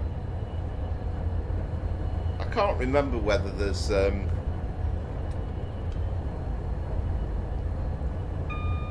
keyboard marker for the speed set on Train Sim World on the Pendolino at all.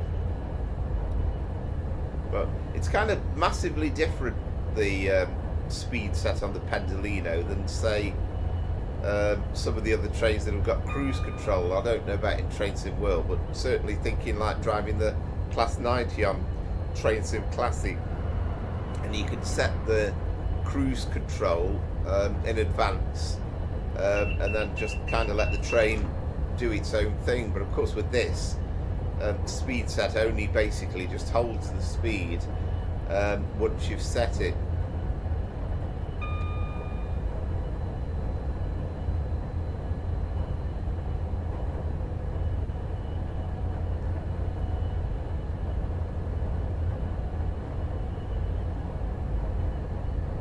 So I'd never really want to do a night, sort of a whole 4 hours of doing nighttime streaming. It's always going to be a kind of a very occasional run, but it's quite good to see just once in a blue moon.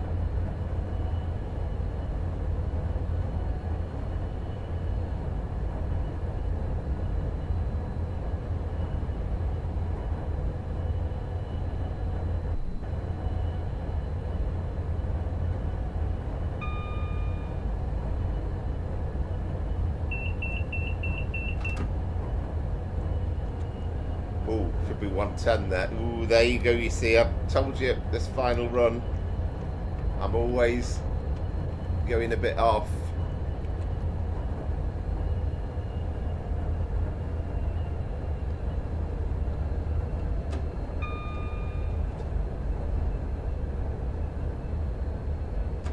Yeah, I've still only watched. I've not quite yet watched all of Matt Pedalston.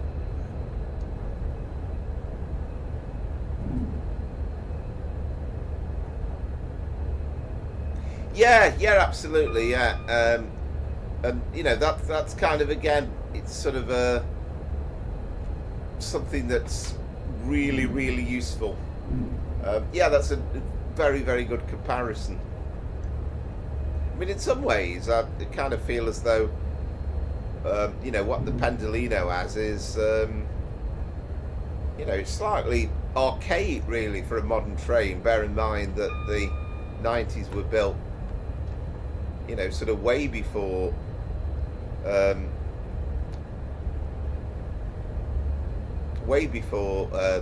Pendolinos came out.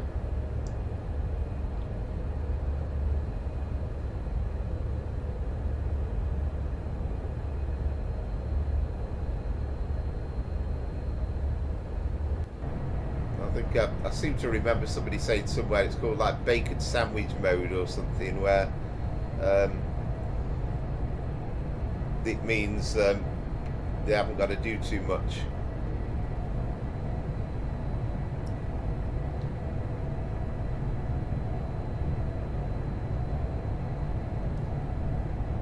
I mean, the thing is, when a driver's driving like this at night,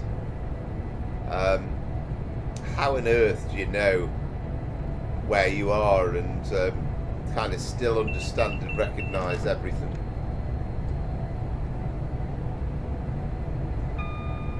Yeah, it really is, isn't it? Which probably just as well, really. It's just about my level, I think. But I don't know. I understand it more than anything. The German one's trying to be a lot more. Trying to control you, make sure that you are doing what you're supposed to be doing. Yeah, absolutely, yeah. And again, I don't kind of know masses about it, but it's I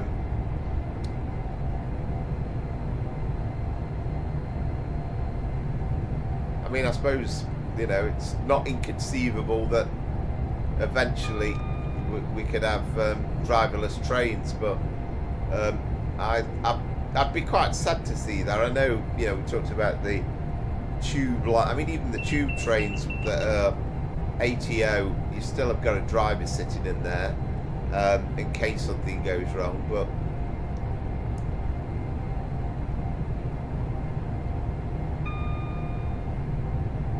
you don't want to make it too automated, and I don't know. I mean, I know that happens in planes, but most of the time. But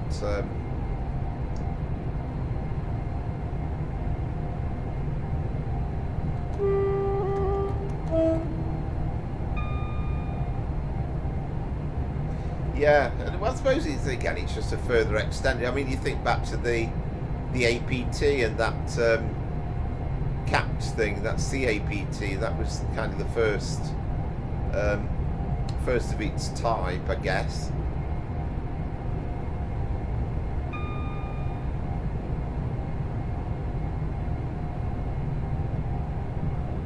And I think it was, you know, sort of because they were trying to use the existing infrastructure at the time, so it was so that the train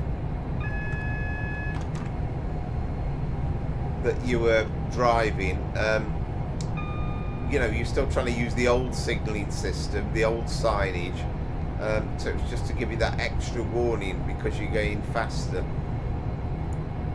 Of course, the APT could go a good deal faster than 125, I think. Did it go at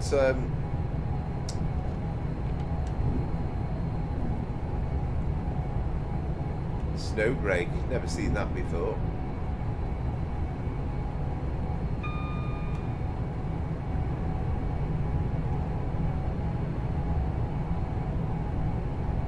So I've just got to just keep an eye on the see whether there's any speed limit reductions now.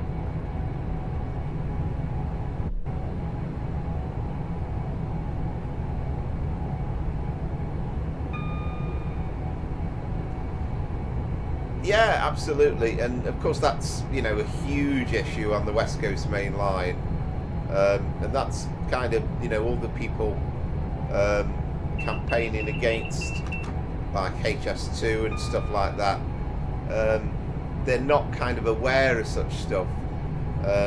You know, they're saying, well, there's nothing wrong with the existing train system. Oh, it's only going to be slightly quicker than what we've got already, but it's kind of not looking at the fact that capacity-wise on the West Coast Main Line is a huge thing.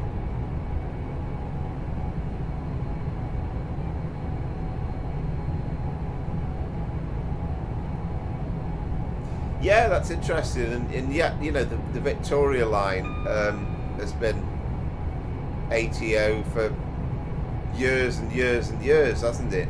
But I guess again, technology's made it made them able to run it even better. I was watching a bit of a video where they were driving the Elizabeth line trains, and I think it was the Elizabeth line, and he was talking about, he was sort of saying, look, at first you're kind of panicking a bit, thinking, if I was the driver, I wouldn't drive it this fast into the station, it's going too fast. But of course it's computer controlled, it knows what it's doing, and I think you'd be itching to override it until you kind of got used to the idea that the computer knows what it was doing.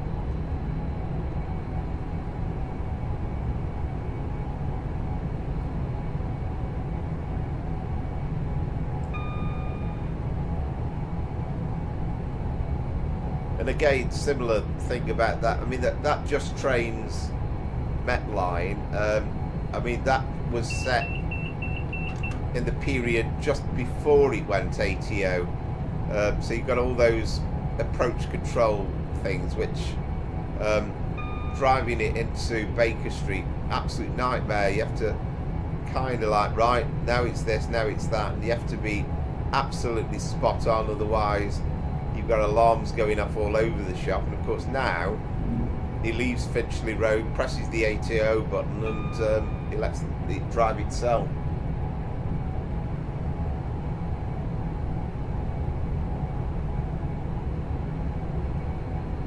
Yeah, I think I've seen bits of it. I think there's more than one, wasn't there? But yeah, it's fascinating stuff like that.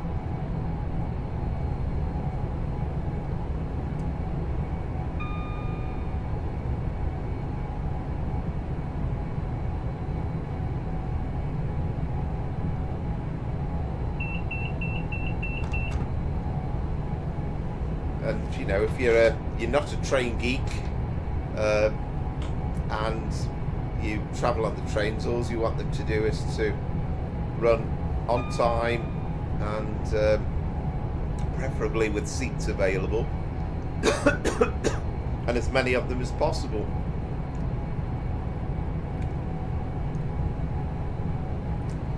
Yes, indeed, and that's really driverless, isn't it? Do you know, I actually broke my Docklands Light Rail debut last year. I actually had my first run on that.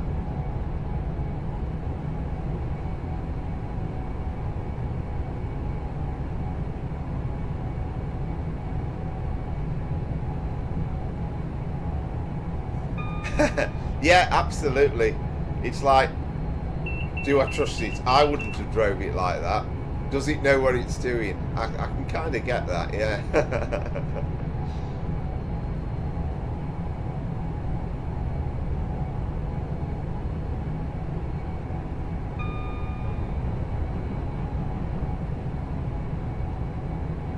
With the difference kind of, you know, hurtling along here at, I think the biggest problem, and this is kind of the mindset, I mean, we've been driving stopping services where you've got to stop every couple of miles, but on this it's just concentration, isn't it? And you've got to make sure your brain's registering the signals, because you could very easily override the AWS.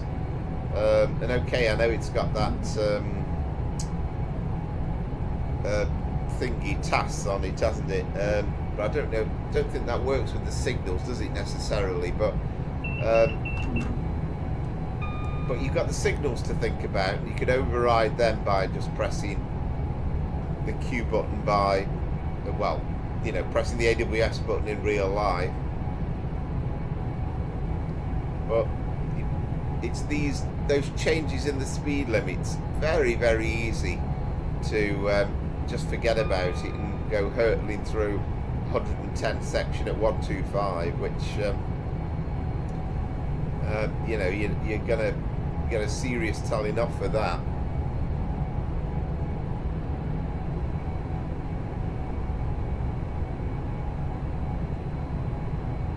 I don't think it would, Lee, to be honest. I mean, we've got a little section of it on the London Overground North London line at Stratford, and it's quite nice to see the actual train in there, but you know, what's the point? Do you really want something that you can't drive? And you know, I think if you actually put an ability to drive them in, it would be beyond being fictional. I think there is a kind of a slight cab on in them where I think in theory they could do it, but it must be very, very rare and occasional.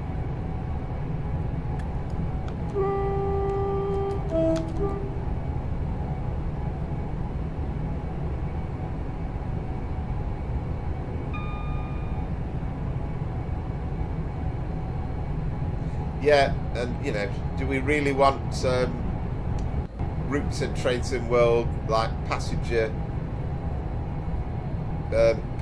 only? I mean, the only thing that I think would be quite nice is something like that. Say, for argument's sake, you've got that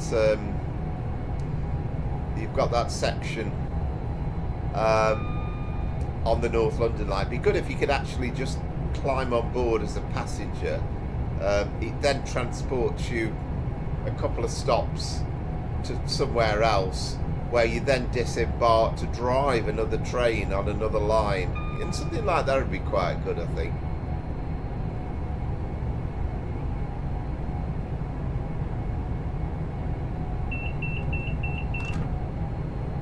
No, I'm the same. I've yet to even try it, and you know, it's quite a good idea, I suppose. And again, it's perhaps something that the younger audience, you know, without trying to sound disparaging, probably would like more than anything.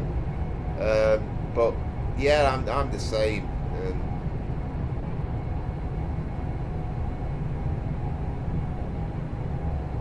I mean, I'd love to be able to, you know, say for argument's sake, we have the Met Line in.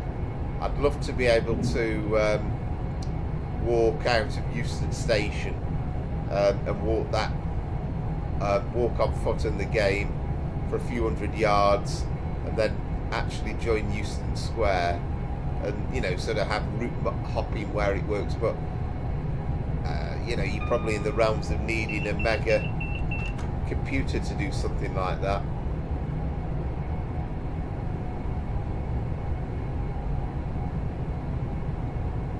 But you know, how far do you take it? You know, we could. Oh, there's the eco train, climate change one.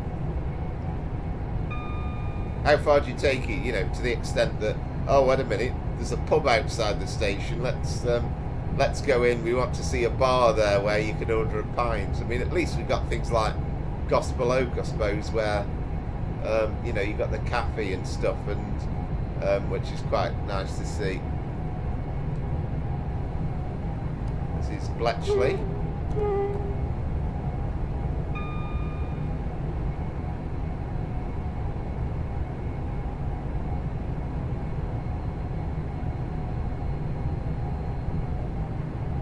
I suppose sometimes the greater priorities, I mean, let's get announcements in the game first before we get stuff like that.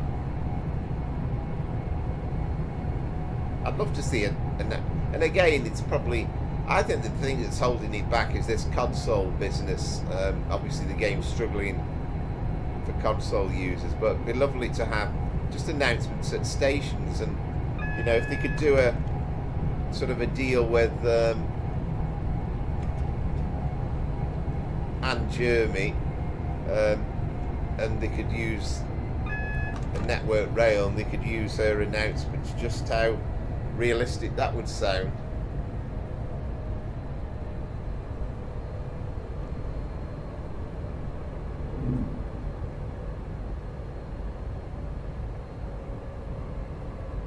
Anyway, that half an hour has flown by as ever, and we are heading hopefully into Milton Keynes Central safe and sound.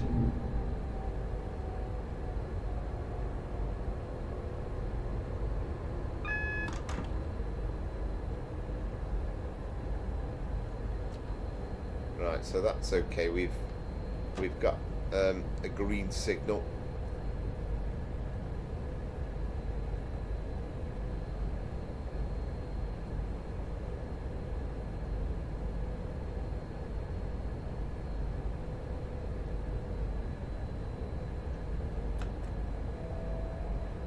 Yeah, it's just all these little things, isn't it? Just getting some sort of realism. Oh well, you can't beat a bacon sandwich late.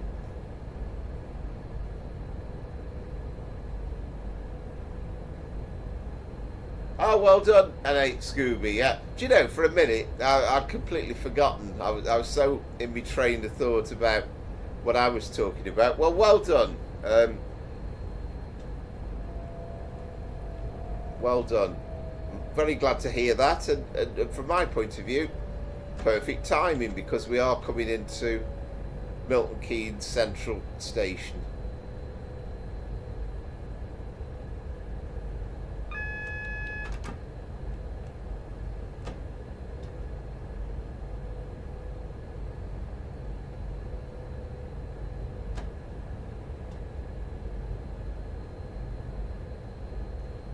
Well, you might be winning that trophy yet.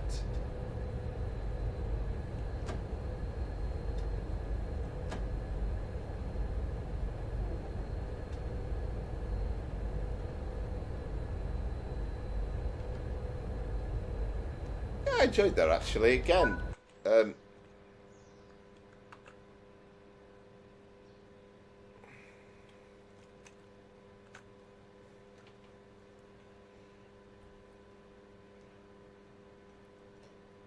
where are the passengers, Train Sim World?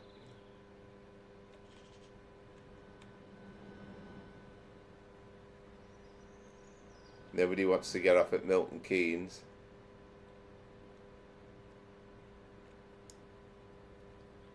There we go. Yeah, I love how it's, yeah, the next stop is Stoke-on-Trent. Wouldn't it be great if, actually, there we are, yeah.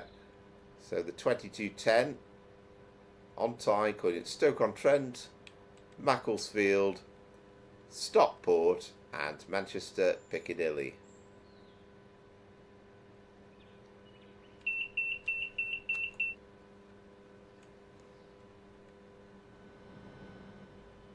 Very, very quiet. Manchester Milton Keynes station, apart from a couple of Network Rail. Deep and earnest conversation there.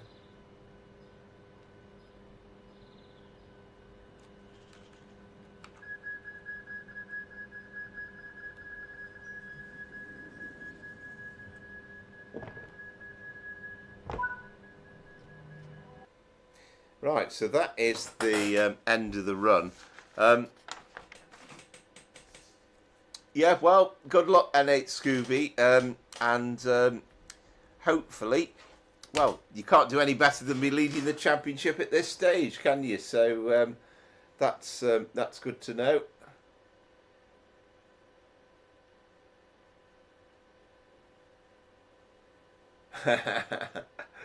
Yes.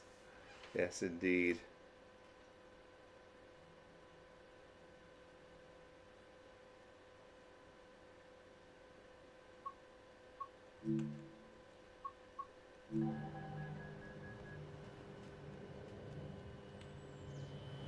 So if we head off down to the front of the platform... Oh, wait a minute.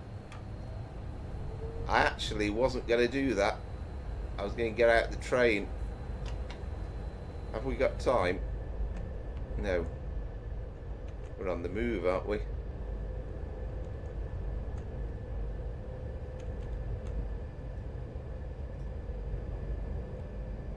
I'm lost. Oh yes, that way, isn't it? No, that's the drive. Right, here's the... Oh, we have got some passengers, yeah. Pretty full, actually. What's that? Oh, there we go. That's got the wrong thing on now. It says next stop Euston.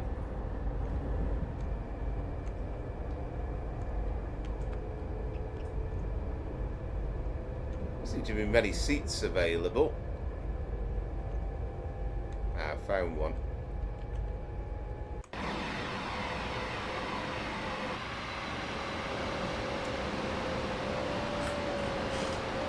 Oh, well done.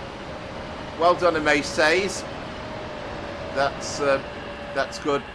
But yeah, that's what cost me. I was 13,797. So literally, that was that brief section where I was speeding, and other than that, it was reasonably good run, I think. But yeah, well done to you. So that's a 3-2 victory to you. And much appreciated the competition and the company, of course, as always. I was 13,797, so yeah, that's a win for you. Yeah, well played to you as well. So yeah, thank you very much as always. Thanks for your company, for Lee's company, for Scooby's company, Christopher earlier.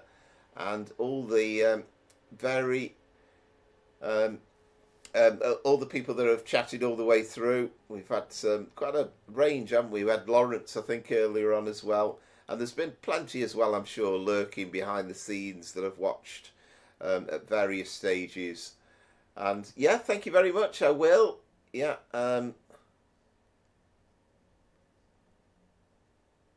Yeah, that would be amazing. Actually, we must do that sometime. That would be lovely to meet up at some point.